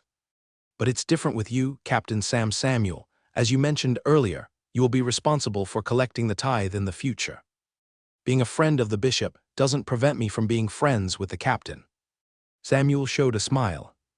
Lin continued, "In my view, even when asking friends for help, it's necessary to show goodwill. Because even if a friend agrees to help, he still needs to spend time and effort, maybe even pay the price of goodwill. He could indeed rely on his acquaintance with Simo Bishop and his status as a lord to ask Samuel for help. but without benefits or incentives as a driving force. Even if Samuel agreed, simple matters might be fine. For more complex tasks, Samuel would undoubtedly handle them perfunctorily. He would rather pave the way with gold pounds. Money makes the world go round. Such a saying isn't without merit. Listening to Lin's explanation, Samuel's heart was full of admiration. The personal guard, captain of Bishop Simo from Kakasong District Church. There are naturally many people who come to ask him for help, but the vast majority rely on verbal promises. Yet Master Lin before him is different. He hasn't even stated what help he needs, and he starts with 15 gold pounds. Even the tithing for the half-month of July is only 15 gold pounds. While Lin was speaking to Samuel, the guard who had left hurriedly for a few minutes returned to Lin's side. Under Samuel's gaze, he delivered a leather money pouch in both hands to Lin. Lin didn't reach out to take it, but instead said, "Give it to Captain Samuel." The guard heard this, stepped forward without any fuss, and stood before Samuel. Looking at the bowed head with the pouch delivered before him, Samuel slightly smiled. He turned his body and looked at church guard behind him. The church guard immediately understood, came forward, took the leather money pouch from the guard and began checking it. The church guard said to Samuel, "Captain, the pouch contains 30 gold pounds." Samuel turned to look at the church guard and then turned to look at Lin. "Lord Master Lin." Lin directly interrupted Samuel's words. Samuel slightly bowed his head, continuing respectfully, "So, Master Lin, what do you want me to do for you?" Hearing Samuel's query, Lin smiled contentedly. Using gold pounds to pave the way is the best method for gathering intelligence. Even standing before him as the personal guard captain of the church bishop, this approach works just as well. If 15 gold pounds isn't enough, then 30 gold pounds. If 30 gold pounds isn't enough, then 60 gold pounds, 100 gold pounds. As the amount increases, it will surely move the opponent and achieve the ultimate goal. That's why every time Gasper returns to the territory to report intelligence to him, he asks Gasper to go to QSE to collect the gold pounds. Lin leaned back a bit, comfortably resting against the bench back. "I need to know everything about Viscount John Zack of Kakasong City." Samuel's brows slightly furrowed. "Everything." Before Samuel could speak, Lin continued, "Captain Samuel, you don't need to be in a hurry to refuse or be nervous. Just tell me all the information you know. Of course, if you're willing to continuously gather intelligence for me in Kakasong City, become my collector, transmitting intelligence promptly. I can give you, Captain Samuel, every month, 30 gold pounds, as a token of appreciation." Hearing the doubled amount of gold pounds, Samuel's brows couldn't help but raise again. Just by becoming Lin's intelligence collector, you can earn 30 gold pounds monthly. Samuel glanced at Lin, still sitting on the bench. On that handsome young face, rendered in wheat color, a faint smile played at the corner of his mouth. He exudes an indisputable aura only a superior possesses. Samuel didn't think much, bowed his head slightly. "Just as Master Lin said, Samuel is willing to become your intelligence collector." Lin gave Samuel an approving glance. Compared to those who need to constantly ponder, he prefers Samuel's decisiveness and boldness. The decision to agree or refuse, all made in an instant. Seeing Lin remain silent, Samuel bowed his head again and began to narrate. "Master Lin, Viscount John Zack's title is inherited. The Viscount of the Zack clan was bestowed by Marquis Duca." After Samuel finished his words, Lin spoke directly. "Marquis Duca's bestowment." Samuel explained, "Yes, it was the former dukes of Marquis Duca. When I first learned about this, I was just as surprised as you, Master Lin. Even though Duca, as a marquis, is a great lord. But affairs of bestowing a viscount are usually a power held only by the emperor of the empire." Samuel continued, "That's because the former Zack clan leader had a life-saving grace towards the Duca's clan leader. However, the specifics of the event can't be investigated anymore." Lin slightly frowned. If it weren't for Samuel standing before him, he truly wouldn't know that the Viscount in Kakasong City, which is so close to his territory, was bestowed by the Duca's clan. Is it to strengthen control over distant regions of the territory? Or perhaps because the Zack clan of Kakasong City is tightly loyal to the Dukas clan. Aside from this, Lin couldn't think of any other possible explanations. Seeing Lin silent, Samuel's speech turned. "There's one thing you might care about, Master Lin." Lin replied, "Let's hear it." Samuel didn't waste any words, narrating directly. "You should have heard that the Dukas clan recently summoned the vassals in their domain. Perhaps due to the prestige of the previous Marquis Duca, or maybe these vassals wish to show their loyalty to the new Marquis. This time, apart from some small manor lords from peripheral regions, many vassal lords responded." He naturally knew that what Samuel referred to as small manor owners was similar to the Frank Manor in Morgantown. Samuel continued, "As a lord, as a viscount granted by the Dukas clan." John Zack also responded, with soldiers from the city and a group of followers. Totaling 7,000 soldiers, he set out on the path northward to aid. But a month after Viscount John Zack and his soldiers left Kakasong City, he suddenly returned with his troops. The feeling was like... Lin frowned, taking over Samuel's words, as if he responded to the summons just to show up beside Mark Dukas, then immediately returned with his soldiers to Kakasong City. Samuel replied, "Yes, Master Lin, even though I'm not sure why, that's exactly the feeling I have." Lin fell silent, contemplating. Mark Dukas merely intended to save John Zack's forces. Enhancing control over the southern border, that would be understandable. But if saving forces is to attack his territory, then he has to be mentally prepared in advance. After all, as the Knight Commander of the Dukas clan, Godfrey already knows of his existence and has arrived at his territory. Although after Godfrey left his territory, the Sword and Shield Corps stationed in Morgantown did not attack his domain. Or perhaps through negotiations, draw a portion of the profits from the open pit salt mine. Even if Godfrey temporarily does not know his true identity, there is still a certain degree of risk to the security of his territory. Lin nodded. "Captain Samuel, besides this, do you know any other information? For example, the defense map of Kakasong City, patrol times, and all supporters of Viscount John Zack." Even though he already assigned Gasper to arrange spies around various small towns near Kakasong City, they can completely learn from Samuel in advance while the spies are exploring. Afterward, compare the two sources of information to obtain the most accurate intelligence. Samuel responded, "Master Lin, I certainly know the defense map of Kakasong City." Lin's eyes fixed on Samuel, waiting for his continued words. Samuel continued, "However, due to John Zack's heightened vigilance, the defense and patrol arrangements of Kakasong City change periodically. I need to return to Kakasong City, compare references, and then provide you with the accurate defense map." "Master Lin, you'll need to wait a bit." Lin nodded, "Certainly." Hearing Lin's affirmative response, Samuel felt slightly relieved and continued. "As for John Zack's supporters, they have certain military strength, a total of 8 individuals. They are Zoc Connolly and Neil Lewis, manor owners in Alba Town. Benito Hammond and Benjamin Edward, manor owners in Ratio Town." Listening to Samuel's detailed narration, Lin's heart couldn't help but reveal a sense of admiration. He merely casually conversed with Samuel. The information obtained already surpassed what Gasper uncovered in Kakasong City. The higher the status and position, the more information one can ascertain. Samuel had already agreed to continue gathering information for him in the future.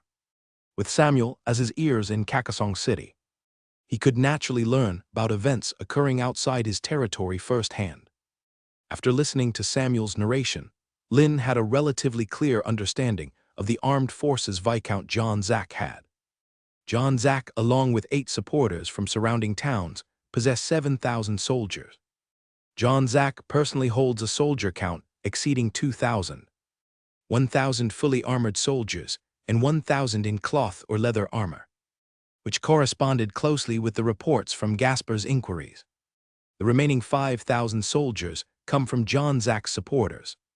After narrating for several minutes, Samuel paused. He summarized, "Master Lin, that's all I know about Viscount John Zack. If you want more detailed information, You can wait for me to return to Kakasong City for further exploration. Lin nodded. Thank you, Captain Samuel. The information you shared is very valuable to me.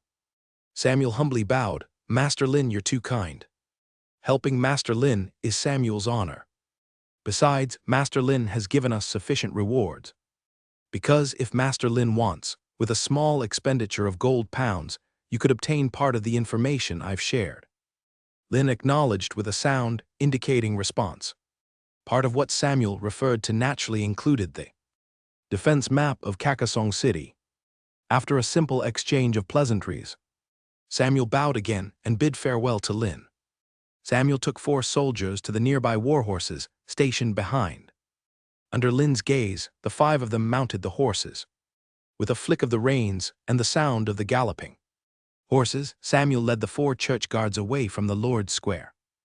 Watching a few people gradually depart, Lin turned his gaze, admiring the sunset slowly sinking below the horizon. On a limestone road between farmlands, a group of townsmen finishing their work for the day cautiously gave way. Samuel, leading 4 church guards, finally made it through the most congested section. Looking at the long line of figures gathering behind him, Samuel couldn't help but sigh. The population on Master Lin's territory is quite large, isn't it? Just with a casual sweep of his eyes, he estimated the number of people in this procession to be at least 2,000. In the distance within the farmlands, more figures continued to toil. Upon further reflection, Samuel found it quite normal. Master Lin is the one who has destroyed all the manor lords of Morgantown.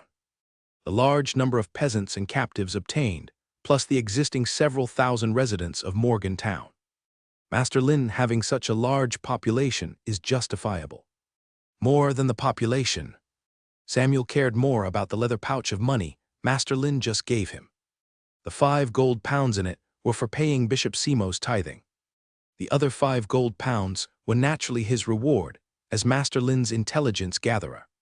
From their previous conversation, Samuel knew Master Lin has strong military power and plenty of labor force on his territory. Production and construction are rapidly proceeding as well. However, Master Lin has some clear disadvantages in controlling intelligence information outside the territory. The territory has open-pit salt mines, a large workforce, and vast fertile land. This is like a fat prey to other lords.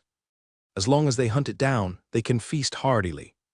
If this territory lacks sufficient military power or diplomatic ability, seeking support and protection, the richer the territory, the more it will incite other lords' desire to hunt.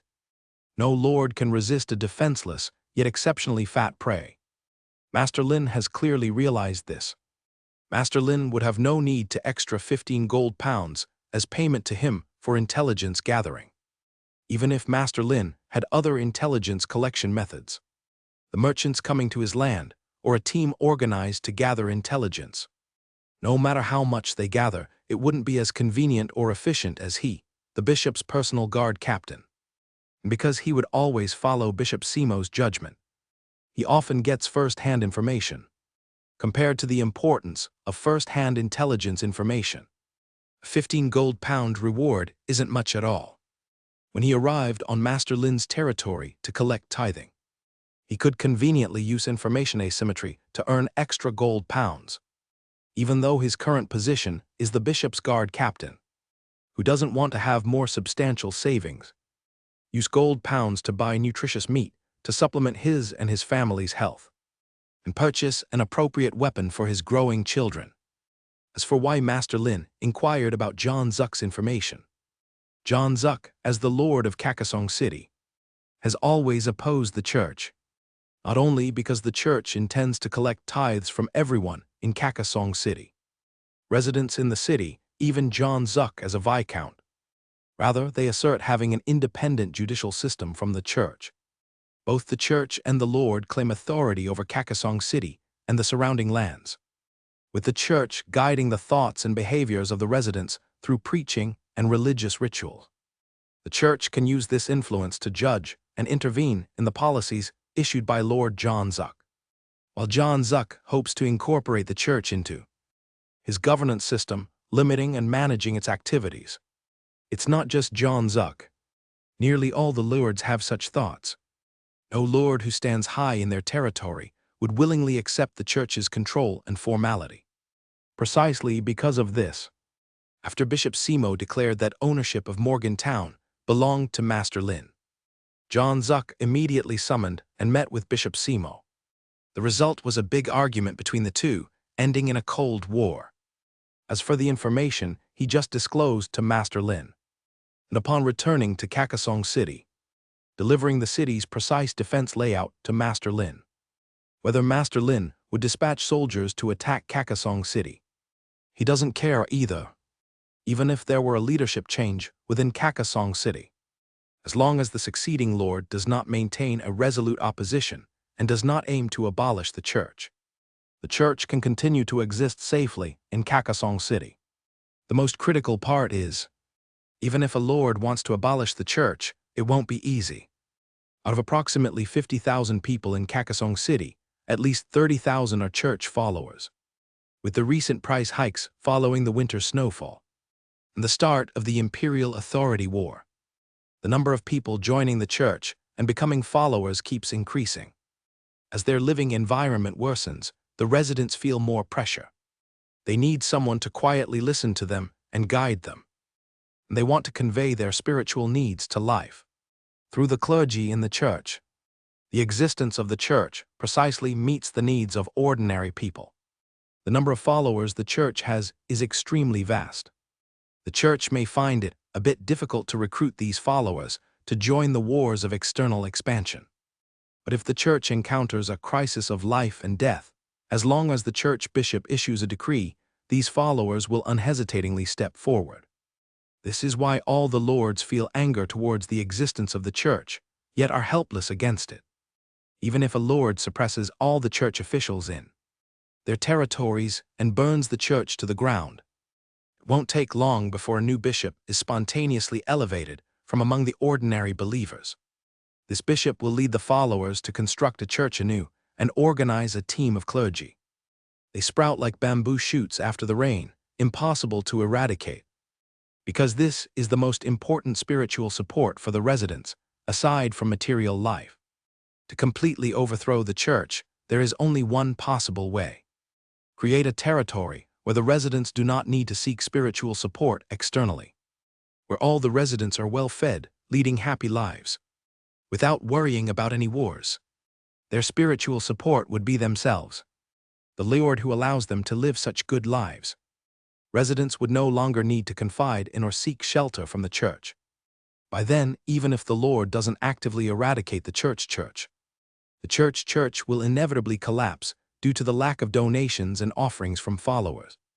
As a member of the church officials, he understands better than outsiders how to deal with the church. However, Samuel knows even more clearly. Achieving such a state is nearly impossible. Neither Viscount John Zuck of Kasong City, nor Marquis Mark Duca, nor even the previous Emperor Charlemagne VI of the Empire. Because the essence of a lord is being a landowner, a political ruler, an economic exploiter, and a military commander. Everything they do is to maintain their own interests and rule. How could the lords be willing to sacrifice their own interests to let the ordinary residents in their territories benefit and live good lives? Such thoughts could never appear in the minds of these lords. The church can always survive within the territories of the lords, and even affect the lord's power and status. Suppressing the thoughts in his mind, Samuel looked at church guard beside him. He opened his mouth and said, "After deducting the 15 gold pounds for tithing, the remaining 15 gold pounds will be one per person." The 4 church guards accompanying him showed a flash of delight in their eyes. Before they could speak, Samuel continued, "What you just saw, I think even without explicit instructions, you understand what to do, right?" The 4 church guards, without any hesitation, unanimously responded, "Of course, Captain Samuel. We only received instructions from Bishop Simo to follow you to this territory and collect it. The 15 gold pounds for tithing. We know nothing about anything else that happened." Samuel nodded in satisfaction. "That's good. As long as you follow me here, you can receive 1 gold pound each time. As for where your gold pounds come from, what they are used for, how they are used, I know nothing as well. The 4 church guards replied again, "Yes, Captain Samuel," listening to their words with evident joy. A hint of brightness appeared on Samuel's calm face. This month there are 15 gold pounds, but he is willing to allocate only 1 gold pound per person to the 4 church guards. This is already his grace toward the church guards. Starting from this month, he can obtain an additional 30 gold pounds every month. He would be able to receive 24 of them, already a sizable extra income. For these church guards, it's the same. Samuel tightly gripped the reins and said to the 4 church guards, "Increase the speed and return to Kasong City. If we delay too long, Bishop Simo might think we absconded with the money." Hearing Samuel's seemingly joking words, a smile appeared on the faces of the 4 soldiers. They quickly responded with a smile. As Samuel's legs tightly clamped the horse's belly, his war horse let out a pained neigh and suddenly leaped forward. As the sharp sound of horse hooves fell, the war horse moved in stride, galloping along the dirt road ahead. The 4 church guards behind, without any hesitation, urged their war horses onward, following Samuel forward. Perhaps due to collecting the tithing, or possibly because they received extra income, the pace of Samuel's group returning to Kasong City became much lighter. After resting for a while, Lin rose from the bench and stepped back towards the castle. As he walked, thoughts spun in his mind about how to deal with Viscount John Zuck of Kasong City. He had a rough understanding and grasp of the military power John Zuck possessed. 80 manor-lured supporters, totaling a force of 7,000. Among them, the number of cavalry and infantry in armor was less than 2,000. Less than 200 archers, the rest were all infantry. Such military power in front of his nearly 4,000 fully armed soldiers was nothing to mention. Viscount John Zuck possesses Kasong City and its walls. To breach the walls and annihilate John Zuck's active forces is not simple. In siege warfare, the defenders have the advantage of fortifications provided by the walls. They can use the walls for cover and hold steadfast, can greatly compensate for the shortage of cavalry and armored soldiers. The soldiers led by Rose are only undergoing the most basic physical and weapons training, and relatively basic defense training. If they were sent into siege warfare, only one scene would unfold. That would be these soldiers, burying their heads, bending low, rushing up the cloud ladders without regard, climbing towards the walls. Such a siege method, while perhaps somewhat effective, would result in heavy casualties among the soldiers. Even with 4,000 soldiers now, he couldn't afford to squander their lives to such an extent. To attack Kasong City, an effective strategy to reduce soldier casualties was necessary. As Lin entered the castle, climbed the steps, and reached the reception hall, his eyes suddenly lit up. He had already thought of a tactic, whether to counter foreign threats or to ensure the territory's self-preservation. He needed to formulate a strategy in advance against John Zuck. As a Viscount, John Zuck had evidently obtained some information about him, either from the Dukas clan or from previous spies' inquiries into Morgantown. But the information he obtained was certainly not entirely accurate. Like him, John Zuck was also in the phase of gathering intelligence on each other, with the armed forces of a Viscount and the military aid from numerous supporters. With a total of over 7,000 soldiers, the army would press against the border. To annihilate a lord who only recently began to rise is simply too easy. Whether it's because John Zuck received orders from the Dukas clan to destroy his territory, or because of coveting the resources in his territory, the most advantageous way for John Zuck is to lead his soldiers to attack Morgantown and his walls. On the plains of Morgantown, he could rely on over 1,000 heavy and light cavalry to charge at John Zuck's troops. If they attack his walls, he could depend on the walls and Wang City for defense. Coincidentally, Colin had completed the production of most of the large-scale equipment. He could test the power of these large-scale equipment in siege defense exercises. If John Zuck discovered the fully armed soldiers in his territory, decides to hole up in Kasong City, waiting for the sword and shield corps support from the Dukas clan, he could initiate a war and suppress John Zuck's supporters one by one, defeating them one by one. Until then, John Zuck would be in a dilemma. If John Zuck supports the manor lords he attacks, he will have the chance to launch a cavalry charge at John Zuck's troops. If he chooses to turn a blind eye and remains holed up in Kakasong City, then he could wait for all the supporters to be destroyed. Even with the walls of Kakasong City, John Zuck would still struggle alone, relying solely on the armed soldiers John Zuck possesses. Of course, it is impossible to resist the large-scale equipment he has already produced. Catapults, crossbow cannons, and other large-scale equipment can be used for defense. At the same time, they can also be used for offense. Due to their massive weight, transporting them while marching is extremely slow. Of course, there is another possibility. John Zuck, learning of his attack on the Manor Lord's supporters, gathers all Manor Lords in advance, converging them in his Kakasong City, using them as the main force to guard the city. But for him, this would be a good thing. Manor Lords and their soldiers can enter Kakasong City, but their land, feed supplies, and peasants cannot all be brought to Kakasong City. He could easily take possession of all the properties of the 8 great Manor Lords. The Manor Lords possess more than 10,000 peasants and maids, along with some free people. This could once again significantly increase the population in his territory. Even though in Lin's mind, the plan to deal with John Zuck was finalized, he still did not dare to relax in the slightest, because there was still a variable: the military aid from the Dukas clan to John Zuck. The Zack clan was once titled Viscount by Marquis Duka. Either the Zack clan made a significant contribution to the Dukas clan or the Kerdi Empire, or the Zack clan is a loyal follower of the Dukas clan. Marquis Duka, through other means, conferred the title of Viscount lawfully with the Emperor of the Empire's permission. No matter the reason, it could likely lead to the Dukas clan dispatching the Sword and Shield Corps to aid John Zuck.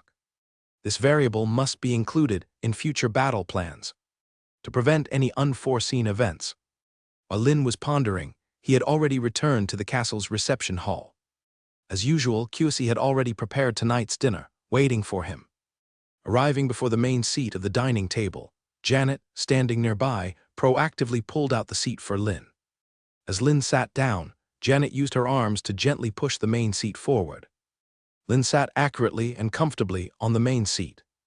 During the time in Lin Castle, Janet had become accustomed to moving the seat and pushing the chair for Lin. There were also the after-meal bath massages and warming. The bed before sleep. Kyusi served a bowl of chicken soup in front of Lin. She then picked up the carving knife and started slicing the large piece of golden, roasted pork ribs for Lin. While slicing, Kyusi asked, "Sir, do you need me to report on the situation in the territory?" Sipping on his chicken soup, Lin responded, "Yes."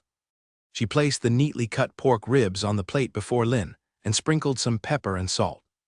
Kyusi then began to speak, "Sir, the development in the territory is proceeding smoothly. Firstly, under the guidance of Scholar Clive and Scholar Aaron, the groundworks for the territory court have been completed and the wall construction has begun." Chewing on the meat, Lin gave a nod in response. Kyusi continued, "Additionally, with the last group of townsmen attending night school this evening and under the scholars' teaching, the first literacy campaign for all the townsmen in the territory is completed. However, Scholar Tate reported to me that the results of this round of literacy education are not very satisfactory. It will be quite difficult if we want to teach all these townsmen to read, recognize characters, and write, unless we increase the time they spend studying." Listening to Kyusi's account, Lin was not surprised at all. The townsmen who had come to his territory were mostly peasants and free people. It could be said that they had never received any education. Even the various skills used in daily life were passed down orally from parents or others. If they could learn to read, recognize characters, and write after just one lesson from a scholar, that would be what truly surprised him. On top of that, the townsmen went to the night school for literacy classes after a full day of physical labor. This would inevitably affect the energy they had for studying. Swallowing the food in his mouth, Lin spoke. "No need, it will still only be 2 hours after the townsmen finish work. Letting the townsmen attend night school to start literacy education was only to generally raise their level of knowledge. Naturally, it would not be like compulsory education. With the townsmen studying full-time, the literacy campaign must by no means affect the townsmen's labor the next day. Engaging in production is their most fundamental job.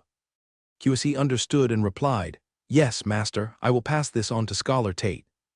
Other than that, right, Foreman Yamini informed me that the linen and linen cloth currently in the warehouse are not enough to make long robes and trousers." Lin raised an eyebrow. "Didn't we just harvest a batch of linen recently?" Hearing this, QSE hurriedly explained, "Yes, Master. Recently, the farmers harvested 100,000 jin of linen fiber and 45,000 jin of linen seeds from 2,000 mu of land. After degumming and combing, the linen becomes linen fiber, which can be put into spinning and weaving for the production of clothing.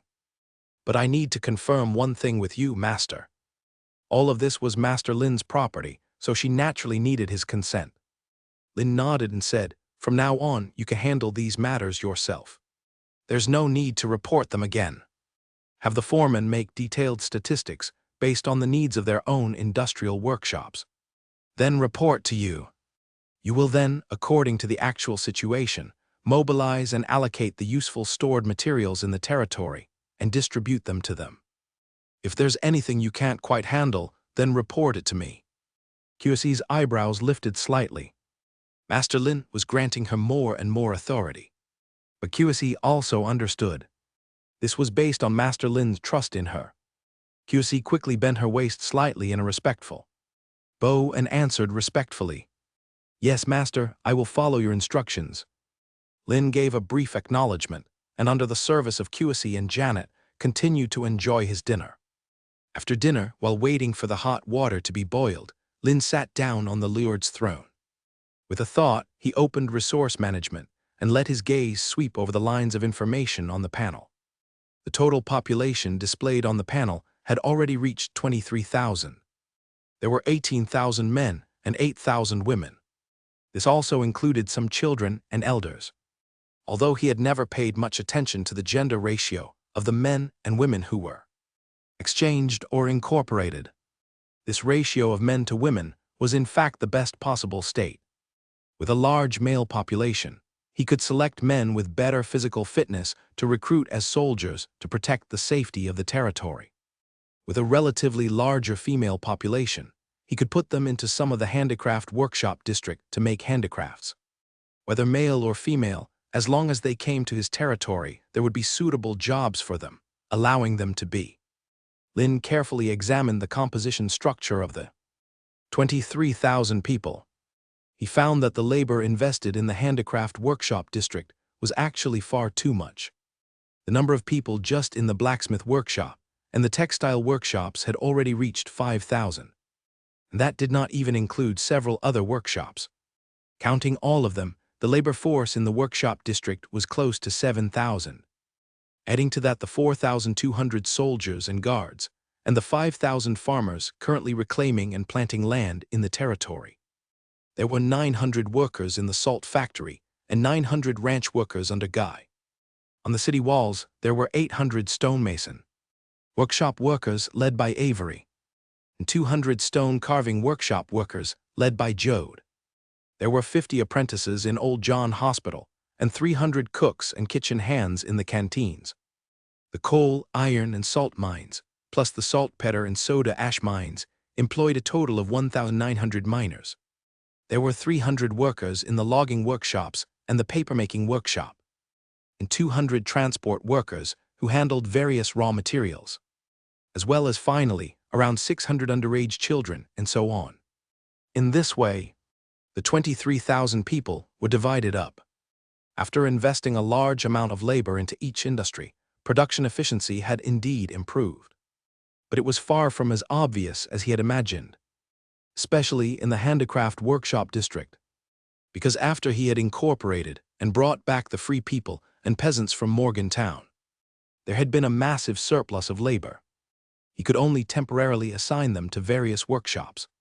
This digested the labor surplus while also improving the production efficiency of the handicraft workshop district. But now, he had to reduce and slim down the labor force in the handicraft workshops. to improve the efficiency with which labor was used. He had already thought about this before. He would recruit 1,000 male townsmen from the handicraft workshop district to become soldiers.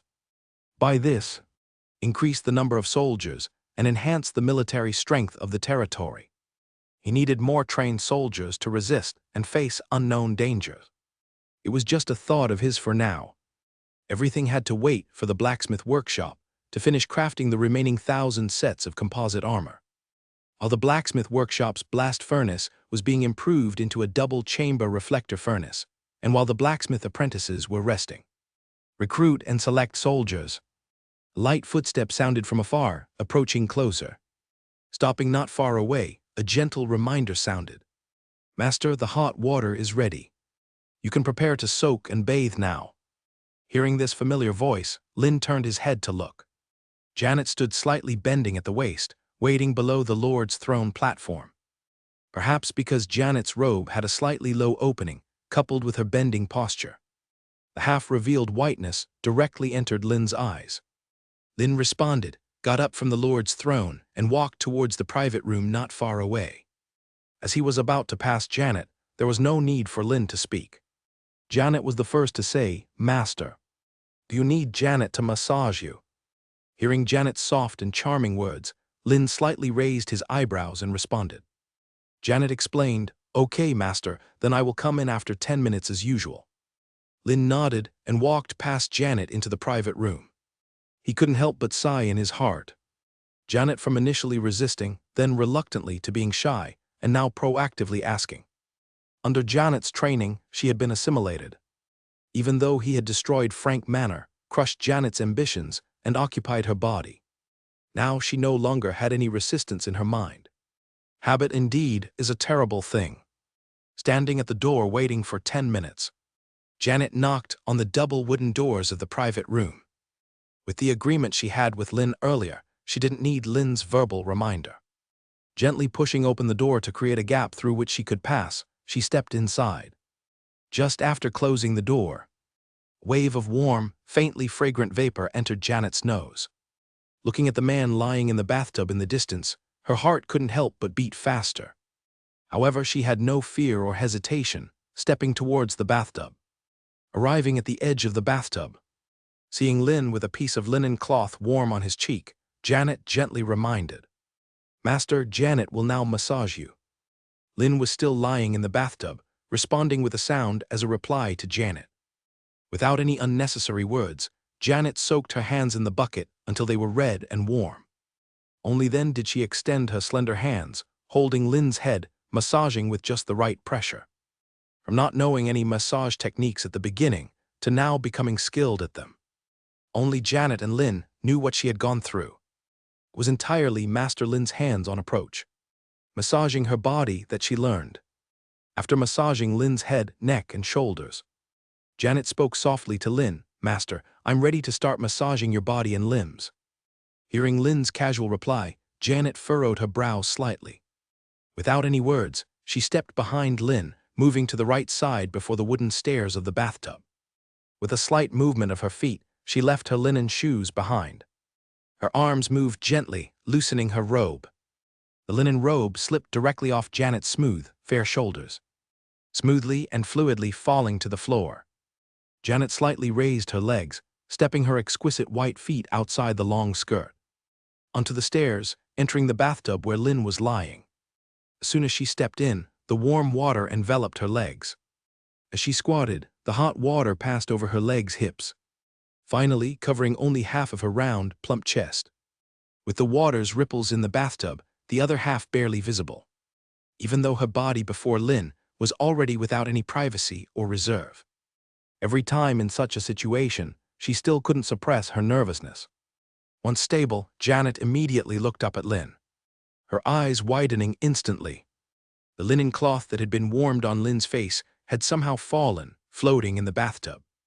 Lin's deep gaze was unrestrainedly watching her body. From when she stepped into the bathtub and slowly squatted down, Lin fully observed everything. Janet could clearly feel her face heating up rapidly. Seeing Janet's expression, a hint of mockery flashed in Lin's eyes. Janet, you can start the massage now. Janet just returned to her senses and responded, "Yes, master, starting now." She reached out her hands, gently lifting Lin's right hand, starting to massage the palm. As she pressed continuously, Janet's brows gradually furrowed. Lin's palm was long, muscular yet slender. As a lord, he shouldn't have to do any labor. He should be living a life of luxury. But Lin's right palm was full of hard calluses. Their thickness was no less than that of farmers who had worked for decades, or like soldiers and mercenaries wielding weapons and licking blood. She understood in her heart why this was so. It was precisely because the Lin before her was unafraid of hardship and labor, persisting with the townsmen. That this territory, once a mere wasteland of weeds, had developed to such a scale. If not witnessed personally, if only heard through rumors, no one would believe it. In an instant, Janet's movements massaging Lin's arm became a bit more intimate. The look in her eyes toward Lin began to change from past resentment and hatred. Once a manor lord of Frank Manor, indeed. She was well aware of the principle of the victor becoming the ruler. Facing such a powerful lord, facing such a handsome man, every woman would admire and look up to strength. She was no exception, looking at Lin, still gazing at her with his deep eyes. Even though her heart was still nervous and shy, she needed no order or action from Lin. She propped herself up at the bottom of the bathtub, using both feet, slowly crawling toward Lin before her. Under Lin's gaze, she gently sat on his lap. Janet wrapped her arms around Lin's neck. Even though due to her sitting posture, the whiteness in front of her completely emerged from the cover of the hot water, surfacing upon the water. Janet didn't mind at all. Leaning forward slightly, that white part pressed against Lin's chest. Her face full of blush quickly approached Lin. Janet's rosy lips pressed against Lin's lips. As soon as they touched, a strange feeling emerged. Janet's body couldn't help but tremble, her whole body hair standing up instantly. But she didn't move away at all, immersed in the atmosphere of the moment. Feeling Janet's passion, Lin naturally had no reservations. He opened his hands, wrapping them around Janet's delicate waist, starting to explore. Feeling the change in Lin's body, Janet slightly moved her head, shifting her face away from Lin's.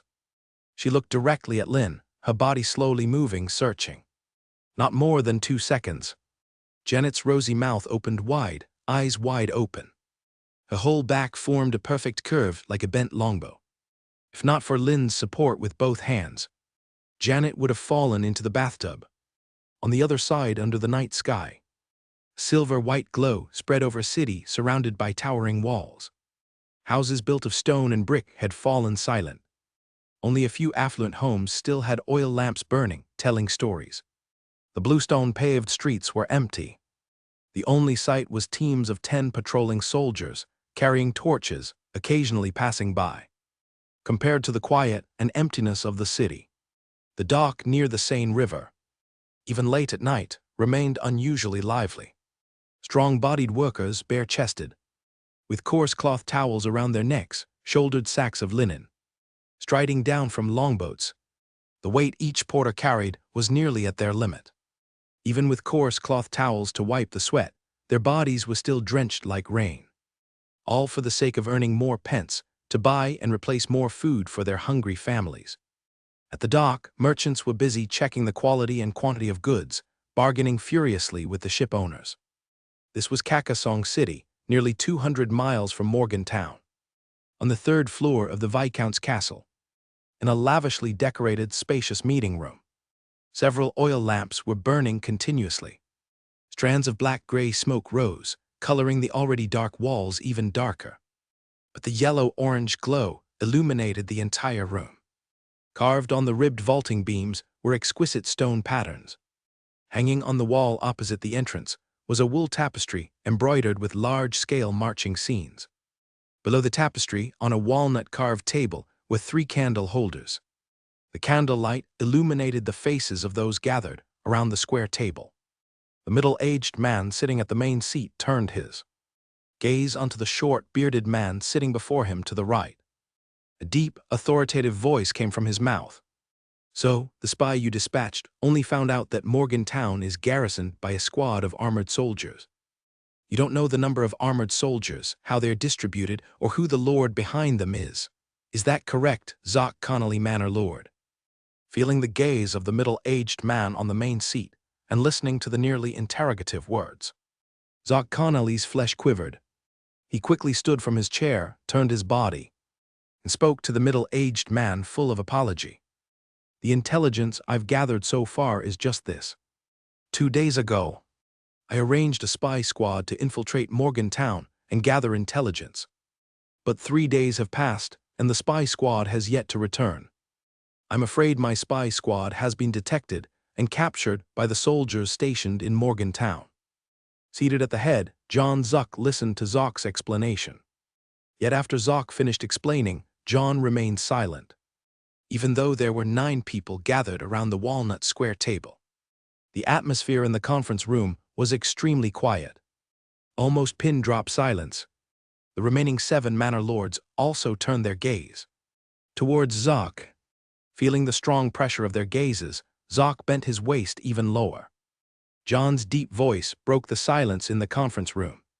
So, not only did you fail to gather useful intelligence, you also delivered a spy, familiar with your identity, into enemy hands. Zoc instantly began to sweat profusely and hurriedly spoke. Sorry, Viscount, Zoc failed to accomplish his task and let down your trust. Please punish me. The other manor lords also became tense. Even though they had close ties with Zoc, none dared to plead for him, because they sensed John's shift in tone and the authority it exuded. The questioning words rang from John's mouth again. You do realize that you have let down my trust in you. Zoc immediately accepted punishment. Please, Viscount, punish me. Watching Zoc's nearly 90-degree bow, John let out a cold snort. From this month on, Connolly Manor in Albatown will no longer have the privilege of using Fisherman's Wharf for free. Just like a regular merchant vessel, it must pay the corresponding fees to use the wharf for transportation. Cargo tax, docking tax, market tax, and additional taxes during special times, among others. Not a single penny less. John stared at Zoc Connolly, asking, Zoc Manor Lord, do you have any objections? Listening to John's nearly intimate tone and the content of his words, Zoc's breathing involuntarily sped up. John was merely removing his free access to Fisherman's Wharf. This would only reduce the profits from his future trade activity. The loss in gold pounds was indeed significant, but this kind of punishment was within his tolerance range. Zoc dared not utter a single unnecessary word, and promptly replied, Viscount, Zoc has no objections. Everything follows your instructions, Viscount. Seeing Zoc dare not voice any dissent, John then shifted his gaze away from him. John's gaze swept over the faces of the other 7 manor lords. His deep voice sounded again from his mouth. I suppose everyone already knows the purpose of gathering you here. All the manor lords exchanged glances with each other. John, tired of wasting words with them, came straight to the point. The purpose is to address the lord who privately occupied Morgantown. A lord who emerged from nowhere, dared to wipe out all 5 manors in Morgantown, and plundered all the assets and peasants of the 5 manors. Although Morgantown is located at the southern edge of the Marquisate, they are still manor lords of Marquis Ducas. They are vassals of Marquis Ducas. Relying on military strength, began external aggression and territorial annexation. As the Viscount conferred by the former Marquis Ducas, as the current vassal of Marquis Mark Ducas, it's my duty to quell internal unrest. Listening to John's increasingly resonant voice, all the manor lords showed a stern expression. John Zuck suddenly stood up. Addressing all the manor lords, I, John Zuck, in the name of Viscount, hereby summons you. Declare war on Morgantown, and the lord hiding deeper in Morgantown. Who can respond to the summons? John's gaze once more scanned the 8 manor lords around the table, waiting for their response. Just as others hesitated, Zoc immediately rose from his seat. He looked straight at John and shouted in response, Connolly Manor responds to the Viscount's summons. 500 soldiers of Connolly Manor are at the Viscount's disposal. This is to show Zoc's resolve to earn forgiveness for failing the Viscount. Upon receiving Zoc's response, John's face revealed a trace of satisfaction. He praised Zoc Manor Lord, to respond at the first moment, you indeed haven't disappointed me. Don't worry too much about the taxes. As long as this campaign is victorious, the punishment of earlier can be waived. Zoc's eyes lit up with some surprise. Thank you, Viscount. Indeed, the first one to declare is granted extra attention. Zoc knows very well that despite his close relationship with John, the uncompleted task is a dereliction of duty and disrespect towards John. The punishment upon him also serves as a warning to the other 7 manor lords. Dereliction certainly leads to punishment. As long as this war wins, John can cancel his punishment, as long as John issues a summons. As supporters, they can hardly refuse the privilege of tax exemption at Fisherman's Wharf without responding. A total of 8 manor lords. Not to mention everyone would respond. As long as 5 or 6 manor lords respond, combined with the fully equipped soldiers in John City. The combined number of soldiers, at least over 5,000 to 6,000. To overthrow a lord would be as easy as flipping a hand. Isn't this clearly finding any random reason to cancel the punishment for him? Zoc's originally suppressed mood gradually returned to calm. Just as he had guessed, John had just asked him to sit down when another manor lord beside him immediately stood up. Viscount Samuel Manor responds to your call. 2 other manor lords simultaneously stood up and responded in unison. Garrett Manor responds to your call. Stephen Manor responds to your call. In just a few moments, 6 manor lords stood up one after another, their eyes bright as they looked at John, waiting for his response. Looking at the eyes of the 6 manor lords, a rare smile appeared on John's face. He praised them. Thank you all for your response. Please sit down. Following John's instruction, the expressions of the 6 manor lords obviously relaxed. If they didn't express themselves at this moment, it would mean they were betraying John. They would not only lose their tax exemption privileges, but also face John's exclusion and suppression. Several manor lords exchanged another glance before daring to slowly sit down. As the crowd sat down, John's gaze suddenly shifted, looking to the far end of the square table. He spoke with a curious inquiry. So, Devant Benitez Manor Lord, are you unwilling to respond to my call? Do you intend to betray the oath of loyalty you made to me earlier? The recently seated lords raised their eyebrows and collectively looked toward the far end of the square table. A young man dressed in a brocade robe, with long brown hair, sat upright on a wooden chair.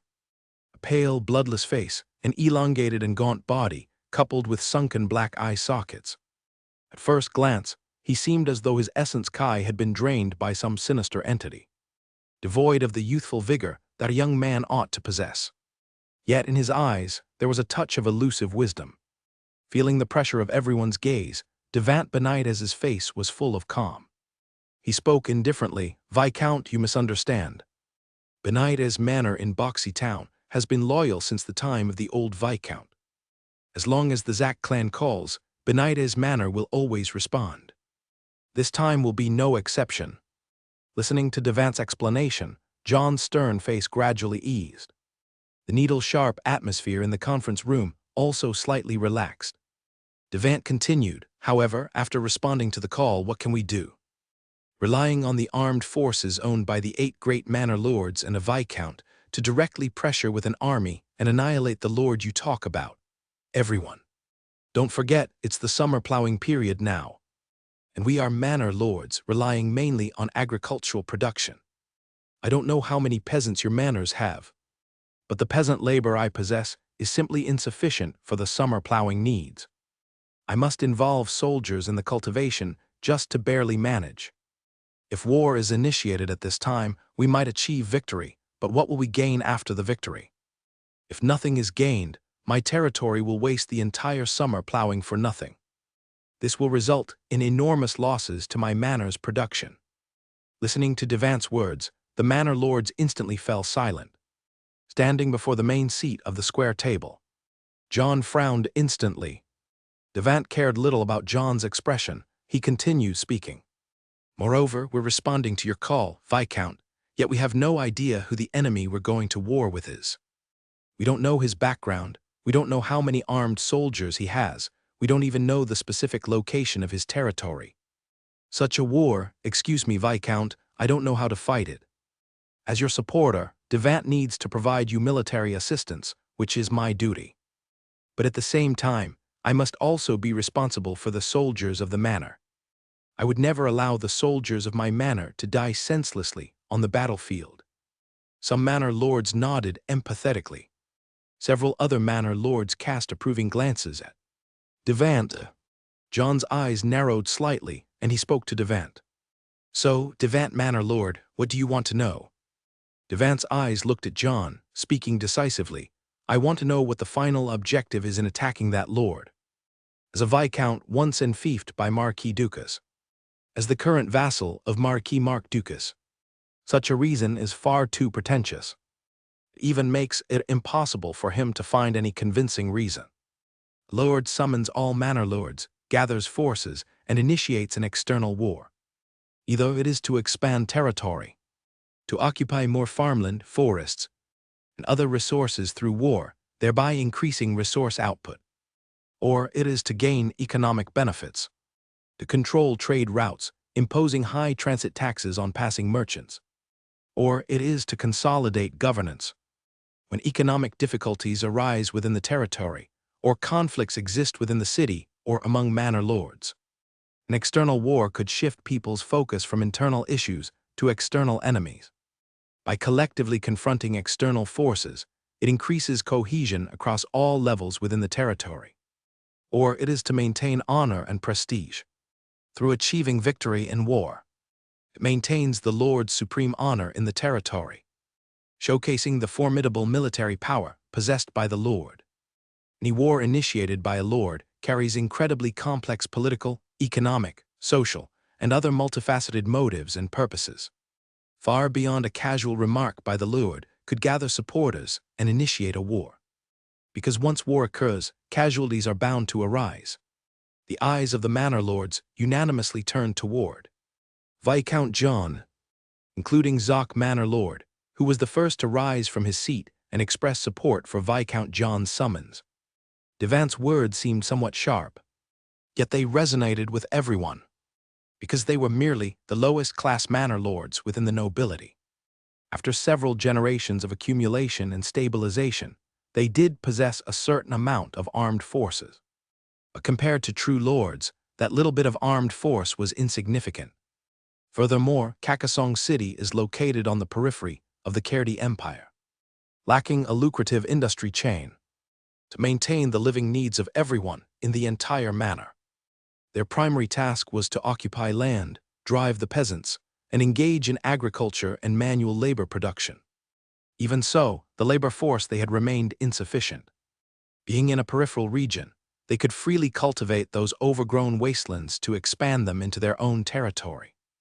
No manor lord or lord could suppress their greedy desire to expand their lands. Moreover, it required no war, no financial expenditure. Consequently, the more land there was, the more labor was needed. So a vicious cycle formed. Even with the hundreds of soldiers they had, they would also be put into planting and cultivation. If at that moment they were to deploy the soldiers, following Viscount John into battle, delaying the entire summer plowing, such losses were not something they could bear. Feeling the shift in the atmosphere of the meeting room, John's expression turned slightly cold, and he stared directly at Devant, nearly inquiring. Devant Manor Lord, do you know what you are doing now? Upon hearing this, Devant immediately rose from his wooden chair. He quickly bent his waist, speaking respectfully. I apologize, Viscount. Devant only wishes to know the answer. If my words have angered you, I beg your forgiveness, Viscount. John's brow instantly furrowed. Another voice filled with doubt suddenly appeared in the meeting room. To be honest, I am also curious about the reason. The moment the voice sounded, it was like a spark igniting dry grass. One voice after another continued to echo. Indeed, even if Morgantown has vast farmlands, it's too remote, making planting too troublesome. I've always known that area is filled with overgrown wasteland, unclaimed land. But there's plenty of overgrown wastelands next to my manor's territory. Why go far away? If that lord wants to take Morgantown, let them. What does it have to do with us? Agreed, as long as he doesn't invade my manor. Whatever he does is none of my business. Should another bandit corps appear, it would be another armed force to resist them. Loud slamming sound erupted in the meeting room like a thunderclap. The noise was so great that the voices of several manor lords were instantly interrupted. In fact, 2 manor lords jerked with fright. Their gazes once again rested on Viscount John. When they encountered John's clearly indifferent gaze, they quickly lowered their heads, not daring to utter another word. John spoke nearly word for word. As supporters of me, Viscount John Zack, you enjoy significant benefits from Carcassonne City. What I say is your highest directive. And one more thing. Perhaps it's been too long since we held a meeting, and you have all forgotten. This is not a consultation with you. This is about issuing orders. The faces of all the manor lords sank slightly, not daring to say a word. Standing at the far end of the round table, Devant's mouth opened slightly. Just as he was about to speak again, the manor lord sitting next to him tugged at the silk robe he was wearing. Devant seemed to understand something and ultimately chose to close his mouth, sitting in his chair. John glanced around, continuing to speak. If you are unwilling to execute the orders, there's another choice. And that is to withdraw from my support team of Viscount John Zack. As manor lords appointed by Marquis Ducas, you have that right. Of course, I, as Viscount appointed by Marquis Ducas, also have the right to view you as traitors. The manor lords were filled with terror. Yet they felt more relieved in their hearts. A few minutes ago, they had clearly expressed their agreement to respond to Viscount John's summons. John's gaze turned towards the far end of the round table. If Devant Manor Lord is unwilling, you can withdraw from my support team now. Devant's brow furrowed, his eyes filled with hesitation. The manor lord sitting beside him also sat upright and tense. Facing Viscount John Zack, and the words coming from his mouth, they felt immense pressure. Seeing Devant still unwilling to speak, John changed the subject. If Devant Manor Lord is unwilling to withdraw, then I can also inform you of why we must go to war against that lord. All the manor lords immediately raised their heads, looking at John Zack, still standing at the head of the table. Feeling their gaze, John took a slight breath and started to speak. Last month, Simo issued a private decree, transferring the entire territory of Morgantown to a lord named Lin. Even if Morgantown's territory does not belong to me or any of us here, it is still within the boundaries of Carcassonne City. Simo issued an edict without obtaining my approval as a Viscount. This is disrespectful to me as a Viscount. Thus, I had a dispute with Simo. The manor lord nodded slightly in response. Anyone who pays a little attention to events in Carcassonne City would know. John continued, I questioned Simo, why would he assign Morgantown to a lord who incited turmoil in the territory? Simo informed me it was to facilitate the governance and management of Morgantown, to restore Morgantown's agricultural production. Haha, a convenient way to govern and manage. A convenient way to restore production and construction. If it weren't for this lord destroying Morgantown's manor, I suppose Morgantown would still be engaging in productive construction, wouldn't it? I asked Simo to revoke the edict, but he cited the fact that the lord paid tithing as a reason. Deeming this lord who incited turmoil as a devout believer, a citizen of God. The esteemed church bishop, overwhelmed by the paid tithing, how laughable. The manor lords fell silent, not daring to respond to John's words. True, they were manor lords. Yet they also believed in God, as followers of the church. John's words continued, Gentlemen, the existence of the church in Carcassonne City is an undeniable fact. Setting aside the land, money, and goods that believers willingly donate. It's been a long time since any noble lord paid tithing. But now this lord named Lin has once again started the precedent of paying tithing. If the church uses this as an opportunity to require all noble lords to pay tithing, paying 1/10 of their income to the church, gentlemen, what will you do? Quietly pay up or rise in resistance? The manor lords remained silent, unsure of what to say. John stepped away from his seat. pacing around the group. The sound of leather shoes clicking on the stone floor was unusually distinct in the meeting room. John's deep voice rang out, "You must understand, this is not just about paying taxes. Paying tithing to the church will reduce our income economically, decreasing our investments in agricultural and military development, and limiting our growth. The church, receiving tithing, accumulates immense wealth, thereby enhancing their own economic power and political influence. With sufficient wealth, the church can establish a more authoritative image among the people, even outshining the image of the territory's lord. This will severely weaken the authority and control we possess in our territory. The most crucial point is that the economic pressure from tithing will directly create tension between the free people in the territory and us lords. It might even cause conflict and resistance with the free people. Until then, the church's authority will surpass the lords. At that point, it will no longer be us governing them, but them governing us." John spoke up, for the safety of the people, to ensure productive construction within the scope surrounding Kakasong City, there must not be any element of turmoil. Therefore, to eliminate danger in its cradle, we must wage war against Lin, the lord of Morgantown. The manor lords remained solemn, nodding in agreement. They knew John's words were true, regardless of the series of impacts caused by paying tithing. Or this lord capable of demolishing all manors in Morgantown, Lin. The military strength he possesses already made them feel threatened. If his target were only the land of Morgantown, it would be tolerable. A border town which they already despised. But what about a lord with enough power? How could his ambition be merely that? John passed by several manor lords, arriving behind Devant at the far end of the round table, halting his steps. Sitting upright in the chair, Devant felt the pressure rise. John's voice continued, "The above is just one reason to wage war. The second reason, through my investigation, revealed frequent visits from traveling merchants cross-regionally to Kakasong City. They bring large quantities of grain goods, even war horses and slaves. They unload at Fisherman's Wharf and, using 4 horse-drawn carts, transport the goods out of the city.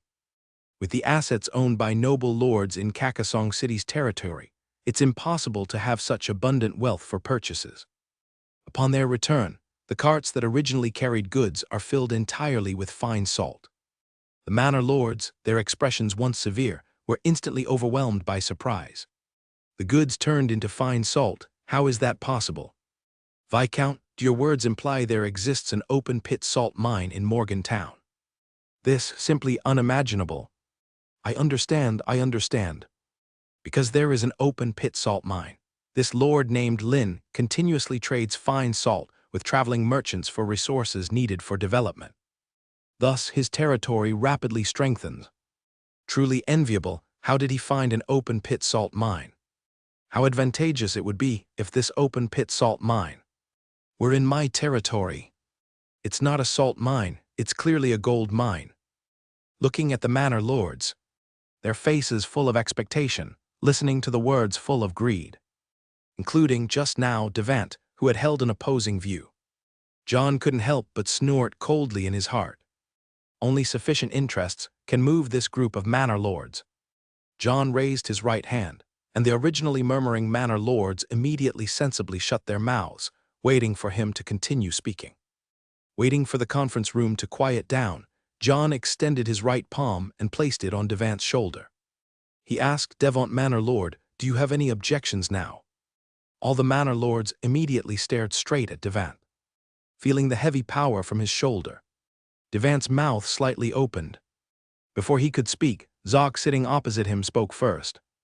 "Devant Manor Lord, we obey the Viscount's instructions to start a war just to eliminate potential dangers, and so our manors can be better developed for production and construction. Bozai Town is not far from Morgantown. You don't want to live in fear every day, being invaded by other lords, right?" The nearby manor lords also nodded in agreement. Devant hesitated for a few seconds and finally said, "Aye, Viscount, I have no objections." John raised an eyebrow, then lightly patted the right hand resting on Devant's shoulder. Retracting his right hand, John resumed his pacing. On the chair, Devant's tense body relaxed slightly. John continued speaking. There is also a third reason. I found that the lord named Lin has secretly been stealing free people from my Kakasong city. The manor lords looked at John in confusion, not understanding the implication of his words for a moment. John explained, Kakasong City is just a small city with a very limited population. According to the last population census, the total population is just over 55,000. Compared to other cities, the labor force is still too small due to its remote location, insufficient production capacity, and insufficient food. Population growth is limited. This is true for Kakasong City, let alone a small Morgan town. Perhaps because this lord has taken too big a step, the labor force he owns is simply not enough to cultivate the land of Morgan town. He actually let a merchant set up a hiring point in the Kakasong City talent market, hiring free people to go to Morgan town. If it were just that, it could be overlooked. However, the free people who went to Morgan town actually returned again, bringing all their families there to settle long-term. The manor lords immediately understood. For every additional free person in the territory, the lord can collect one more land tax, head tax, and other miscellaneous taxes. John, having walked around, returned to the main seat, bent his waist, and sat back into the leather-padded chair. John swept over them again with his gaze and spoke, "Thus, this war is imperative. As long as we can destroy this lord, the open-pit salt mine on Morgan town will belong to us. We can jointly occupy it, continue mining the salt mine, produce fine salt, and extract continuous wealth from it. At the same time, it limits the church, preventing it from gaining more wealth." The originally expectant faces of the manor lords were instantly filled with surprise and joy. "Viscount, are you saying we will occupy it together? Do you have any doubts? The Viscount's words are golden and true. I don't know how big that open-pit salt mine is. I heard that even a small open-pit salt mine can be mined day and night for decades. If we can profit from the salt mine, that would be more lucrative than farming. Of course, with the current market price of 8 pence per pound of fine salt, you can buy 4 pounds of wheat." "That's great, I just wanted to replace a group of young maidens." John raised his right hand again, and the voices of surprise and excitement gradually subsided. Compared to the previously tense atmosphere in the conference room, it was now full of fervor and casualness. Their eyes, looking at John, were all full of admiration. John asked again, "Now, does anyone have any objections to launching the war?" The manor lords turned their heads, scanning each other. The manner was as if, with any objection, they would immediately subdue the objector. A few seconds passed after the question was asked, and no one responded. John smiled with satisfaction. "Very good. Then what we need to discuss next is how to divide Morgan town's land and the profits from the salt mine." The manor lords frowned slightly, seemingly in hesitant thought. John directly got to the point. "Before calling you all to the Viscount's castle, I had already thought of a distribution method.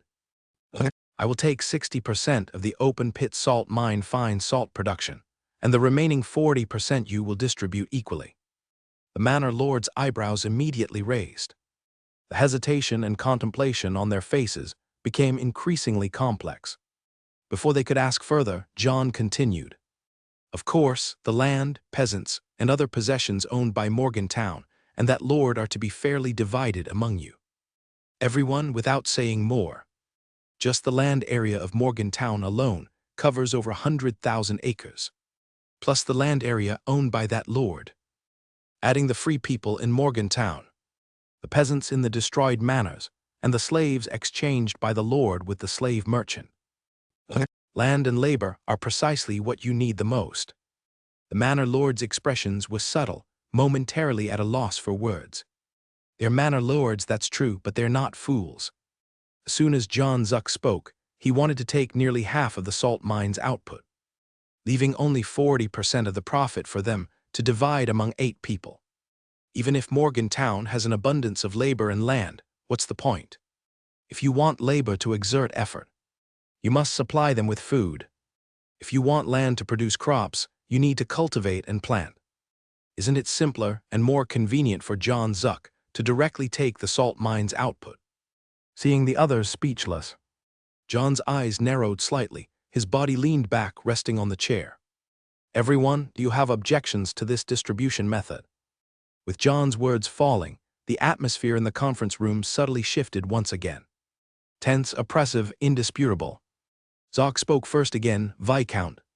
Zoc has no objections. Everything follows the arrangement of the Viscount." A few manor lords couldn't help but roll their eyes, coldly snorting in their hearts. John urged, "If you have objections, speak now." "If there are no objections, then let's proceed to the next topic."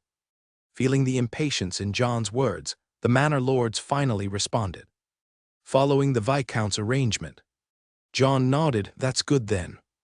The next topic is when to wage war against Morgantown, and the number of soldiers needed." Before proceeding with that topic, I'd like to invite Zoc Manor Lord, who has conducted preliminary investigations on Morgantown, to discuss the situation. The Manor Lord's gazes shifted, looking at Zoc Connolly. Zoc, without any hesitation, stood up and nodded towards John on the main seat. Then he began speaking to everyone. "Ladies and gentlemen, according to the intelligence I've gathered, the manor lords in Morgantown have all been wiped out by Lynn.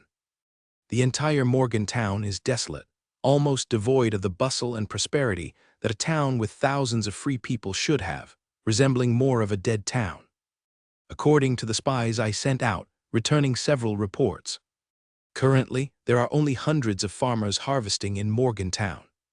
Aside from harvesting farmers, there is an armed soldiers' guard." Everyone remained silent, quietly listening. After glancing at a few manor lords, Zoc continued speaking. "But unlike ordinary armed soldiers, they are a fully armored group of soldiers.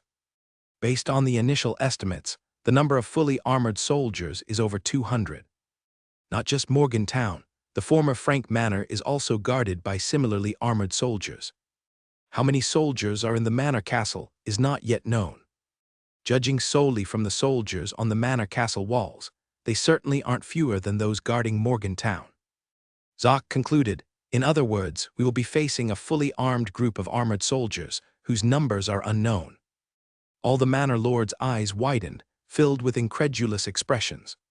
Fully armored soldiers, more than hundreds. How is this possible? Hundreds are just the initial estimation. Who knows exactly how many armored soldiers there are? The soldiers in my manor only wear leather and cloth armor. How can they possibly fight armored soldiers? Isn't this suicide? So many armored soldiers. This so-called lord must have exchanged a large amount of high-quality iron ore or armor for fine salt. Despite their longing for fine salt, they are even more aware of the dangers of combat with armored soldiers. If on open ground, fully armored soldier can easily deal with 3 to 5 unarmored soldiers. All the manor lords hesitated. John spoke to everyone. "Ladies and gentlemen, this is the main reason why I have summoned you all. I need to consolidate all your power and crush this lord conclusively to eliminate future troubles." Manor lords donned in silk brocade exited the Viscount's castle. They bore varied expressions without any conversation. Arriving at the carriages parked in the castle's empty square. With the assistance of coachmen and guards, they entered their respective carriages. As the coachmen shouted to drive the horses, the carriages moved out of the Viscount's castle. In just a few minutes, the once bustling square, with carriages and standing guards, quieted down. The third floor of the castle. On the balcony outside the conference room, John Zuck and Zoc Connolly stood, watching the manor lord's carriages disappear at the corner of the city street. John's gaze shifted, looking at Zoc. He spoke in a deep voice. "Today's performance wasn't bad. I'll spare you from the tax penalty." Zoc's eyebrows raised, somewhat delighted. "Thank you for your pardon, Viscount." Zoc felt slightly emotional. Indeed, the performance in the conference room was worth everything. John casually hummed and continued speaking. "Inform them, as soon as spring farming concludes. Immediately gather all soldiers from the manor and launch an attack on Morgantown. At the same time, continue to increase the number of spies infiltrating Morgantown. I need to know exactly how many armored soldiers that lord has." Zoc slightly composed his emotions and responded, "Yes, Viscount." John's eyes flickered as he pondered for a few seconds, then spoke again. Have you found the merchant responsible for hiring free people for that lord? Zoc hesitated a bit and said, Apologies, Viscount. That merchant named Boer Hansen seems to have sensed something in advance. By the time I reached Fisherman's Wharf, he had already sold all the fine salt and left without making any purchases. John furrowed his brow and continued, What about the other merchants? Zoc explained, Viscount, aside from the Boer merchant, the other merchants are. John pressed, Are what? Zoc sighed and replied, Are merchants of the Brown clan from the Merchant Guild. On their mast sails, I saw the sea black snake emblem. John's brow became tightly knit. As their conversation ended, the third-floor balcony fell silent. John spoke, I understand, you may leave now. Standing behind John to the right, Zoc didn't dare hesitate for a moment. Zoc bowed slightly to show respect and then retreated. Only John Zuck was left standing. The night wind blew through, causing the silk brocade robe on his body to gently sway. Meanwhile, on the other side, on the city walls, shrouded in darkness, soldiers clad in standard plate armor stood upright, stationed between the battlements. A pair of eyes, gazing through the eye slits of iron helmets, stared intently into the darkness beyond the walls. 10 meters away from each station soldier, a signal brazier was placed. The fiercely burning wood crackled and sent sparks flying. It provided warmth, illumination for the soldiers on the walls, and served as a warning to enemies. High above the walls, flags embroidered with the crossed greatsword and shield emblems fluttered loudly in the Seine River night wind. On the passage of the walls, similarly clad in sword and shield corps standard plate armor, Dank patrolled with a squad of soldiers. His gaze scanned over the status of the station's soldiers while observing the situation beyond the walls. Outside the walls, apart from the darkness, there was no abnormality. Dank slightly opened his mouth, taking a breath of cool air. He spoke in a deep voice, Stay alert. The enemy attacking Spirit Reef Port is advancing swiftly. Report any anomalies immediately. As Dank's words fell, neat shouts echoed atop the walls. Listening to the resounding voices, Dank nodded in satisfaction. His gaze turned once more to the space beyond the walls. Even though Lord Godfrey had already arranged scouts on distant routes and strategic high points away from Spirit Reef Port. To be safe, the walls still needed soldiers stationed 24/7. Standing on the walls, observing for a moment, Dank was about to leave. In the distant darkness, a glimmer of fire seemed to suddenly appear. His turning body immediately halted, and he looked over again. Dank stepped closer to the battlement, eyes slightly narrowed, trying to see more clearly. He even called over the adjutant following him. Sam, over there, is that a flame's glow? Your eyesight is better, look more clearly than I do. The man named by Dank stepped out, came to the battlement, and looked beyond the walls. After seeing clearly, Sam replied, Captain Dank, it's indeed a flame's glow. Hearing Sam's words, Dank's brow furrowed instantly. An ominous feeling emerged in his heart. Dank couldn't help but ask again, Are you sure? Sam nodded firmly, Captain, I stake my life on it. Dank responded, immediately instructing Sam, Dispatch soldiers to head tonight Commander Godfrey's residence and to where Lord Lawrence is at Siren's Nest. Inform both lords, there's an anomaly outside Spirit Reef Port. Feeling the gravity in Dank's words, Sam didn't hesitate and quickly responded. Sam began arranging soldiers to report within Spirit Reef Port. Dank remained stationed between the battlements, his eyes staring unblinkingly into the distant darkness. Perhaps due to the rapid approach, the flame's glow, from being barely visible at first, had become clearly noticeable, and it was rapidly approaching Spirit Reef Port. In such a deep night, except for the scouts having gathered intelligence and riding fast horses back, he couldn't think of any other possibility. Marquis Polk's army had already entered the scouts' surveillance range. As Dank stood on the walls, waiting for the torchlight to draw near, behind him on the stone stairs, the sound of running footsteps approached. Before Dank could turn and look, the slightly breathless questioning voice reached his ears. Is it confirmed that it's the scouts returning? Dank turned his head to look, only to see Godfrey, wearing a thin robe, striding toward him. Dank quickly moved to greet him, explaining, "My lord, it's still uncertain, but I believe it's close to the mark." Godfrey responded with a simple acknowledgement and stepped to the breach in the battlements. Much like Dank earlier, his gaze fell upon the darkness in the distance. A torchlight was gradually approaching. The sound of galloping hooves could even be heard, pounding the ground. Clip-clop tilde, clip-clop tilde. As the flame from the torch grew brighter, the sound of the hooves became clearer. A nearly frantic shout echoed from beneath the city walls. "Urgent report, urgent report. Quickly open the city gates."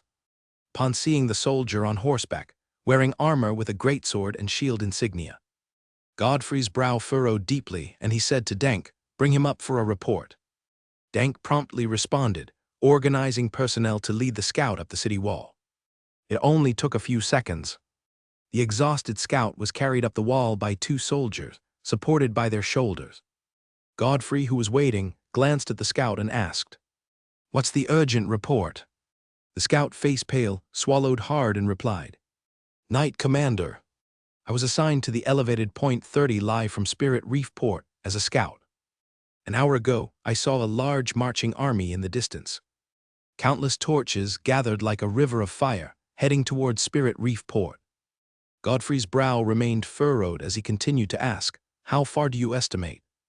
The scout thought for a moment. "Knight Commander, about 50 lie away from Spirit Reef Port." Godfrey nodded, "Understood, go rest now." The scout gratefully responded and was escorted down the wall by the soldiers. Watching the scout leave, Dank turned to look at Godfrey. He did not ask any questions, but waited for Godfrey's orders. In front of these ordinary sword and shield army soldiers, he was a squad leader, a Knight Commander, Godfrey's aide. Yet ultimately, he was just an executor. Godfrey's voice rang out again. "Aside from this scout, there should be others stationed right." Dank didn't hesitate, responding immediately.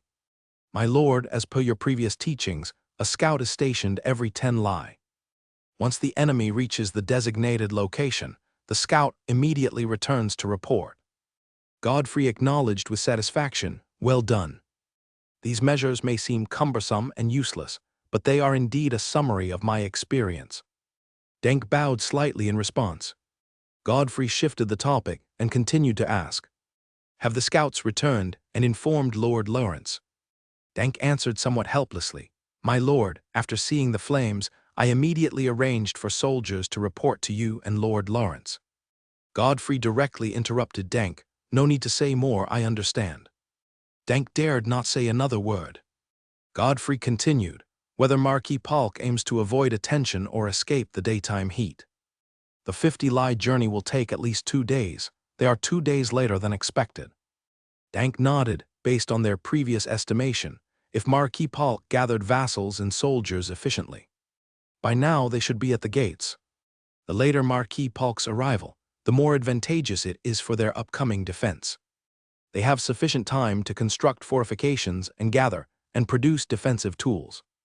The sword and shield corps soldiers, who have just gone through intensive marching and siege warfare, could rest.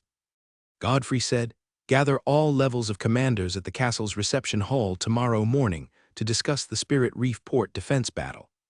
It's a matter of life and death. No one may be absent or face military discipline.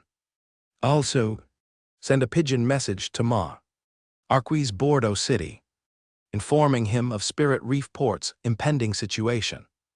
Inform him that if he wants to occupy Spirit Reef Port in the future, he must continue to send troops for support." Listening to Godfrey's almost word-by-word instructions, Dank responded again, "Yes, my lord, I will arrange it immediately." Dank took a squad of soldiers and ran down the wall. Godfrey and the soldiers responsible for guarding the wall remained standing. Godfrey's orders to Dank naturally were heard by them. Mixed emotions filled their hearts. Aware that a brutal battle was approaching, they found no escape. They could only follow the commander's orders and throw themselves into the millstone like battlefield. Feeling the steady breath on his neck, the soft sensation of intertwined legs, Lynn slowly opened his eyes. Janet's face, still tinged with blush, entered his sight. At the corner of her long lashes, there was a faint trace of tears. Lynn's gaze traveled down Janet's face. The high bridge of her nose, her thin, rosy lips, and the gentle jawline. Such a delicate face, like a sculpture. Lynn moved his left hand, extending his index finger to Janet's chin. A lazy mumble, not yet awake, sounded from Janet's throat. Lynn's eyebrows raised, his interest piqued. Not seeing any sign of Janet waking, his fingers gently slid down, passing over the fair neck without a hint of flab. Reaching Janet's collarbones. The collarbone line was smooth and natural, extending from her neck to her shoulders. Each curve was perfectly formed. Lynn's fingers gently caressed the collarbone a few times, then continued downward. After descending 3 centimeters, the bony feel abruptly turned into comfort beneath his fingers, showing Janet's voluptuous figure. That sensation, like climbing from a rugged stone mountain to a snowy peak. A comfortable softness wherever passed. Lynn slightly turned his head, looking at Janet's face. Unsure of when, Janet was already awake. Now, her eyes were filled with excitement and expectation as she looked at Lynn. No need for Lynn to give instructions. Janet curled up in his embrace, her face was flushed. She climbed onto Lynn's body using both hands and feet, looking at Lynn's unrestrained eyes staring at her body. Janet's body sank, her face approaching Lynn's. Their faces tightly pressed together, feeling the comfortable softness of Janet lying on him. Looking at Janet's closed eyes, her eyelashes gently trembling. Lynn no longer held back. He opened his arms, wrapping them around Janet's slender waist. Left hand moving up, right hand moving down, starting to roam. Janet's body underwent a change. Janet slowly opened her eyes, gently separating her face from Lynn's. Meanwhile, her body lying on Lynn slowly sat upright. Janet's eyes opened wide. With Janet's blushing face serving him, Lynn donned a thin silk robe. Lynn walked out of the bedroom and into the reception hall. After eating the breakfast prepared by QSE, he left the castle with Red. Walking down the flat, clean red brick road, through the red brick houses. Midst the respectful gazes of the townsmen, Lynn arrived at Lord's Square. The far eastern horizon was already radiating light and heat, driving away the darkness, illuminating the whole world. Lynn's gaze swept over everything around him. In the square's open space, a few farmers were still sun-drying and winnowing the barley. The winter barley he planted last year yielded 9,900,000 pounds. Now the sun-drying and winnowing barley and wheat all come from Morgantown. Morgantown's labor is limited.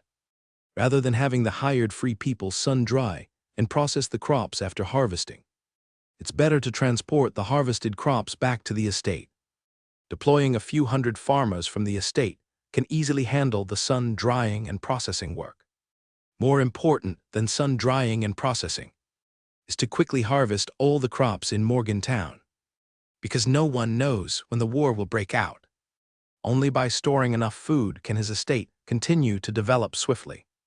After observing for a while, finding everything proceeding in an orderly fashion, Lynn felt slightly relieved. Perhaps because his estate is indeed quite remote, even though the Kerdi Empire has already waged the war for imperial authority. Marquises, dukes, even princes have declared war on each other. The flames of war have yet to spread to Morgantown, to his estate. This, of course, is a good thing for him. As long as war doesn't occur, he has more time to arrange the development of his estate. Engage in agricultural production, artisan production, recruit and train soldiers, improve technology. To increase the overall strength of the estate. His estate needs more time. Retracting his gaze, Lynn strode towards the mess hall not far away. He had already completed the production and construction plan for the estate, and it was delegated to every foreman in each industry and workshop. In agricultural production, Wilbur led about 5,000 farmers to cultivate and plant peas and black rye grass. The peas produced can add to the residents' diets or be used for making concentrated feed for livestock and food for poultry. Planting peas in the cultivated land can also fix nitrogen, improve soil fertility, and enhance soil structure. Black rye grass has similar benefits, with the Simon family of horse trainers brought by Allen. Efforts in breeding and reproducing war horses must be intensified. whether in terms of manpower or resources. Even if it takes a long cycle to breed a warhorse, it must be done. Until more advanced machinery is produced, warhorses remain the most effective means of transportation and combat tools. Now what needs to be done is, while he continuously gains experience, he waits for the estate's production to be completed.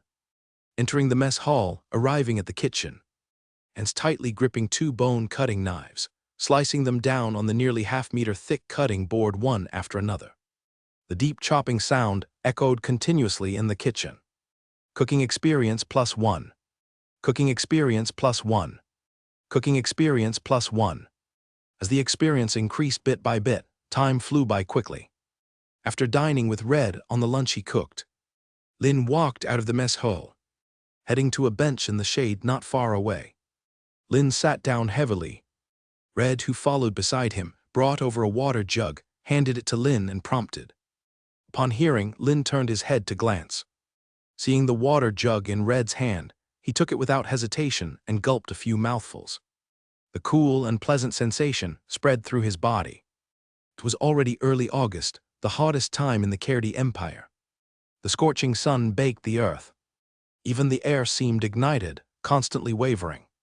The Lord's Square, paved with lime mortar, had cracked like a spiderweb due to extreme drought. Above the bench where he sat, the leaves of the several-meter-high tree bore slight, curling marks under the sun's exposure. That is, his territory backs onto the Eladia River. The breeze that brushed past carried a slight chill. With a thought, Lin opened and scanned it briefly. The current temperature had already reached 28 degrees. In a few days, it will reach 30 degrees.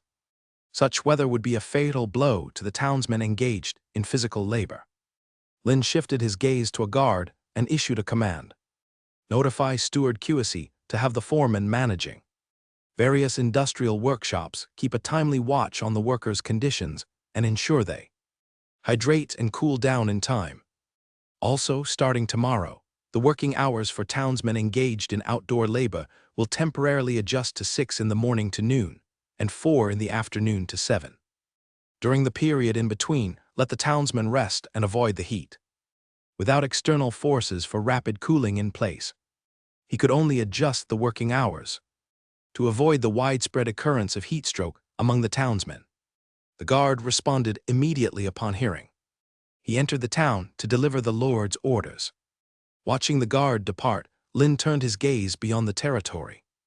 Over a field of barley roots previously burned, 2 figures on horseback galloped towards Lord's Square under the sun. With the sounds of reining in the horses, the galloping horses let out neighs. After a series of trotting sounds, the horses gradually came to a stop.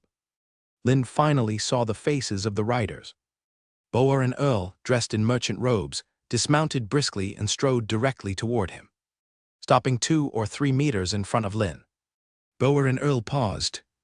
Bowing, they greeted respectfully, Master Lin. Lin asked, why so hurried, is there something going on? Displayed an urgency and tension in their expressions and movements. The most crucial aspect was that this time Boer had come alone to his territory. There were no long caravans laden with goods behind him. Hearing Lin's inquiry, Earl spoke first. Sir, let Merchant Boer explain to you. Lin responded, his gaze shifting to Boer Hansen standing to the side. Mr. Boer, please tell me what's going on. Though Boer appeared calm at this moment, Lin could clearly see a distinct trace of apprehension and fear deep in his eyes. Even when Boer had encountered the Iron Blood Bandit Corps, he hadn't seen Boer look like this. After regulating his breathing, Boer bowed again to show respect. He began, Master Lin, something terrible has happened. Viscount John Zack in Kakasong City has already learned about me recruiting free people for you at the city's talent market. He even dispatched a squad of soldiers to search for me within the city. If I hadn't been alert and fled Kakasong immediately, I'd have been captured and thrown into prison by now. Lin instantly frowned before asking Boer to recruit free people in Kakasong City. He'd considered the possibility of such a situation occurring. He hadn't thought it would happen so quickly. Boer had merely recruited 600 free people for him. Yet this already alerted Viscount John Zack, prompting action. Lin dismissed this notion. The free people in Kakasong City had the right to roam within the region. Moreover, comparing merely 600 free people for the entire Kakasong City's tens of thousands, this was insignificant. Outside Kakasong City, stretches of farmland owned by noble lords needed free people for planting and cultivation. Even a large-scale temporary departure from the city wouldn't be too conspicuous. With this thought, Lin narrowed his eyes slightly. Joan aimed to capture Boer to stop him from recruiting free people, but that was only part of it. The main goal was to extract information about him and his territory from Boer. Aside from merchants like Grayson and Allen, who only visited sporadically, Boer was the most frequent presence. Beyond that, Lin couldn't think of any other reason. First, he sent spies into Morgantown to gather intelligence. Now he's attempting to capture Boer, with whom he trades regularly. John Zuck is utilizing various channels to probe information on him. Seeing Boer's somewhat apprehensive demeanor, Lin smiled and acknowledged. "Mr. Boer, you've had a tough time." Sensing the goodwill in Lin's tone, Boer eased slightly. "Master Lin, you flatter me." The reason Boer fled immediately, beyond avoiding torture by John Zuck and withstanding interrogation that might expose information about your territory, Master Lin, was also to preserve his own life. Lin nodded, casting an appreciative glance at Boer. This was why he always preferred trading with Boer. When encountering issues, Boer never hid anything from him. Even when danger loomed, Boer wouldn't think of transferring the danger onto him. Upon saying this, a hint of regret tinged Boer's voice. "The only regret is, I managed to trade all the fine salt on the carriage, yet didn't have time to purchase goods or receive those free people we had negotiated. So, we can only leave Kakasong City in a hurry with the coachman and the guards." Lin comforted Mr. Boer, "There's nothing to regret. As long as we are alive, there's always a chance to start over. The price of fine salt remains high, and the production in my territory continues daily. As long as I remain the lord of this territory, Mr. Boer, you will never need to worry about subsequent fine salt exchange transactions. Besides, Mr. Boer, it's just that this time there was no cargo transported." Listening to Master Lin's words, Boer's eyes couldn't help but widen. The words of Master Lin, though simple, made his eyes shine. Just as Master Lin said, as long as Master Lin remains the lord of this territory, as long as he himself is alive. With the fine salt owned by Master Lin, he can always engage in exchange with him. Given the scarcity of high-quality fine salt and the substantial profits from selling fine salt, as a merchant, he will never lack the opportunity to start anew. The previously blocked heart of Boer suddenly opened up. Boer slightly bowed, speaking with utmost respect to Lin. "Thank you for your guidance, respected Master Lin." Lin nodded slightly and asked, "Mr. Boer, what are your plans next?" Standing upright, Boer pondered for a few seconds, explaining. "Given the current situation in Kakasong City, it's not advisable to go back in the short term, either for me or for Master Lin. My thought is to go to surrounding small towns or perhaps even further to other cities to purchase goods and transport them to your territory." Lin shook his head and earnestly said, "Mr. Boer, if you wish, you can take some time to rest and spend it with your family and children. Ever since trading with me, Mr. Boer seems never to have stopped, right?" Lin continued, "If Mr. Boer is accustomed to the hardship of running around and wants to continue acquiring goods and engage in transactions with me, my suggestion is to go to some remote villages. The amount of crops you acquire might not be much, but it will be safer. Wait until the situation becomes stable, then make further plans." The reason for saying these is because Boer's exchanges and trades have greatly contributed to the development of his territory. Boer is a mature merchant with autonomy. He has his own thinking and measurement. As for what to do, it certainly has to be decided by Boer himself. Boer was slightly taken aback, despite Master Lin not explicitly stating it. But the words have reached such a point, he naturally understood the meaning within. Master Lin is going to wage war against Viscount John Zack. Otherwise, when he mentioned preparing to go to other towns to purchase goods, Master Lin immediately gave him advice. Or go to remote villages. Because in the towns near Kakasong City, there are supporters of John Zack. Boa gratefully said, "Thank you, Master Lin, for your guidance." Lin nodded again, letting Boa step down first. His gaze turned to Early waiting by the side. Lin hadn't spoken yet. Early stepped forward, stood still in front of him, lowered his head and responded, "Master." "Early is here," Lin said gravely. "In the past few days, have the patrolling soldiers seen outsiders appearing near Morgantown?" Early hesitated not, explained, "Master, no spies have come anymore. I speculate that Zoc Connolly Manor Lord might have realized his spies were captured. Even if they send again, it's just futile." Lin responded, continuing to speak to Early, "Inform Wesley he must increase the patrol intensity. Ensure farmers quickly complete the harvest of crops in Morgantown, and send scouts to some key roads entering Morgantown for military alerts. If a large-scale soldier team is spotted, report back immediately. Prevent enemy surprise attacks." Early quickly nodded and answered, "Yes, Master." Lin finished his words and paused. He continued, "Issue instructions to Rose, mobilize 400 light infantry from the barracks, dispatch them to Morgantown Manor Castle, and hand them to Wesley. Let him organize these soldiers to arm and defend the Manor Castle." Early responded again, "Yes, Master." Seeing that Master Lin had no more words, Early bowed after the salute, withdrew and departed. While watching Early and Boa riding away on horses, disappearing into the distance, Lin's mind remained in contemplation. Currently, the Manor Castle overseen by Wesley has a total of only 600 armed soldiers. 200 light cavalrymen, 200 archers, and 200 light infantry. Such a number of armed soldiers is enough to manage the work order of the free people in Morgantown, or cope with some small-scale bandit corps. But if a massive soldiers group truly invades Morgantown, attacking the Manor Castle, even with the advantage of the castle's defenses, it's hard to resist. Viscount John Zack of Kakasong City mobilizes all his supporter armed soldiers. A huge army presses on the border, sitting at the city's doorstep. It would be nearly effortless to seize the Manor Castle, overseen by Wesley. The gap in the number of soldiers was simply too great. Sending 400 more light infantry only brought the total to 1,000 soldiers. Though it's not much, at least it can enhance the defensive strength of the Manor Castle somewhat. If he had learned about John Zuck's intelligence from Guard Captain Samuel earlier, when John Zuck summoned supporters and led the troop from Kakasong City to attack Morgantown, he would have definitely had Wesley lead the soldiers and farmers to evacuate from Morgantown immediately. But things are different now. Even if John Zuck gathers all his supporters' troops, at most it would be just over 7,000 soldiers.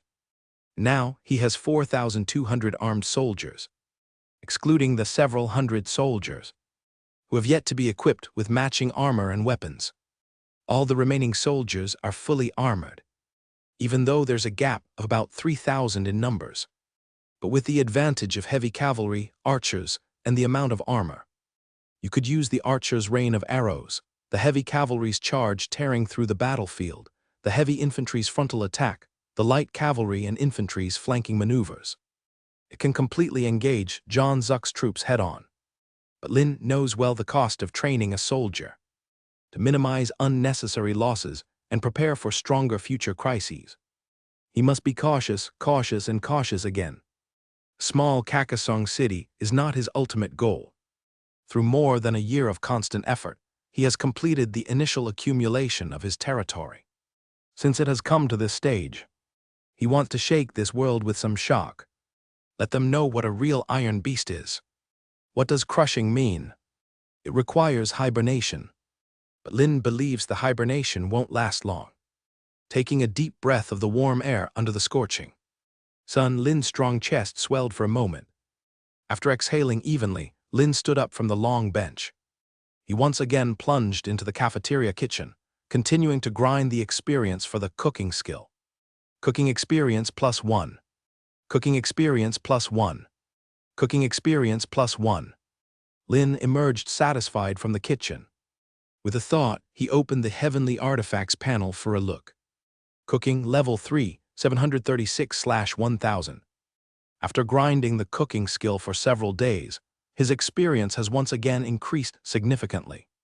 Closing the panel, Lin did not take Red back to the castle, but strolled through the open space in the Lord's Square.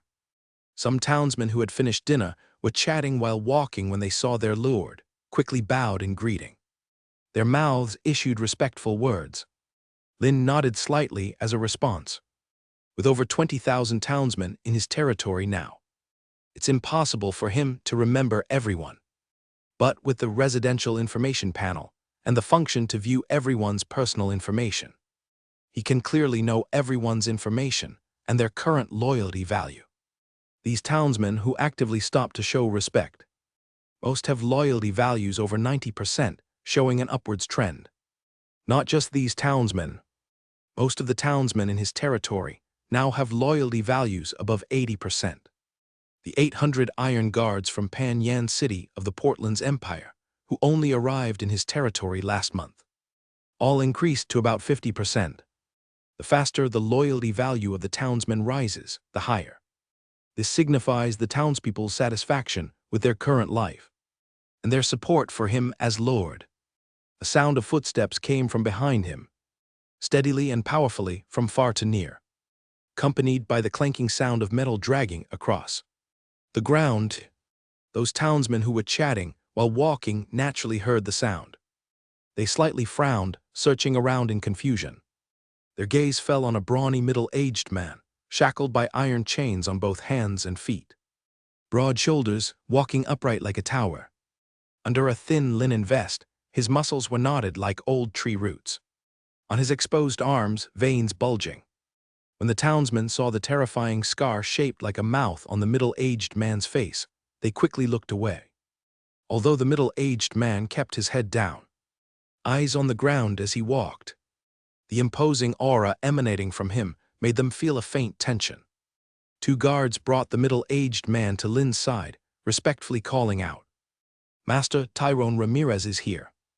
Lin turned, scanning the burly man in front of him. Seeing the iron chains between Tyrone's hands and legs, Lin spoke. The two guards hesitated slightly, but without any doubt, quickly responded, unlocking the iron chains on Tyrone Ramirez's wrists and ankles.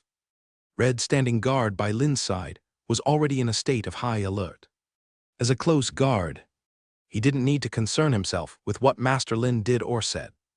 The only thing he had to do was repel or slay any danger approaching Master Lin. Tyrone, who was lowering his head in thought, naturally heard Lin's words. A look of surprise flashed across his eyes. Lin happened to catch the surprise that flickered in Tyrone's eyes. He spoke flatly, "Tyrone Ramirez, don't try anything. Because, even without the shackles, you are not my match." Upon hearing Lin's confident words, Tyrone couldn't help but glance at Lin. Their eyes met instantly. For just 2 seconds, Tyrone quickly lowered his head. He understood that, although there had been no physical confrontation or any battle to decide a winner, Lin's confident and resolute gaze already told him Lin was not joking. A low voice came from his mouth. "Everything is as Lord says." Lin ignored Tyrone's words and asked directly, "Tyrone Ramirez, I need to know your awareness of your current situation." Tyrone furrowed his brow in confusion. "Lord, I believe my current situation should be obvious, shouldn't it?" Lin spoke gravely. "Tyrone Ramirez, I need answers, not questions." Feeling Lin's change in tone, Tyrone's brow tightened. This time he no longer questioned, but answered. "My current situation is Lord's captive. To survive, I must offer my loyalty and strength to you, Lord." Lin looked directly at Tyrone and said, "Incorrect." Upon hearing this, Tyrone's confusion deepened. Seeing Lin clearly waiting for his continued response, Tyrone began to contemplate. He looked at Lin and tentatively asked, "Territory citizen?" Lin affirmed, "Exactly. Even if you were previously captives sold to me by slave merchants from elsewhere. I have stated before, as soon as you entered my territory, you became my territory citizens." Listening to Lin's confirmed words and looking into his determined gaze, Tyrone fell silent. Lin continued, "However, regardless of being former captives or prisoners, you must labor to earn your food and lodging. and the respect you keep demanding from me." Lin's tone shifted. "It's not as you said. Being formerly Iron Guards of Panyan City doesn't automatically earn you respect." Tyrone still remained silent, but unconsciously nodded in agreement. The Lord's words were correct. Lin crossed his arms in front of him and looked directly at Tyrone, continuing. "I am aware that during this time, a few captives have made some small moves. But I know it is you who strenuously appeases them, suppresses them." Silent Tyrone finally broke his silence. He quickly said to Lin, "Sorry, Lord. They were once soldiers, accustomed to the rhythm of training and combat, unable to adapt to the current tranquil life. But I, Tyrone Ramirez, assure you, I will not allow them to do anything that damages your territory." Lin looked directly at Tyrone, almost interrogating him. "How do you assure that?" Tyrone's words came to a sudden halt. For a moment, he didn't know how to respond. Lin went on, "Even if you gave orders for them to surrender to prevent a pointless sacrifice as the walls were breached, did they feel grateful?" Tyrone fell into silence again. "Even if you were trying to keep them alive, did they recall the orders you gave?" Tyrone remained mute. Lin continued, "If one day they unite to occupy this territory and kill me, their lord, with your strength alone, can you stop 799 soldiers?" Tyrone shook his head, "No." Lin's voice suddenly grew louder, continuing to ask, "Then how can you assure it?" Tyrone's expression turned somber. His mouth slightly opened, speaking to Lin, "I just want them to live." Lin immediately took over his words. "Tyrone Ramirez, lift your head and look at me." Confounded by Lin's abrupt change in tone, Tyrone raised his head in confusion.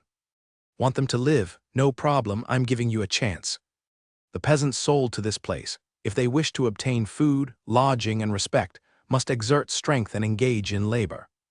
But you captives, in agricultural and handicraft production, you're not even superior to those peasants. I need you to reorganize all captives and become soldiers again. I will equip you with armor and weapons, provide fine food and military camp lodging.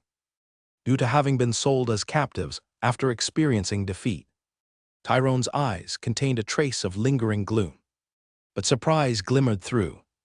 If it weren't for Lin's words echoing in his ears and mind continuously, he would almost think it was a dream. Lin continued, "However, one thing has changed. The object of your allegiance is no longer the Portland's empire, nor is it the former imperial Prince Huichuo. It is me, Lin Blake. It is this peacefully thriving territory, growing with more than 20,000 residents. Among these more than 20,000 people, many are just like you, former free people from the Portland's empire, as well as citizens from other empires. Yet now they have come to see this place as their home, where they make their living. Some have even started families, getting married and having children." Lin spoke with a voice that wasn't very loud, but each word seemed to penetrate into Tyrone's ears. It also reached the ears of the townsmen walking or sitting nearby. They all looked at Lin with admiration and reverence. Without needing Tyrone to respond, Lin continued speaking. "Now, you can inform the remaining 799 prisoner soldiers. Those willing to fight for the territory, for the residents of this land, and for this lord. Starting tomorrow, they will no longer need to labor, all will be put into training. Those unwilling can leave tomorrow morning and go wherever they wish." With those words said, Lin started walking with Red and the guard, heading back to the distant castle. Tyrone was left standing there somewhat lost. His eyes turned, glancing at his now unshackled handcuffs and leg irons. Then he turned to look at the Lord, gradually disappearing into the distance. No restraints, no guard escort. He felt so unaccustomed to the freedom. A series of light footsteps, accompanied by laughter like silver bells, reached Tyrone's ears. He slightly turned his head to look.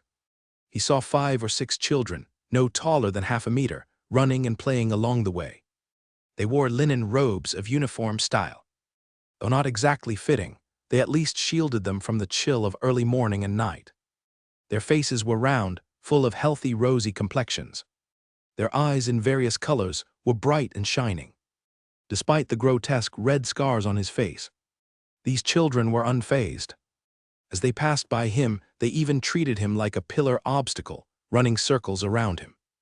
After the children ran off, Tyrone looked around at the townsmen, his expression stunned. The faces of these townsmen were unlike the residents he saw in Pan Yan City. Nervous, fearful, panicking. They nodded slightly at him, even offering a kind smile. Tyrone's heart was filled with shock. They, as prisoners, had been sold by the slave merchant to Lin's territory for some time now. During this time, he had seen much. The townsmen worked daily, tirelessly. But he knew these townsmen's labor was different from other territories. Beside them, there were no soldiers' guards with thorned whips overseeing them. Nor would they find whips wildly cracking when the townsmen took brief breaks to catch their breath. Instead, carts of peppermint water, heated and cooled, were delivered for the laboring townsmen to hydrate and cool down. Even without the urging of the lord and soldiers, these townsmen were diligently working of their own accord. Just as the lord had mentioned, no matter where they came from, the townsmen here had already made this place their home. Taking his gaze away from the townsmen with facial features similar to his, Tyrone started walking towards the temporary quarters on the edge of the town. Perhaps because there were no shackles to bind him, he felt an inexplicable lightness throughout his body. Tyrone felt that not only had his physical shackles been removed, but his entire mindset had been influenced by the Lord. As townsmen approached him, nodding in acknowledgement, Tyrone returned to the temporary living area for the prisoners. Under a simple wooden shed made with logs, prisoners gathered around dug-out fire pits. Though the living conditions were basic, they had soft straw-covered floors and food to warm and fill their stomachs. Their faces, lit by the fire, showed a visible sense of contentment, compared to the time when they were captured and imprisoned as war prisoners, compared to the time when they were transported by slave traders. Being able to work separately during the day and rest at night was already a great pleasure. Standing at the entrance of the shed, Tyrone scanned the faces of former comrades. In a deep voice he said, "Everyone wake up." Tyrone's voice wasn't loud, but because of his tall and burly stature, and the unique scars on his face, he quickly drew the attention of those who were conversing or resting with closed eyes. One curious and bewildered look after another fell on Tyrone. Feeling the pressure of everyone's gaze, Tyrone's expression remained unchanged. Several men familiar with Tyrone approached him and asked curiously, "Commander Tyrone, is something the matter?" "Yeah, I heard you were taken by the Lord's guards." "They didn't torture you, did they?" Tyrone shook his head at them, "No." A burly man immediately sensed something and asked quickly, "Commander Tyrone, your chains, were they removed?" As soon as he said that, those standing before Tyrone quickly looked. The handcuffs and leg irons on Tyrone's wrists and ankles were nowhere to be seen. A dozen soldiers standing close to Tyrone immediately cast curious glances. Tyrone, without any concealment, raised his strong arms and showed them to all the comrades in the shed.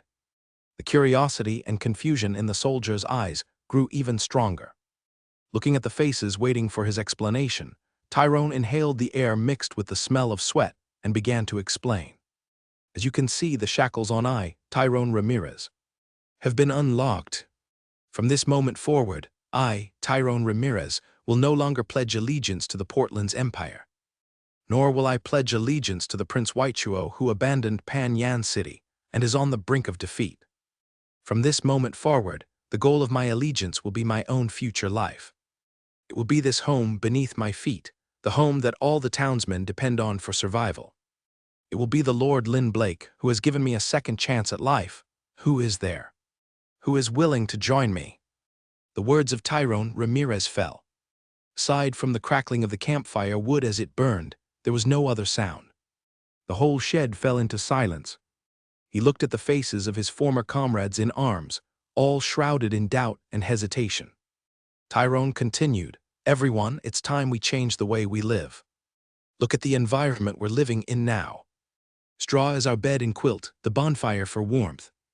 The weather happens to be decent right now, but if it rains, how is a shed made of raw logs supposed to shield us from the wind and rain?" The eyes of the captured soldiers shifted, sweeping over the scene around them. This newly erected shed had already become a mess after. a few days of their living in it. Even though there was a public latrine in the distance, there was still a foul smell lingering inside the shed. We were indeed defeated once, but on the battlefield there is always a winner and a loser.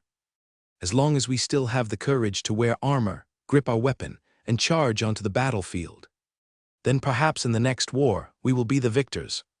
Seeing the light flicker in everyone's eyes, Tyrone instantly raised his voice.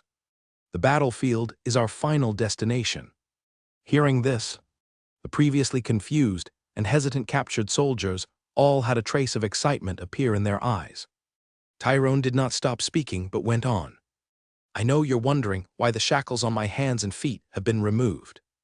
I also know you're wondering why I, who was taken away by the Lord's guard, could return to the shed alone without anyone escorting me. And I know even better that you're wondering why I suddenly said all that just now. The captured soldiers couldn't help but nod in response. Those were indeed the things they were curious about at the moment. Tyrone explained directly, without beating around the bush. It's because the lord of this territory had a heart-to-heart talk with me. He told me that respect is far from something you get just by relying on negotiation and asking others to give it to you. You have to fight for it through your own effort. If peasants want food, shelter, and respect, they must pay for it with physical labor. We, as prisoners of war, if we want food, shelter, and respect, must pull ourselves together and become soldiers once more. To protect this territory, to protect the people living in it. That is the only way to earn respect. A burly man stared straight at Tyrone and asked, Commander Tyrone, right now we're nothing but prisoners of war. We have no armor, no weapon, and all we do every day is production labor. How are we supposed to become soldiers again? The captured soldiers nodded in agreement. The question that burly man asked was also the question in their hearts. Tyrone's gaze fell on the burly man, and he spoke firmly. The answer to that question was also in the lord of this territory's talk with me.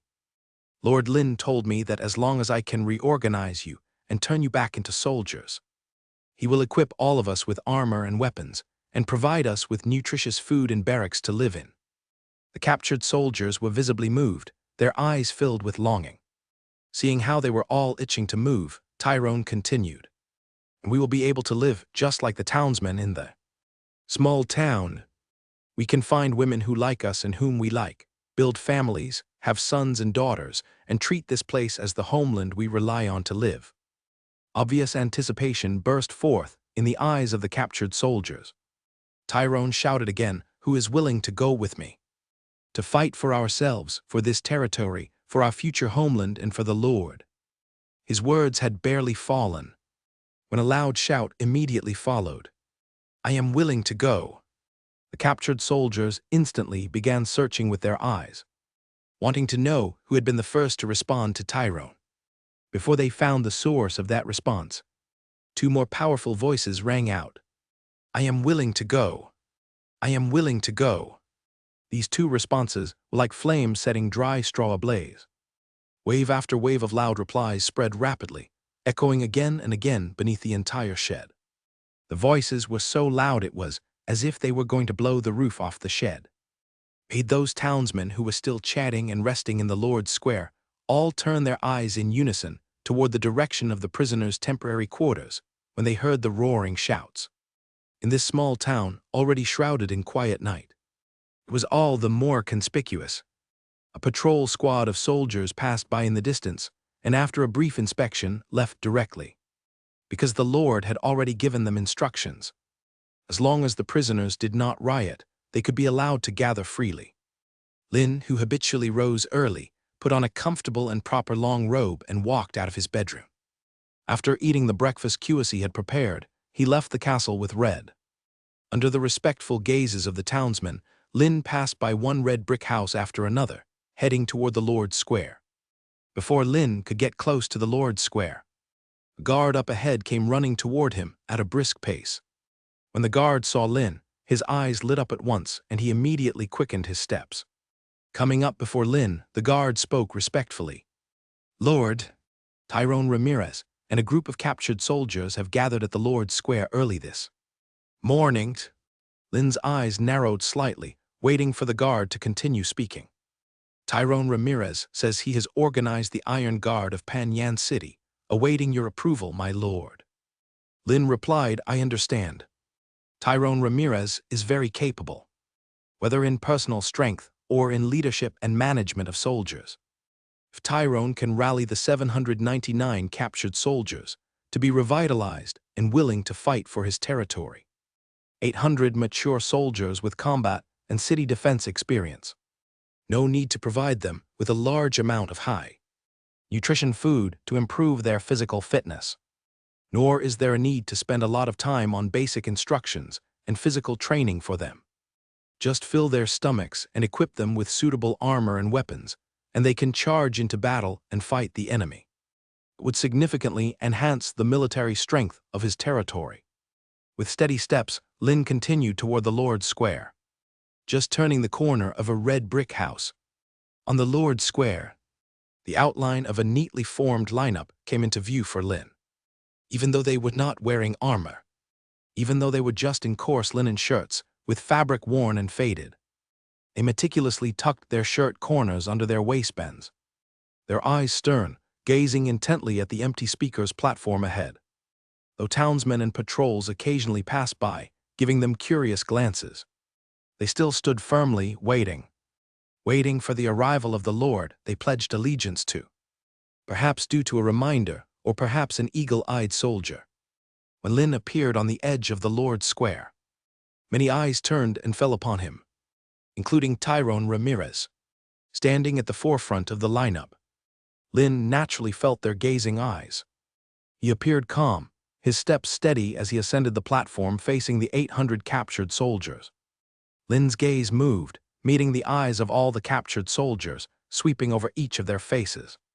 Under Lin's watchful gaze, the captured soldiers felt great pressure and unwittingly shifted their gaze, daring not continue eye contact. They could clearly feel that the young lord standing on the platform was exuding a powerful aura from head to toe. When Lin's gaze swept over their faces, the soldiers all turned their gaze away. Lowering their heads, Lin looked at the forefront, Tyrone Ramirez, and spoke. Tyrone Ramirez, tell me the purpose of your gathering. Upon hearing Lin's words, the gaze of all the captured soldiers turned to Tyrone Ramirez, waiting for his response. Tyrone suddenly lifted his head, his face marked with vertical scars shaped like the character facing Lin. In a loud and solemn voice, he spoke. I, Tyrone Ramirez, from this moment, vow allegiance to Lord Lin Blake. I will serve you with my life, my honor, and all my power, obey your commands, defend your rights, and oppose all enemies. Should I break this vow, may I fall into endless purgatory, my soul forever tormented by flames. As the last words fell, Tyrone, who had been standing upright, bent his knees and knelt down. Behind Tyrone, the voices of 799 captured soldiers echoed with the same vow. I, Cassio Benitez, from this moment, pledge allegiance to Lord Lin Blake. I, Jonathan Robinson. The sound of the pledging echoed continuously across the Lord's Square. Some townsmen working outside the town were drawn to this loud shouting, despite their different names, until the last words fell. All captured soldiers, as if by agreement, bent their knees, kneeling on one knee on the ground, their eyes wide open, gazing intently at the young lord standing on the platform, awaiting his response. Seeing Lin standing on the platform with no response, kneeling on one knee at the forefront of the lineup, Tyrone called out again. Please, Lord, accept our allegiance. Tyrone's voice fell, and the captured soldiers echoed in unison. Please, Lord, accept our allegiance. Seeing the excited expressions on their faces, eyes filled with eager anticipation, Lin spoke to the crowd, I can accept your allegiance. I can also provide you with fine food and barrack accommodations, and even equip you with armor and weapons. Hearing Lin's words, the faces of the captured soldiers lit up with delight. Just as Tyrone had informed them last night. Lin's words took a turn, however. In return for these I offer you, what can I expect? In the face of the enemy's assault, can you meet them head-on at the earliest moment, fighting with your lives? Tyrone responded solemnly, without hesitation, we can. His troops of captured soldiers behind him equally exuded high spirits. Sure, here is the translated text. Lin continued, faced with the enemy's charge. Will you be able to use your bodies to halt their advancing steps? Tyrone spoke decisively, we can. The soldiers in the back responded loudly. Lin said solemnly, faced with a wall about to be breached, can you hold your ground until the very last moment? Even if it means fighting to the death, shedding every last drop of blood. Tyrone's mouth slightly opened, the words he was about to speak paused abruptly. He understood that Lin's question referred to Pan Yan City. Although the final fate of Pan Yan City was that they would be defeated due to the overwhelming difference in strength, even if they didn't surrender. But for the lord they now pledged loyalty to, it was the greatest obstacle. It is even described as a feeling of choked bitterness, and there's nothing excessive about it. A group of war prisoners who chose to surrender to save their lives. How could they easily earn anyone's trust? Tyrone comprehended why the lord hasn't fully accepted them yet. Tyrone raised his head high, his eyes resolute, he shouted at Lin. As his voice fell, the prisoners behind him also shouted in unison.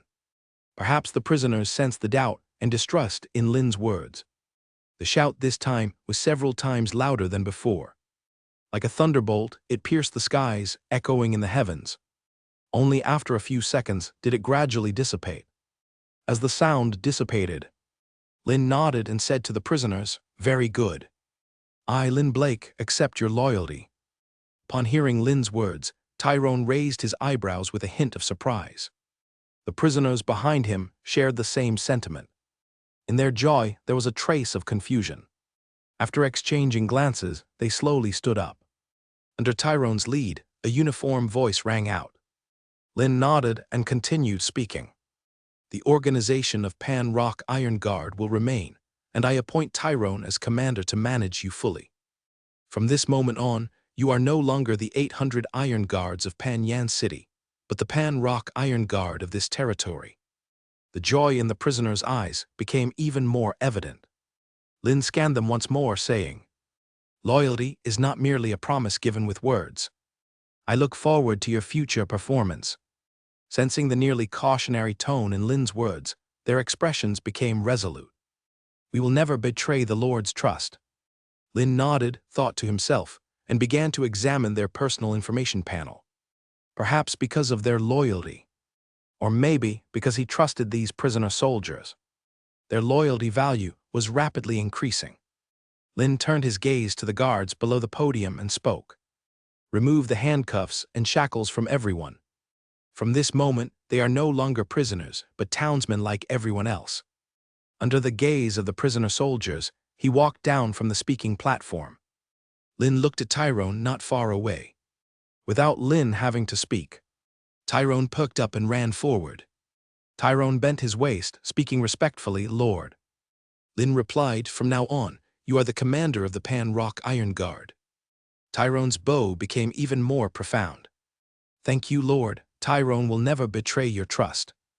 Lin said solemnly, I already mentioned that actions speak louder than promises. Tyrone's expression became serious, no longer filled with any promise words. Lin continued speaking. You don't need to engage in production labor anymore. Perhaps what you see of the territory is peaceful, with townsmen living and working in peace and contentment. But outside this territory, undercurrents are surging, with many crises approaching. If there is a war, I'll deploy the Pan Rock Iron Guard to join the battle first. Thus, I need you to lead them, resume the training according to your previous methods, and restore their combat ability. Tyrone's tone was firm, yes, Lord. Lin said, regarding the place for training and reciting, as well as the armor and weapons for the soldiers. I will arrange them for you promptly. Tyrone bowed again, thank you, Lord. Lin nodded and let Tyrone step down to arrange the organization of the prisoner soldiers. He paced towards the craft workshops. As he walked, he pondered in his mind, thinking about the subsequent arrangement of these 800 Pan Rock Iron Guards. By establishing the Pan Rock Iron Guard in the territory, he naturally wanted these soldiers to have a strong sense of honor. Moreover, to denote his respect for the soldiers past. This decision was evidently correct. The loyalty value of the 800 Pan Rock Iron guards was continuously rising. He also considered that the formation of the Pan-Rock Iron Guard might lead to the emergence of military factions within the territory. Rose's cavalry unit, Wesley's archery unit. He even considered the friction and conflicts between military groups. Even if such a situation arises, he doesn't care. The existence of military groups has both advantages and disadvantages. It can prevent the excessive authority of a single leader, reducing the risk of a mercenary mutiny and seizing power. Additionally, it can strengthen his control over the soldier units. It can bring out the expertise of the generals. Rose, who once served as the deputy commander of the cavalry detachment, is naturally more suited to lead the cavalry. Tyrone, with talents and skills related to heavy infantry, is obviously more suited to command the infantry. Different generals, leading different soldiers, can bring out the combat strength the soldiers deserve. It can provide checks and balances. Generals can act as checks and balances on each other, supervising one another. He can fully utilize this balance to better manage the soldier units and ensure the army follows his commands. A balance of power, using both grace and might. This is the core strategy of the Emperor's art. Where there are benefits, there can be drawbacks. The existence of multiple military teams within the territory might lead to coordination difficulties, resulting in internal friction. In dealing with problems, they might evade responsibility, leading to low decision-making and execution efficiency. They might even form cliques for personal gain, threatening his rule. This is simply not a problem for him. With the loyalty value function in existence, he can easily see the loyalty value of each resident at a glance. If there are signs of decline or rebellion, he would simply cut them off ahead of time. Lin, after some thought, finally decided to settle the 800 Pan-Rock Iron Guards within the territory. As former soldiers, they have combat experience and instincts. But after being defeated and captured, their combat beliefs and desires have significantly diminished. Because in their view, nothing seems worth fighting and bleeding for anymore. While Tyrone organizes their training and physical recovery, increase their interaction with the townsmen. This will enhance their familiarity and sense of belonging to this territory and its people. Only in this way can their combat beliefs and desires be rekindled. The blacksmith workshop and textile workshop have yet to forge and produce enough armor and weapons. Unable to equip these 800 soldiers at present, the idea currently in his mind is to utilize Tyrone's abilities, using these 800 Pan-Rock Iron Guards as the foundation to gradually form a steel heavy infantry. Helmets on their heads, heavy armor on their bodies, heavy shields in their left hands, long halberds in their right. In advance, they can push forward in dense formations after the cavalry charges, expanding the battlefield advantage. In retreat, they can interlink heavy shields to form a sturdy shield wall, facing enemy cavalry charges or distant attacks from arrows. The shield wall can provide effective protection, thereby reducing soldier casualties. However, this is just a preliminary idea for now. To form a heavy infantry of thousands, not only does it require the forging of a large amount of heavy armor and shields, but it also requires plenty of robust soldiers. Without a strong enough physique, the soldiers are simply incapable of carrying almost 100 pounds of shield armor and weapons. While Lin was pondering, he had already entered the craft workshop and arrived at the entrance of the blacksmith workshop. Before even approaching the blacksmith workshop, a Relo, who had been waiting, immediately came to greet him. Coming before Lin, a noticeable smile appeared on a Relo's face. In a respectful tone, he said, "Master, you have arrived." Lin nodded and asked, "The 1,000 sets of composite armor plates, standard helmets, and chest armor, are they completed?" During dinner last night, QSE had reported to him that the blacksmith workshop had completed the forging of the armor plate components. A Relo answered without hesitation, "Yes, master. They are already forged, and all the armor plate components have been transported to the textile workshop. Now we only need to wait for Foreman Yamini and her workers to proceed with the linking and production." Lin nodded and said, "Well done. Nearly half a month earlier than the task deadline I set for you." At that night's meeting, he had assigned the blacksmith workshop and textile workshop the task of completing 1,000 sets of composite armor in 2 months. It is still early August now. Arilo and the blacksmith apprentices have already completed it. Arilo smiled and said, "Master, you overpraise us. To finish early, it's all thanks to your investment of a large workforce into the blacksmith workshop. The blacksmith workshop now has 2,400 people. Even excluding those teams currently making tools and heavy armor, there are over 1,500 apprentices for forging work." Lin remained non-committal. With limited forging technology to improve workshop forging efficiency, the only option was to increase labor input as a trade-off.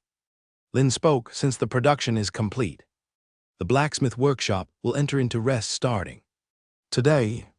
Upon hearing Lin's words, Arilo's face blossomed into an even bigger smile. Since joining Master Lin's territory to forge and produce farming tools, he hadn't rested, working from dawn till dusk almost every day. Now receiving Master Lin's affirmative directions, how could he not be happy and excited? The blacksmith apprentices standing afar couldn't hear their lord's conversation with Foreman Arilo. But seeing Arilo showing a toothy grin, they could already guess the result. Surely Master Lin had agreed to the previous promise. Looking at Arilo's somewhat excited expression, Lin even felt a touch of reluctance to say the next words. His words turned, however.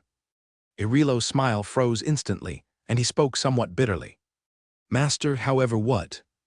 Lin no longer stirred Arilo's feelings and said calmly, "I need to draw 1,000 apprentices to construct 6 double-chamber reflector furnaces.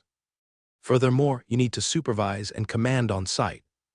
Initially, he planned to use the 6 existing blast furnaces and improve them into double-chamber reflector furnaces, but finally realized, due to the different internal structure of blast furnaces, attempting to modify them is as challenging as directly demolishing the blast furnaces and rebuilding them. Feeling the calm and serious tone of Master Lin, Arilo's complex expression gradually settled.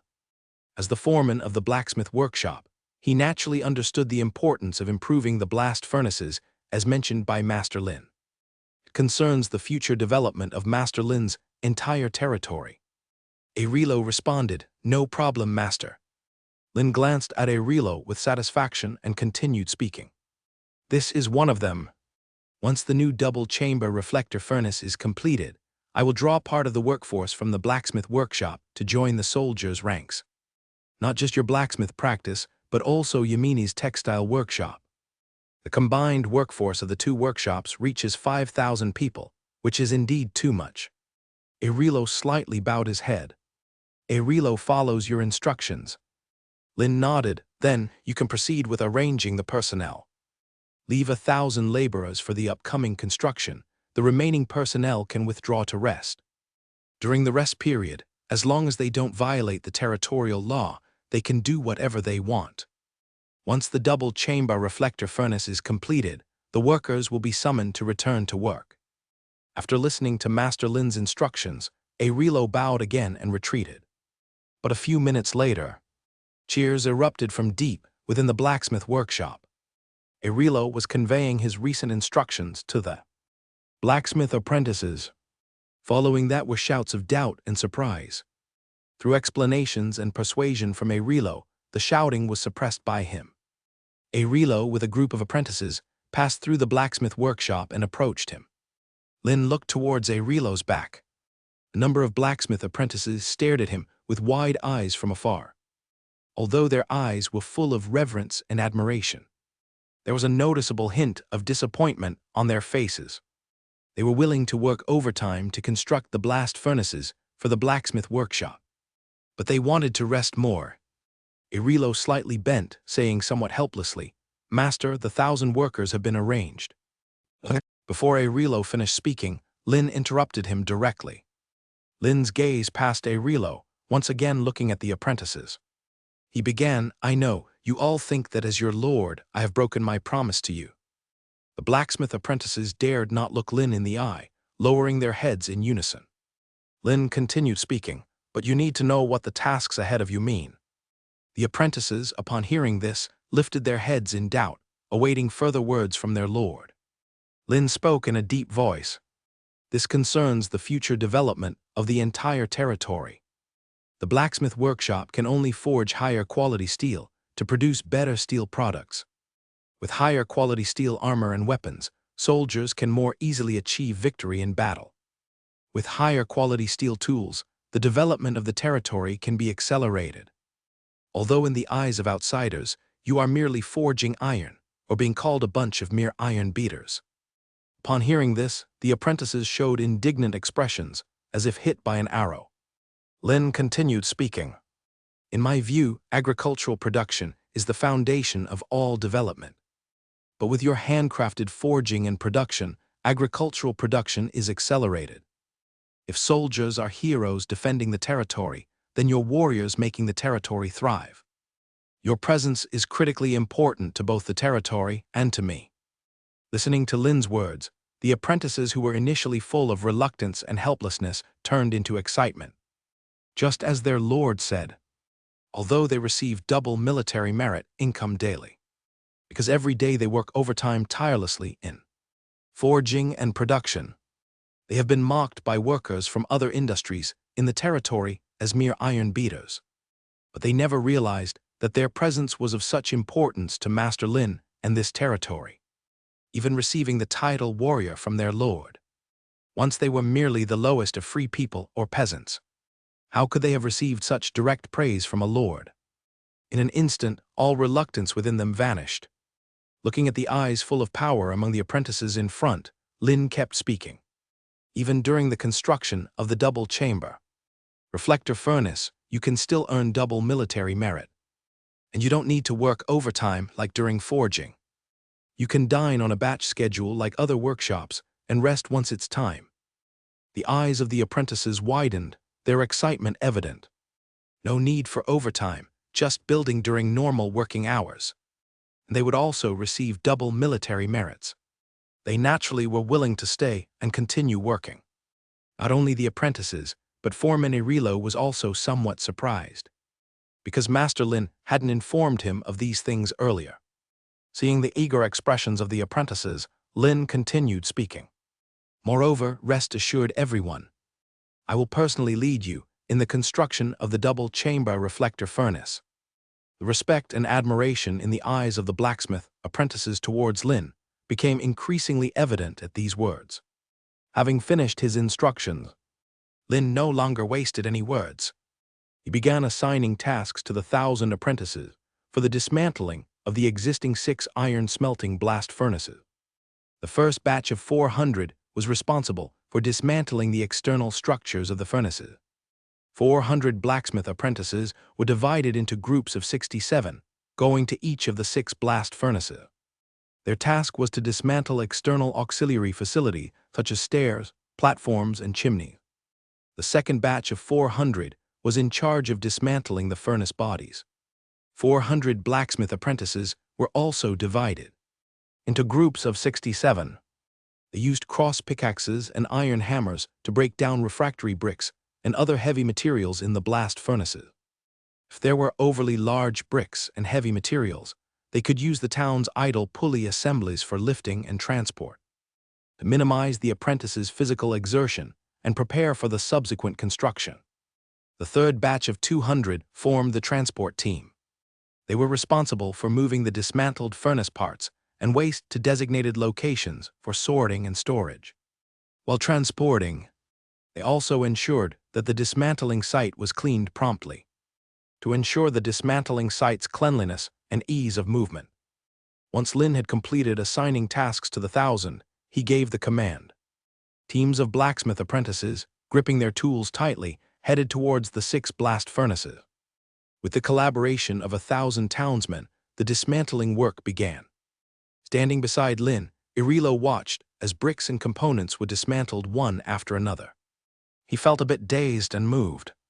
These 6 blast furnaces had been personally constructed by Master Lin, guiding them by hand. Thanks to these furnaces, the territory could produce so many iron products, from the initial cross pickaxes and iron hoes to the later wheel plows and various armors and weapons. A questioning voice suddenly entered Irilo's ears. What reluctant to part? Hearing the familiar words, Irilo was jolted back to reality. He quickly turned his head and saw Lin looking at him. A touch of embarrassment appeared on Irilo's face, and he said apologetically, "I'm sorry, Master Lin, for making you laugh. It's not really reluctance, just that I've grown attached over time. After all, I've been learning ironwork and forging from my elders since I was young." Lin nodded slightly. "Rest assured, once the double-chamber reflector furnace is built and high-quality steel is produced, you'll understand the necessity of dismantling the current blast furnaces." Irilo bent his waist slightly in acknowledgement. There was no need for Lin to give further instructions. He stepped forward, joining the dismantling team. Lin shifted his focus, surveying the fervent and dusty dismantling scene ahead, his mind deep in thought. The dismantling of the blast furnaces had finally begun, based on the efficiency of 1,000 blacksmith apprentices. To completely dismantle the 6 blast furnaces and clean up everything, it would take at least 7 days. In 7 days, Lin planned to personally lead the blacksmith apprentices and demonstrate the construction of the double-chamber reflector furnace, detailing the construction of the double-chamber reflector furnace on paper, letting Irilo and Clive, who are adept at construction design, study the blueprints for the construction. Ultimately, he abandoned this idea, because compared to the previous construction of ordinary blast furnaces, building the double-chamber reflector furnace is more complex and intricate. From the ground preparation of the foundation to the building of the support structure, from the construction of the combustion chamber, heating chamber, and partition walls of the furnace body, from the construction of the furnace roof and the installation of the fuel supply system, to the creation of the cooling system equipment, and finally, the debugging and perfection.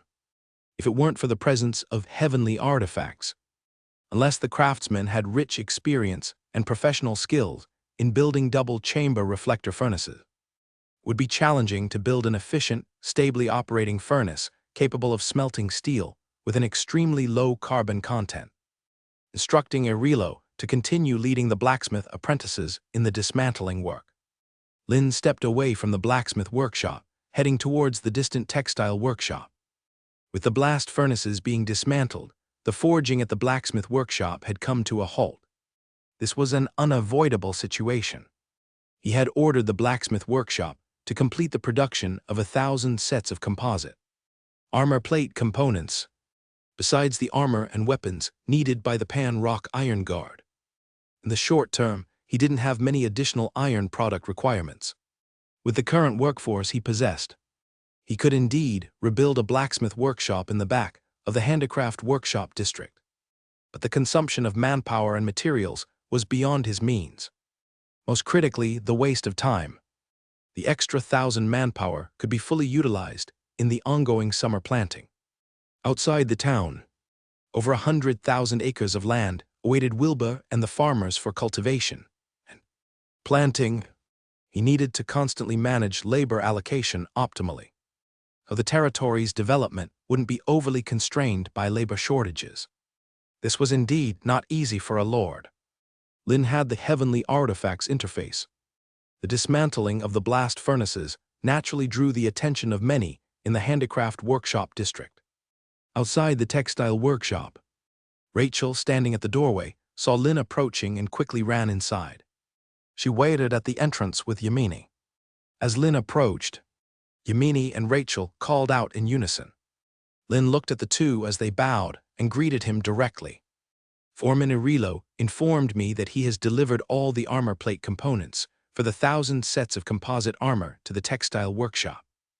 Yamini, the workshop foreman, quickly responded, "Yes, sir, they've all been delivered." Lin nodded, continuing to ask, "How long does the textile workshop need to complete the sewing and production?" Yamini thought for a moment before responding, "Master, the assembly can be completed by mid-August at the latest. The remaining armor can be delivered to Lord Rose. The blacksmith workshop forges the armor plates needed for composite armor. These are then assembled and produced by the textile workshop. This is why he is willing to allow the apprentices in the blacksmith workshop to take a rest. Because even though the blacksmith workshop is focused on the construction of the double-chamber reflector furnace, Composite armor is still being produced at normal rates. Lin said, "All right. Try to speed up the process as much as possible." Apart from composite armor, how is the progress on the linen robe and pants and straw weaving? This time QSE did not hesitate, she explained. Master, the linen cloth in the raw materials storage area has already been depleted. Now we are using newly harvested linen, and after the retting process, we can continue. So far, 4,000 sets of linen robe and pants have been produced. Lin said that's not enough. While not affecting the production of composite armor, you can allocate an appropriate amount of labor to join the production of robes and pants. You know, now it's August, and in a little over half a month, autumn will come. The residents of the town are increasing day by day. They need more clothes to withstand the autumn cold. Yamini replied earnestly, Master Lin, I understand. I will immediately adjust and allocate labor within the workshop to strive to produce the necessary clothing as soon as possible. Seeing Lin had no more words, Yamini continued to explain. Master, the weaving of straw products is ongoing every day. Apart from the straw mats, the straw hats and shoes you instructed have been weaved into 1,000 sets and delivered to Wilbur. Lin nodded knowingly.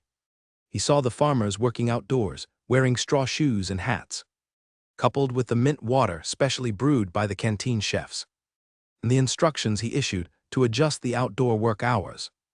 Even in the heat of current weather, there will never again be a large-scale incidence of heat stroke. Glancing at Rachel, who was listening on the side, Lin continued to speak to Yamini. Quickly complete the remaining composite armor. Production, the subsequent assembly of armor may change. Yamini nodded slightly without saying much. In this world dominated by cold weapons, wearing metal armor is always the best defense for soldiers. Because of the existence of metal armor, soldiers can better protect themselves, allowing them to charge into battle and kill the enemy. With the increase in labor force in his territory and the continuous advancement of forging technology, the quality of armor weapons produced in the blacksmith workshop is also steadily improving. At first, it relied solely on sandbox casting to produce standard plate armor. Due to the standardized smelting of iron ore into molten iron, many bubbles and impurities are present in standard plate armor. Its hardness is high, but the material is brittle. A fully cast set of standard plate armor weighs as much as 70 to 80 pounds. This severely affects the wearer's mobility and increases their energy consumption. During the teardown and reconstruction of the blacksmith workshop, he needs to optimize and redesign the armor in his territory. Design different armor for different soldier roles. Heavy infantry armor. The outer layer should use high-quality steel, refined by the double-chamber reflector furnace. For crafting chest armor, back armor, and leg guards, ensure it can withstand attacks from enemy heavy weapons. The middle layer uses chain armor, covering areas such as soldiers' underarms and the sides of the neck that are prone to attack. Enhance the comprehensive protection of the armor. The inner layer is fitted with thick leather and coarse wool as lining, as a cushioning layer, while also improving wearing comfort. The weight of the armor should be evenly distributed on the chest and back, and dispersed throughout the body with wide shoulder straps and thick leather belts at the waist. Use thinner steel components for areas such as the legs, thus reducing the weight burden of the soldier's armor. Light infantry armor will mainly use leather, unlike the current composite armor they wear. Clearly, they are light infantry without warhorses, yet they also wear composite armor weighing dozens of pounds. This severely impacts light infantry flexibility. Besides leather, small steel plates can be added to key areas like the chest armor, abdomen, and head. Specially treated cowhide is tough and has a certain elasticity. The steel plates are lightweight and have some protective capability. Use soft linen cloth as the lining. The entire set of leather armor is overall lightweight, with its weight mainly concentrated on the upper body and relatively light protection for the legs and arms. This allows light infantry to move quickly on the battlefield and fight flexibly. Apart from heavy infantry and light infantry, the cast standard plate armor worn by now 300 heavy cavalry can similarly be optimized. It is the Iron Butcher that he instructed Clive to draw. when the construction of the double-chamber reflector furnace is complete and high-quality steel with low carbon content is smelted. Steel can be used to forge the necessary full-body heavy armor plate and horse armor for Iron Butcher. Light cavalry armor. Utilize the labor advantage of the textile workshop to assemble lightweight chain armor, or wear the scale armor that Flint is leading apprentices to forge and produce. The scale armor plates overlap each other, which can resist slashing and piercing from swords, as well as long-range attacks like arrows. With the comprehensive coverage provided by the scale armor, it offers excellent defense. Like the scale armor with chain liner forged by Flint for him, the total weight of the entire armor set is only about 30 pounds. This ensures that the light cavalry can ride quickly, turn, and carry out surprise attacks. Even in reconnaissance, pursuit, and harassment tasks, it provides a significant advantage. The most crucial point is that the scale armor is easy to repair and replace. If the scale armor is damaged in battle, you only need to replace the damaged armor plate components. However, if it's like plate armor, large-scale damage requires the entire component to be reforged. The archer's armor also needs to be optimized. The 500 archers in his territory also wear composite armor, though it's only half-body armor. But for archers who need agility and flexibility, it is a heavy burden. The archer armor can be made using a combination of leather and soft armor. Leather is used to make chest, back, and leg guards.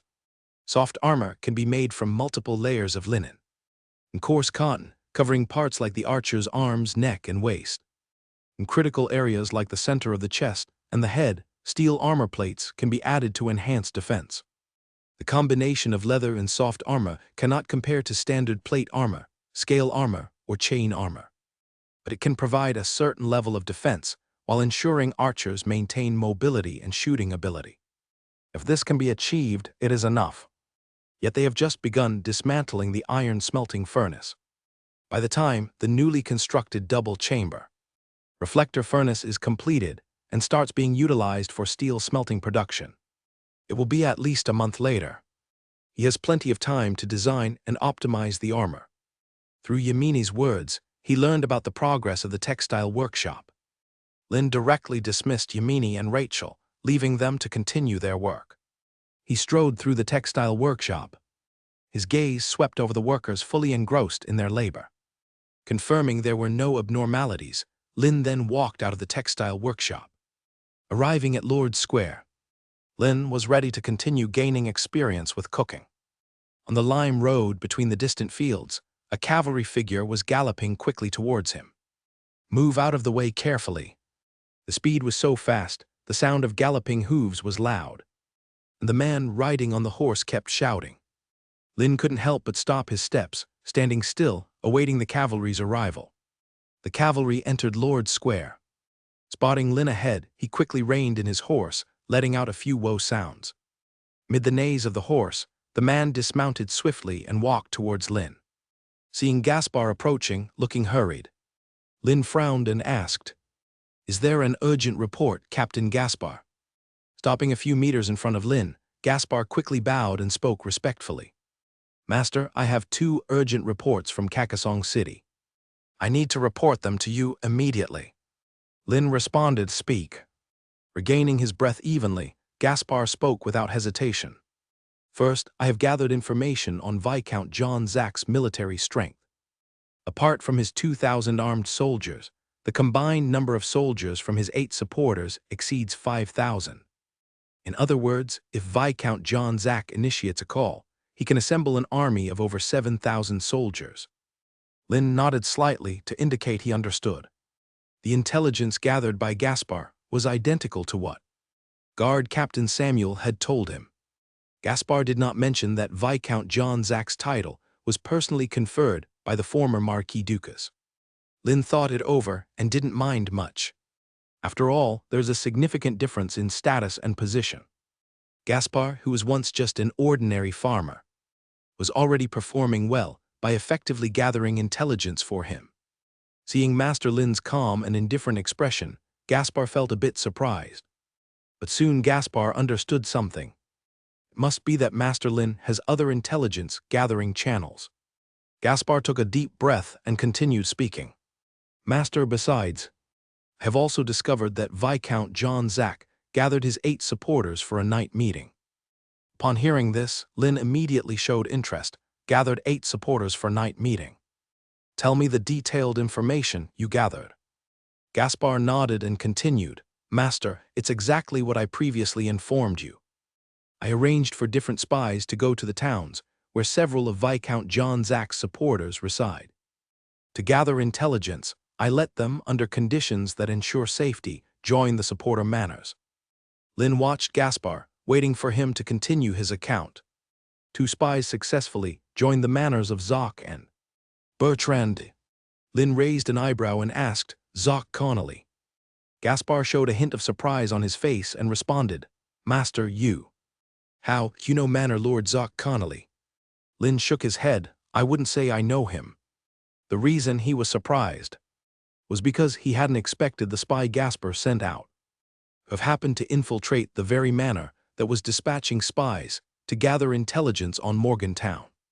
Lynn went on, there is something I need to inform you of, and you can pass it on to the spies you've planted, so that information can be shared between you. Zoc Connolly has sent a team of spies into Morgantown, and they've already been captured and imprisoned by the soldiers. If the agents you sent in were to lose their lives over such a minor matter, that would be far too tragic. Gaspar finally understood. So this was why Master Lynn had been surprised. Gaspar bent slightly at the waist and said respectfully, Master, thank you for your warning. That the Master Lynn before him cared more about their lives than they themselves did. If it were any other lord, they would never have told him this kind of intel. Toward the Master Lynn before him, Gaspar's heart once again filled with a few more degrees of admiration and loyalty. Gaspar continued, the reason the spies I sent were able to join their manor is because, after those manor lords responded to Viscount John Zack and returned to their own manors, they immediately began recruiting and expanding their armies. Lynn's brows knit slightly. As for the content of their meeting, I haven't yet received any feedback. But Master Lynn, what I can be certain of is that the manor lords recruiting and expanding their forces must be tied to the meeting they attended. Before returning to Master Lynn's territory, he had still been guessing why those manor lords had suddenly started a major expansion. But now, from Master Lynn's own mouth, he learned that Zoc Connolly Manor Lord had actually dispatched spies to infiltrate Morgantown. Their target was Morgantown, was Master Lynn's territory. A vague sense of crisis rose in Gaspar's heart, even though he and those spies were now assigned by Master Lynn to operate outside the territory. Unless they had intelligence that had to be sent back, they basically could not return home. This was to avoid exposing their identities and also to protect them. Their families were still living on Master Lynn's land. This territory was their homeland. Now that he knew a powerful external force meant to attack their homeland, how could he not be nervous? As soon as he finished speaking, Gaspar stared wide-eyed, waiting for Master Lynn's orders. Seeing Gaspar's grave expression, Lynn consoled him. Captain Gaspar, there's no need to be so tense. The territory is very strong now, so strong it will astonish you. Even if Viscount John Zack leads a great army to storm Morgantown, they will never set foot beyond the walls and Wang City. Hearing the firmness in Master Lynn's voice, Gaspar's previously uneasy heart instantly became steady. He nodded seriously, opened his mouth slightly, drew in a breath of air and went on. I'll investigate the content of Viscount John Zack's meeting with the manor lords as quickly as possible. Aside from this urgent report, there is another. Without needing Lynn to prompt him, Gaspar continued speaking. Master, Marquis Duca and Marquis Palk have gone to war at Spirit Reef Port. A trace of surprise once more surfaced in Lynn's eyes. Gaspar nodded. I learned this piece of intelligence from a longship merchant who had just left Spirit Reef Port. Marquis Palk's tens of thousands of soldiers took advantage of the night to reach Spirit Reef Port. The torches, almost joined into a sea of fire, lit up everything outside Spirit Reef Port. Under the glow of the torchlight was rank upon rank of soldiers in steel armor. They wore armor, iron helmets on their heads, weapons in their hands, and stood in ordered square formations. heavy cavalry, heavy infantry, archers, and a series of massive siege engines. The army, drawn up in square formations, completely encircled the outskirts of Spirit Reef Port, leaving not a drop of water to pass. Even the harbor of Spirit Reef Port was shut and barred, to prevent soldiers sent by Marquis Polk from forcing their way in. That longship merchant happened to finish loading his cargo and sail out just before the harbor closed, and he happened to witness that scene. He said millstone-sized stone projectiles arced through the night and shed into the crenellations, shattering them with a roar. He said fireballs wrapped in greasy tar trailed long tongues of flame as they fell into Spirit Reef Port. He said waves of thick smoke and agonized screams surged up from within Spirit Reef Port, piercing the night sky. Listening to Gasper's account, even without having experienced it personally, Lynn already had a brutal vision of large-scale war unfolding in his mind. Stone shots and fireballs tore through the night, smashing into the walls. The walls buckled and collapsed, crashing into the city, bringing houses down in burning ruin. Countless tongues of flame burst from one building after another, the raging fire swaying wildly, as if intent on devouring everything. The figures of the defenders on the walls flickered in and out in the glow of the flames. Their faces were solemn and grim, their features tight with tension and fear. Under the blanket volleys of arrow fire, under the shards spraying out from exploding stone shot, they became one corpse after another, faces twisted in agony lying on the ground, bodies drained of all warmth. At the foot of the walls, bodies piled up like black hills. Some survivors crawled through the pools of blood, dragging their mangled bodies, thrown down from the city wall, buried under rolling wood and stones. Tens of thousands of soldiers could be described as countless, like a meat grinder, not an exaggeration at all. Thinking of such a scene, Lynn's breathing inadvertently quickened. His emotions became restless. Through war, he could quickly accumulate a massive amount of capital. Food, wealth, manpower, resources. At the same time, it could allow him more expansive land, higher honor. Ultimately, to become a ruler of a region. Even to achieve the throne. Lynn forcibly suppressed his somewhat agitated emotions. Compared to the military strength of these great lords, with tens of thousands of fully armed soldiers, the power he currently possessed was still too weak. His territory was on the edge of the Kerdi Empire. Lack of manpower, backward productivity, barren land, far from the economic center. Southern border land. In the eyes of those great lords, it held no value. Once these great lords launched an attack on him, even if he relied on Manor Castle and built garrisons, and formed a pincer movement with Morgantown, becoming the first line of defense for his territory. In addition to his existing outpost fortress, city walls, and Weng City, he still couldn't resist the army of soldiers from the great lords. The gap in soldier numbers and overall quality was simply too immense. Relying on the heavenly artifacts he had, as long as he had enough development time. Catching up with these so-called great lords wasn't a fantasy. But to achieve all this, he must solidly advance step by step. Lynn's gaze turned, looking once more at Gasper in front of him, and he asked, "Besides these two matters, is there anything else to report to me?" After a brief deliberation in his mind, Gasper spoke. "No, sir, not at the moment," Lynn responded. "Then step down and find Steward Cusey to receive 10 gold pounds for future intelligence gathering expenses." Gasper bent slightly and said respectfully, "Thank you, sir." Without any further words, Gasper took his leave. Watching Gasper depart, Lynn stepped toward the nearby canteen, immersing himself in the kitchen, continuing to accumulate cooking skills experience. Cooking experience +1. Cooking experience +1. Cooking experience +1.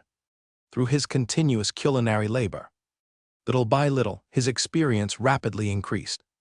As for the war between Marquis Duca and Marquis Polk, beyond his territory, with tens of thousands of soldiers using large siege equipment in their battles, it was too distant for him. Rather than worrying about these, he immersed himself more in maximizing his skills. The outbreak of war between the two marquises slightly eased his always tense heart. As long as the Duca's clan engaged with Marquis Polk, They would definitely not deploy the sword and shield corps soldiers to Kakasong City in the southern borderland to militarily aid John Zuck, as long as no other armed forces provided military aid to John Zuck. The variables he worried about in his heart could be directly dismissed. With the armed forces he currently held, it was sufficient to confront John Zuck. Waiting for Yamini to lead the laborers to complete the remaining composite armor assembly and production. He would then have 200 fully armed soldier guards, plus the 800 newly incorporated Pan-Rock Iron Guard. Once they were equipped with armor and weapons, his territory would boast 5,000 genuine soldiers. Although in numbers, it couldn't compete with the combined forces of Viscount John Zax and the various manor lords. He had the advantage in armor.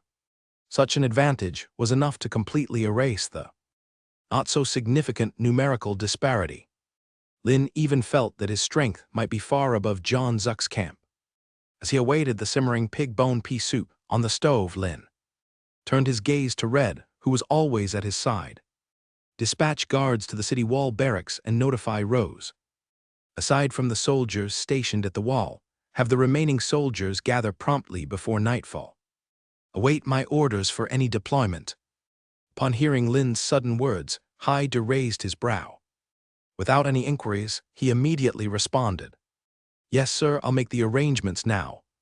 As Master Lin's personal guard, beyond ensuring Master Lin's personal safety, he didn't need to ponder over any other orders. He only needed to act according to commands, which sufficed. Watching as Red left the kitchen to instruct the guards, heading to the wall to deliver his directive, Lin did not mindlessly rush out. Instead, he continued waiting for the pot of pig bone pea soup simmering on the stove. He had already formulated a strategy to deal with Viscount John Zuck in his mind. But due to the Dukas clan's sword and shield corps soldiers and the ongoing crop harvest in Morgantown, since the variables had vanished, waiting was no longer necessary. Instead of idly waiting for a lurking crisis to knock on his door, it was better to take the initiative, directly quelling the crisis in its infancy.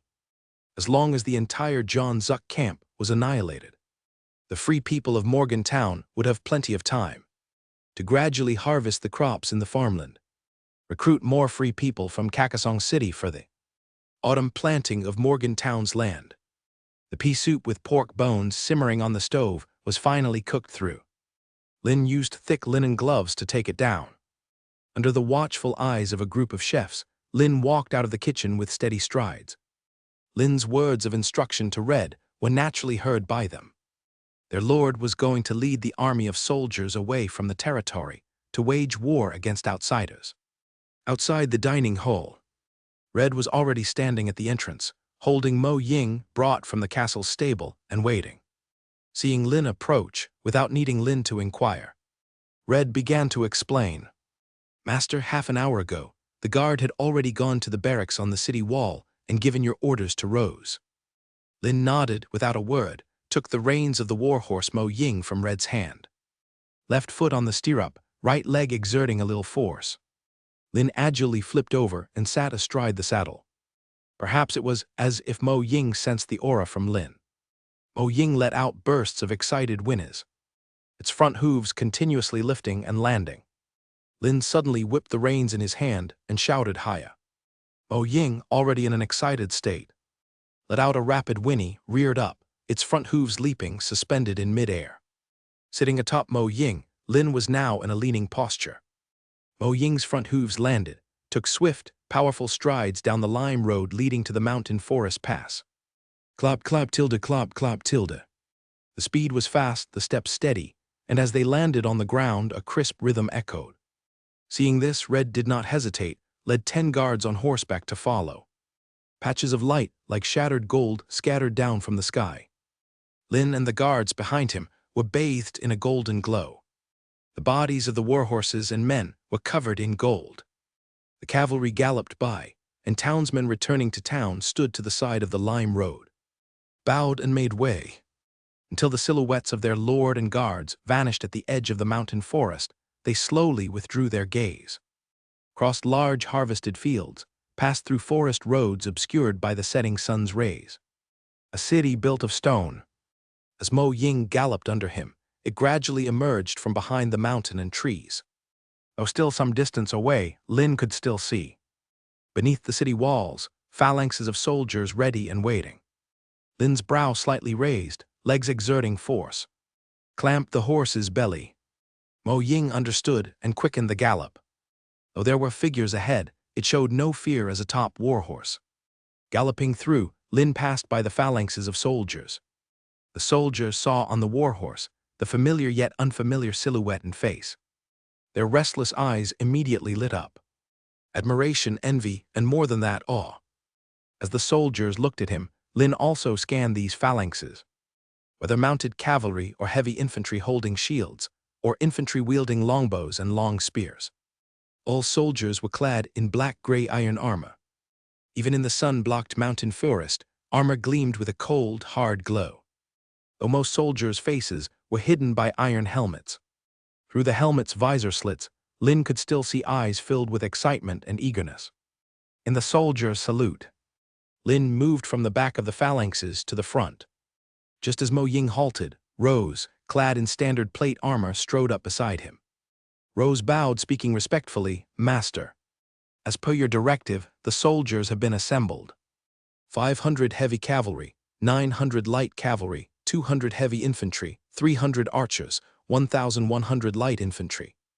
A total of 3,000 soldiers." Hearing this, Lin looked from the front cavalry to the rear light infantry archers. The 3,000 soldiers lined up in formation, nearly stretching over 200 meters long. Seeing Lin remain silent, Rose continued. The remaining soldiers have been assigned to guard the city walls. Retracting his gaze, Lin nodded, just about to speak. From the back of the formation came orderly footsteps. In the otherwise quiet, echoing mountain forest, it sounded particularly distinct. Red, Rose, and several soldiers turned their heads in confusion. Bodies in neat ranks, uniform steps in a rectangular formation. Marching from the back of the soldier formation. Though they wore a thin, worn linen robe, it couldn't suppress the steely determination and aura emanating from their eyes. This squad was the newly recruited Pan-Rock Iron Guard. Lin's brows furrowed slightly, looked to Red beside him, and asked, "Did you instruct the guard to summon the Pan-Rock Iron Guard?" Red explained with a grave expression, "Lord, no. I only instructed the guards to inform Rose to gather the soldiers." Lin responded, "I understand." He shifted his gaze, once again looking towards the rear of the formation. Standing at the forefront of the 799 Pan-Rock Iron Guards, Tyrone was watching his fellow soldiers behind him. He shouted, "Begin forming ranks, align yourselves." Receiving Tyrone's command, the Pan-Rock Iron Guards began to move with short, steady steps. With rhythmic, quick paces, the Pan-Rock Iron Guards shrank from a marching column into a lined formation. In less than half a minute, 799 Pan-Rock Iron Guards were fully aligned in formation. Such orderly, swift, and accurate execution of commands.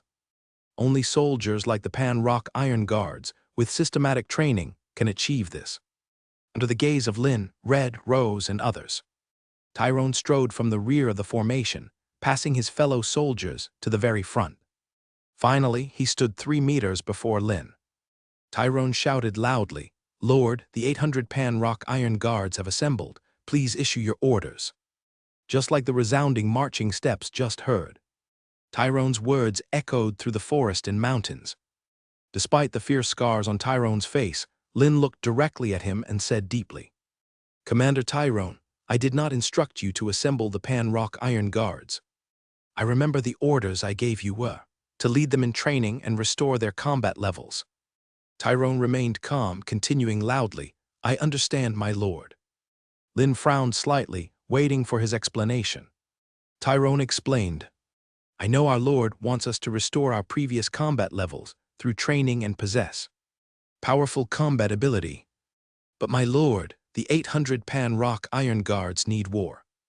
This is not just my request, but the request of all the Pan-Rock Iron Guards. In the eyes of our lord, we are nothing but a group of prisoners of war who surrendered and abandoned our posts to survive. We are not worthy of pledging loyalty to you, my lord. Therefore, to prove our determination to pledge loyalty to our lord, we petition our lord to allow us to join in the imminent war. Please grant us your favor, my lord." After speaking, Tyrone's strong body bent low, performing a soldier's salute. The unified voices from the Pan-Rock Iron Guards at the rear echoed at the same time. "Please grant us your favor, my lord." Lyn remained silent, his gaze passed over Tyrone to the rear of the formation. On those faces, in those eyes, filled with anticipation and longing, full of craving and yearning for war, Lyn returned his gaze to Tyrone, stating, "Commander Tyrone, there are not enough armors in the territory to equip you all." Hearing this, Tyrone's face revealed a look of joy. He quickly replied, "My lord, we do not need armor, only that you provide each of us with a weapon. Then we can join the battle." After a few seconds of silence, Lyn looked at Rose beside him, asking, "Are there enough weapons in the barracks to equip 800 soldiers?" Rose, waiting patiently beside Lyn, had been observing the entire process. Upon hearing Lyn's inquiry, Rose quickly responded. "Previously, the weapons seized from the destruction of Frank Manor are all stored in the warehouse. They have not yet been sent to the blacksmith workshop for melting and remanufacturing." Upon hearing Rose's response, light visibly brightened in Tyrone's eyes. Lyn nodded, saying, "Arrange personnel to transport the weapons out and equip the Pan-Rock Iron Guards with them." Rose promptly responded, "Yes, master." Rose called upon a few soldiers, gave them a few instructions, and the soldiers immediately retreated and got underway. Sitting on the back of Ink's shadow horse, Lyn addressed Tyrone and the Pan-Rock Iron Guards at the rear. "I can agree to your request, allowing you to join the upcoming war." Lyn continued, "But I must inform you in advance, I can only provide you with a weapon each. Without the protection of armor, facing the enemy's rain of arrows, facing their cavalry charge, you are living targets." Tyrone's expression shook, shouting, "The battlefield is our final destination." The Pan-Rock Iron Guards at the rear echoed in unison. "The battlefield is our final destination." Lyn gave Tyrone and the Pan-Rock Iron Guards an appreciative look. "I permit you to join the upcoming war." Having received Lyn's permission, joy and excitement appeared on the Pan-Rock Iron Guards' faces. The Lord said he doesn't like verbal pledges of loyalty. They will rely on their actions, their performance on the battlefield, to prove the authenticity of their pledge of loyalty. Lyn gave Tyrone a glance, cautioning, "Even without the protection of armor, for as many Pan-Rock Iron Guards as you take out, you must bring them back. From the moment I receive your loyalty, your lives no longer belong to you." Standing before Lyn's warhorse, Tyrone looked at Lyn, his eyes filled with gratitude and admiration. His voice almost trembled with emotion, because from the words of the Lord before him, he heard their concern. This feeling he had never sensed from anyone else's words before. Lyn replied, sending Tyrone back to join the Pan-Rock Iron Guards. He gazed over the Pan-Rock Iron Guards at the rear. Perhaps because he had agreed to their requests, or perhaps because they felt the concern in his words. The loyalty value of the Pan-Rock Iron Guards was visibly rising at a noticeable speed. Previously, he did have concerns, deploying most of the armed soldiers from the territory for external warfare, leaving behind 799 Pan-Rock Iron Guards led by Tyrone. This was an unknown risk to his territory. Tyrone's request with the Pan-Rock Iron Guards to join the external war exactly resolved his concerns about the potential risks from the Pan-Rock Iron Guards, waiting for the soldiers to use double-wheeled carts to deliver the weapons and fully arm the 800 Pan-Rock Iron Guards. Lyn tapped his ink shadow beneath him, which understood and began to walk slowly.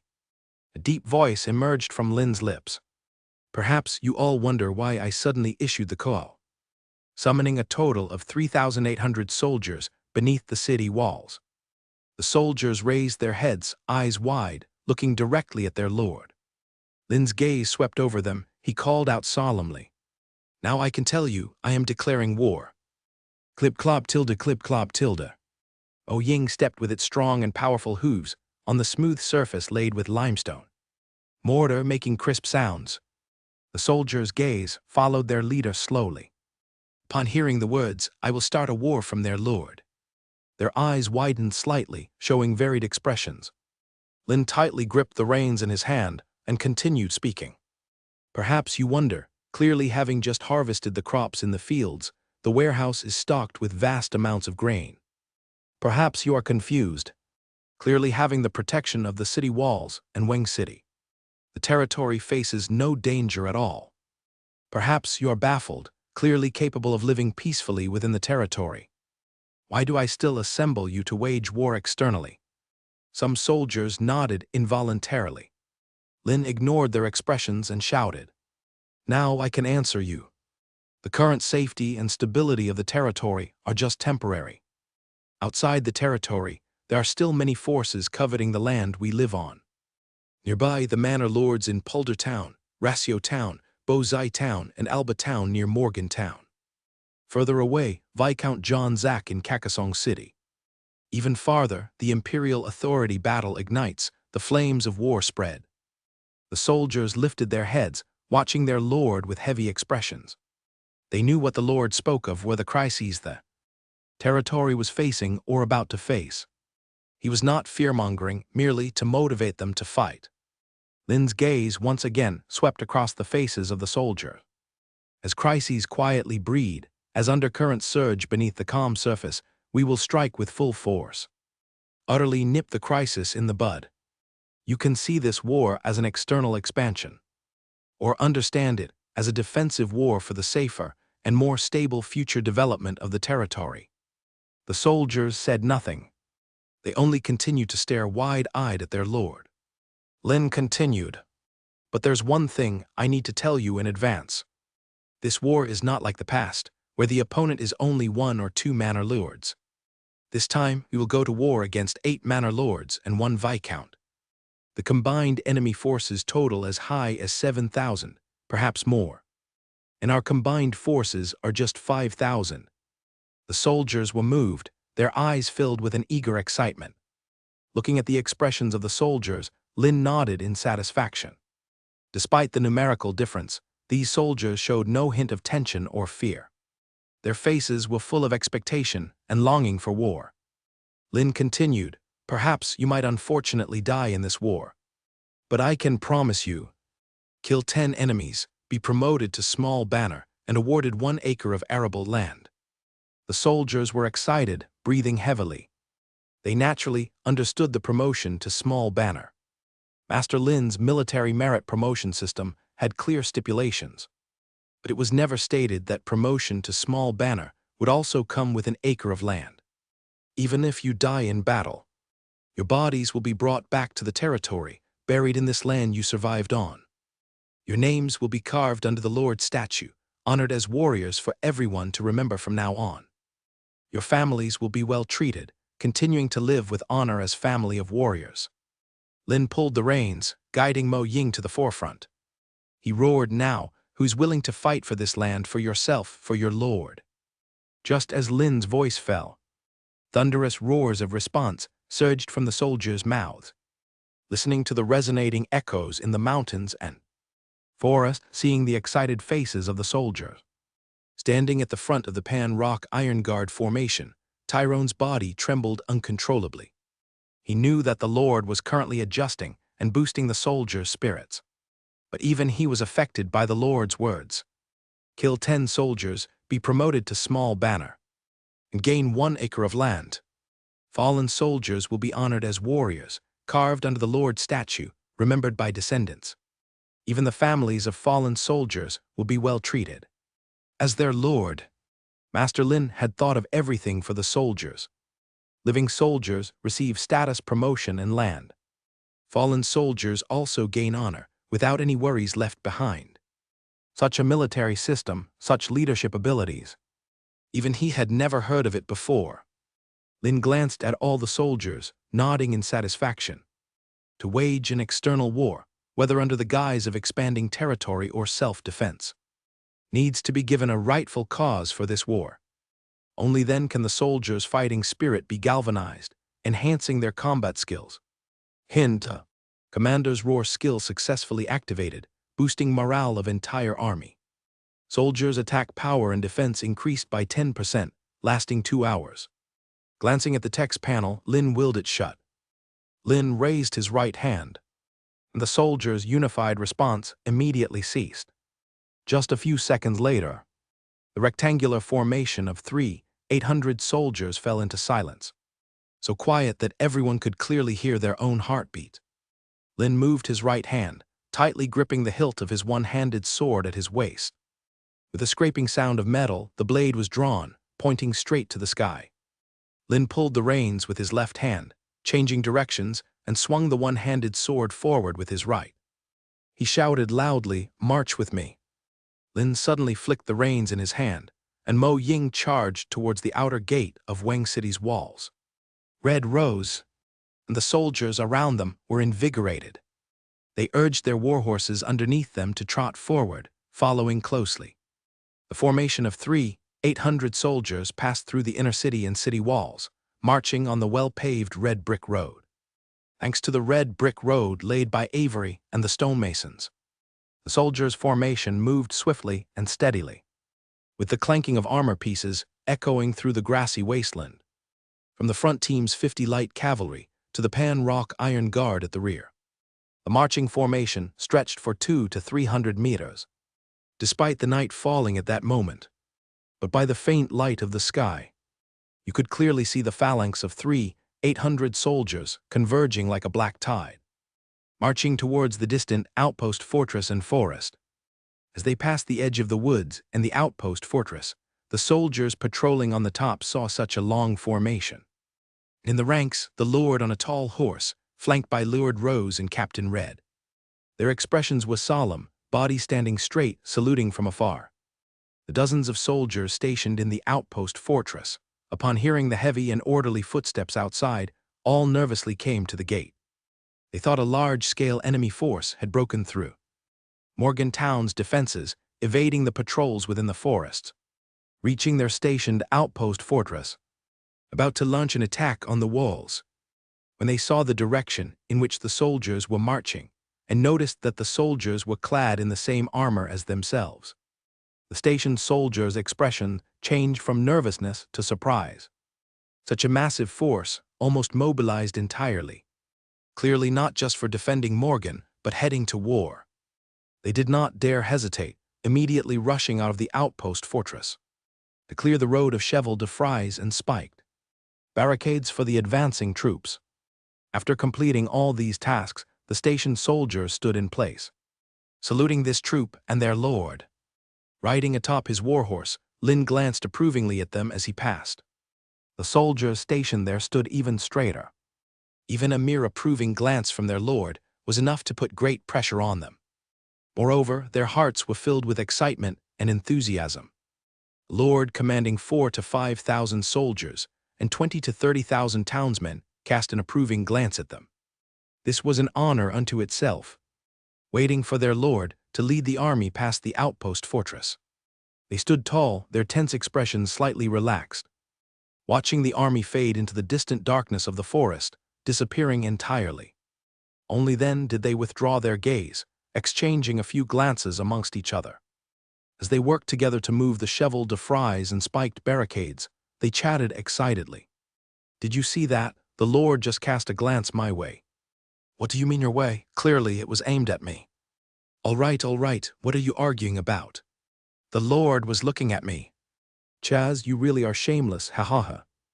Speaking of which, when can we also charge into battle with the Lord like they do?"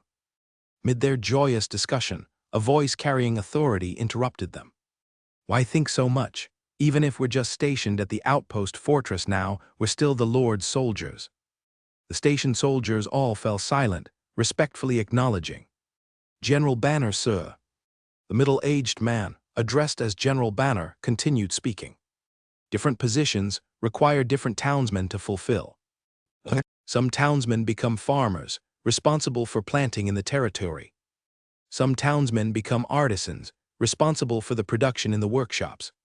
Some, due to their physical prowess, are selected to be soldiers, or like the Lord's soldiers, combat the enemy directly. Or, like us, stationed at outpost fortresses. If an enemy intrudes into the forest, attacking the walls, we are the first line of defense, and we light the wolf smoke to warn the watchtower. As long as we fulfill the Lord's requirements, diligently and responsibly doing our duties, it is enough. Dozens of stationed soldiers responded in unison, feeling enlightened. You are right, General Banner. We will heed your teachings. The General Banner nodded slightly, withdrawing his gaze from the stationed soldiers, looking towards the distant dark forest. On his face there was a distinct trace of worry.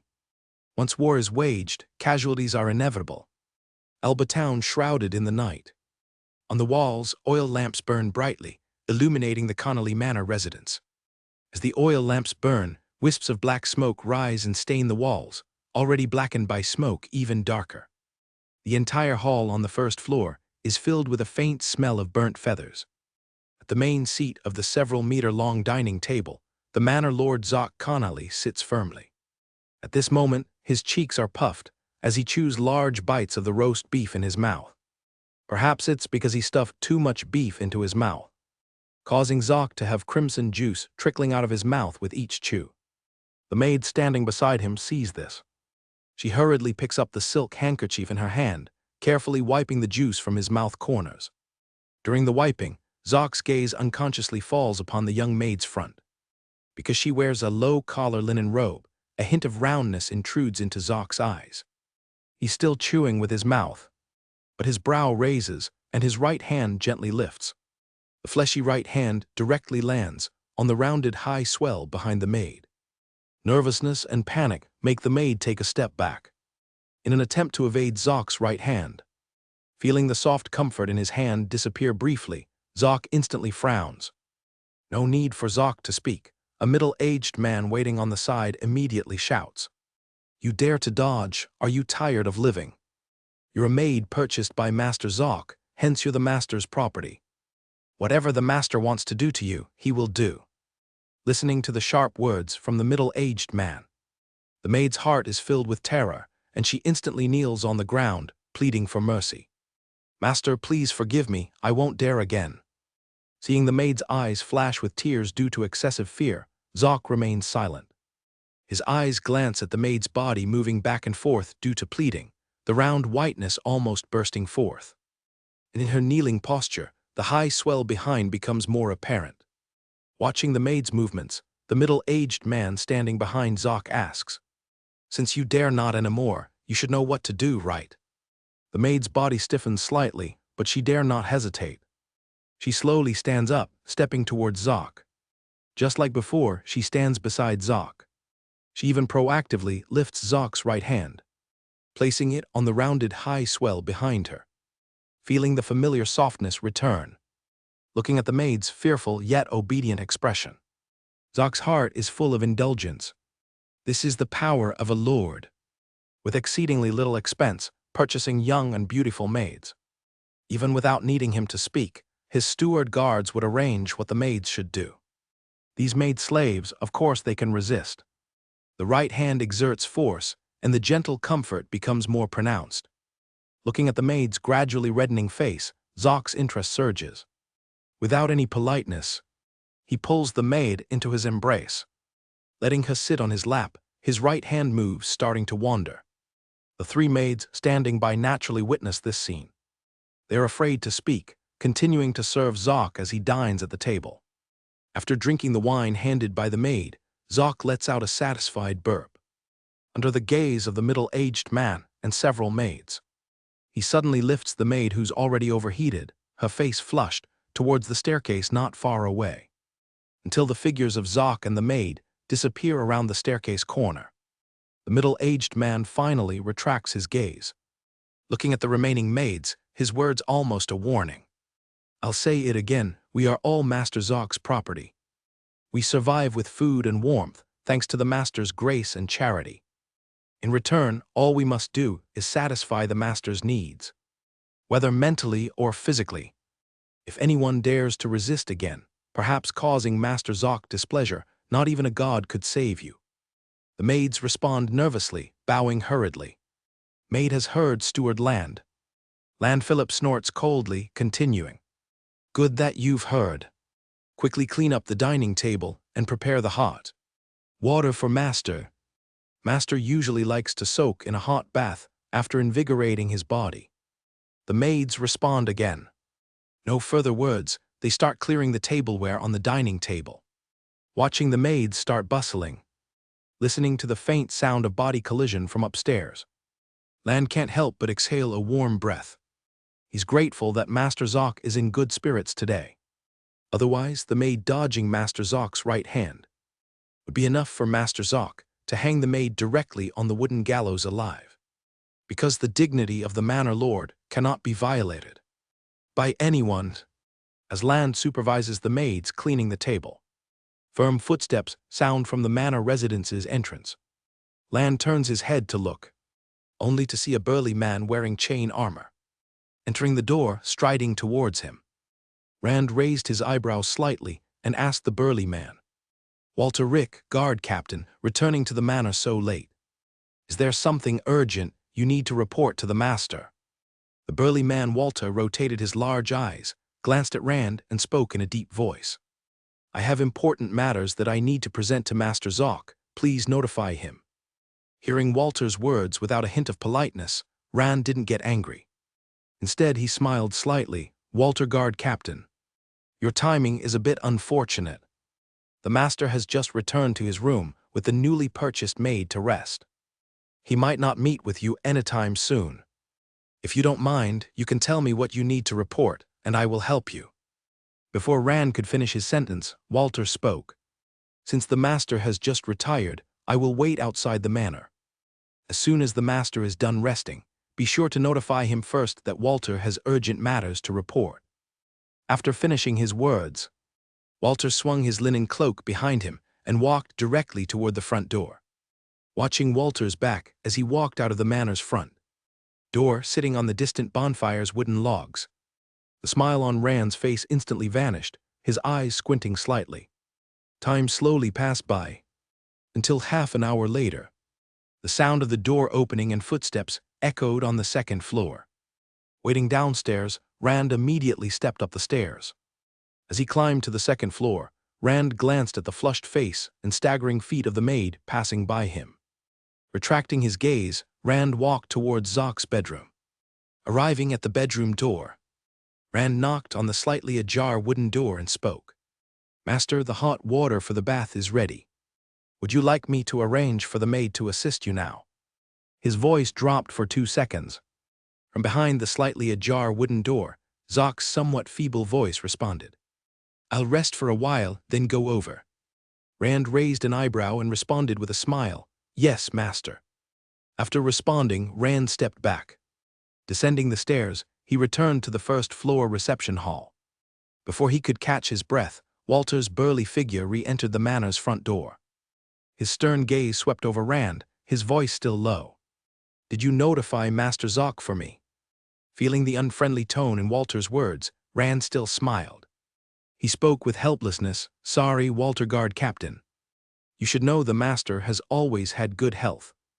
Plus, just having purchased a young and pretty maid, how could the master be easily finished?" Walter's thick eyebrows furrowed tightly. In a deep voice he said, "I'll find him myself." The next second, Walter stepped toward the stairs in the reception hall. Before he could take 2 steps, Rand blocked him directly. Walter impatiently reached out his right hand, trying to push him away. Feeling the solid strength on his shoulder, Rand stared at Walter and almost warningly shouted, "Walter, are you crazy? I've already informed you, the master is resting. Breaking in like this to meet the master is disrespectful." Walter's right hand grasping Rand's shoulder suddenly hovered in mid-air. Rand felt slightly relieved. Though an ordinary person, he was naturally no match for guard captain Walter. With just a casual flick of Walter's right hand, his body would crash into the nearby chair. His status might not earn guard captain Walter's regard.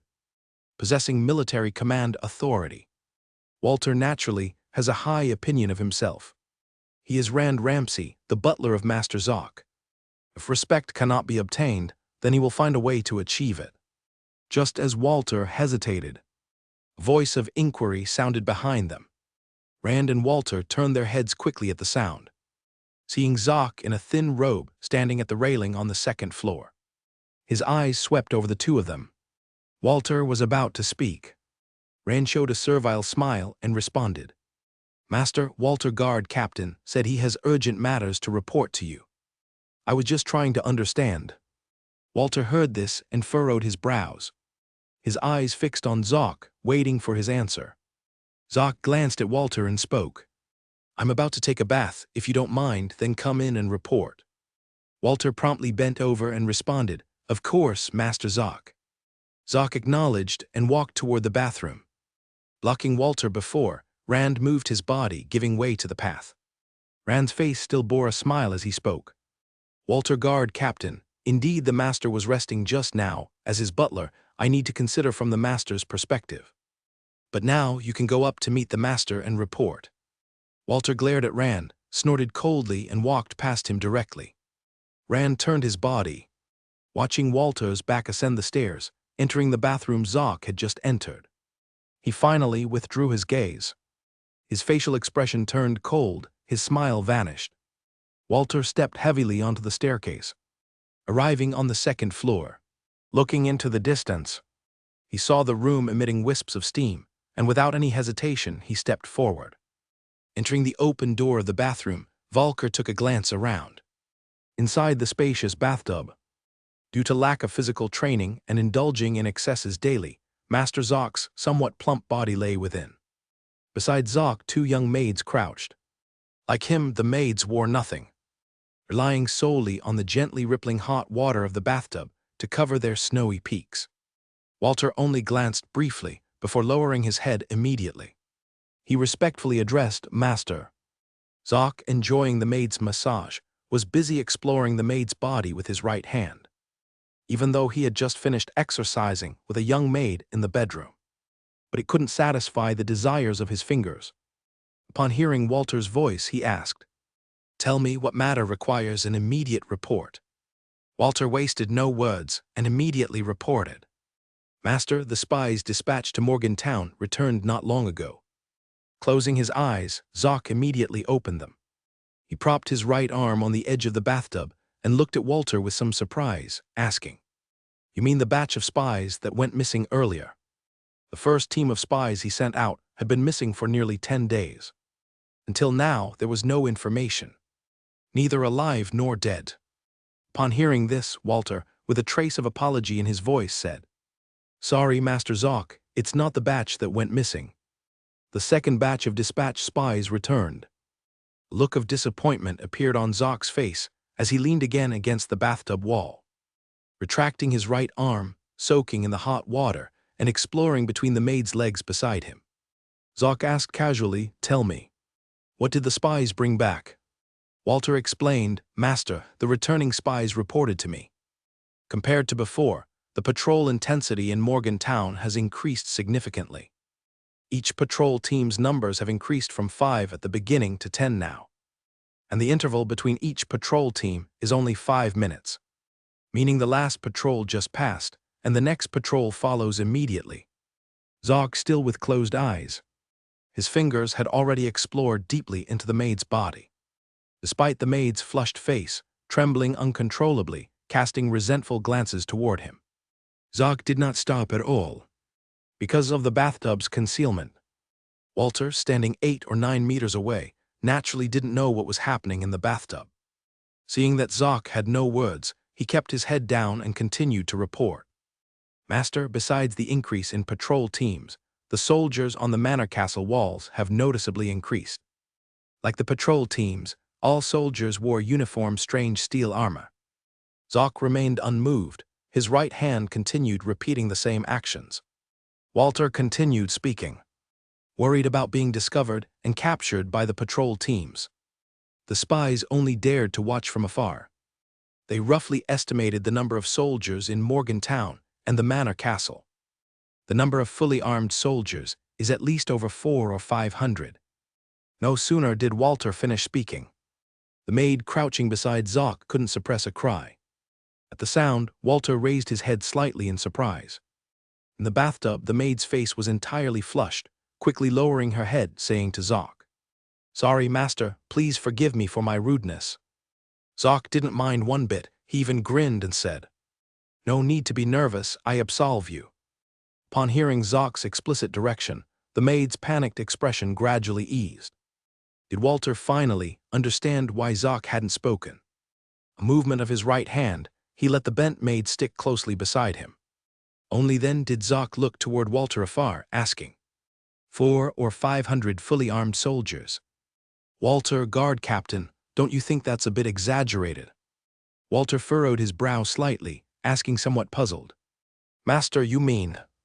Zoc's right hand slipped through the maid's nape, lying on her shoulder. The drooping right hand placed precisely on the maid's prominent roundness. His right palm slightly tightened, and the maid couldn't help but cast resentful glances at Zoc. Zoc was utterly unperturbed, continuing to speak to Walter. Connolly Manor has been passed down through generations. Until now, it only has 50 chain armor soldiers, 30 leather armor soldiers. The rest of the soldiers can only wear simple cloth armor, or nothing at all. Even the Viscount John Zax from Kasong City, has only 1,000 fully armed soldiers. A previously unheard of lord, unbeknownst to what schemes. Wiped out the Morgantown Manor lord. How can he have 400 or 500 fully armed soldiers? Is buying quality iron without cost, or acquiring armor without needing gold pounds? Even if his territory has a salt mine, do you know how many gold pounds 400 or 500 sets of standard armor cost? Unless, besides a salt mine, his territory also has an exploitable iron mine.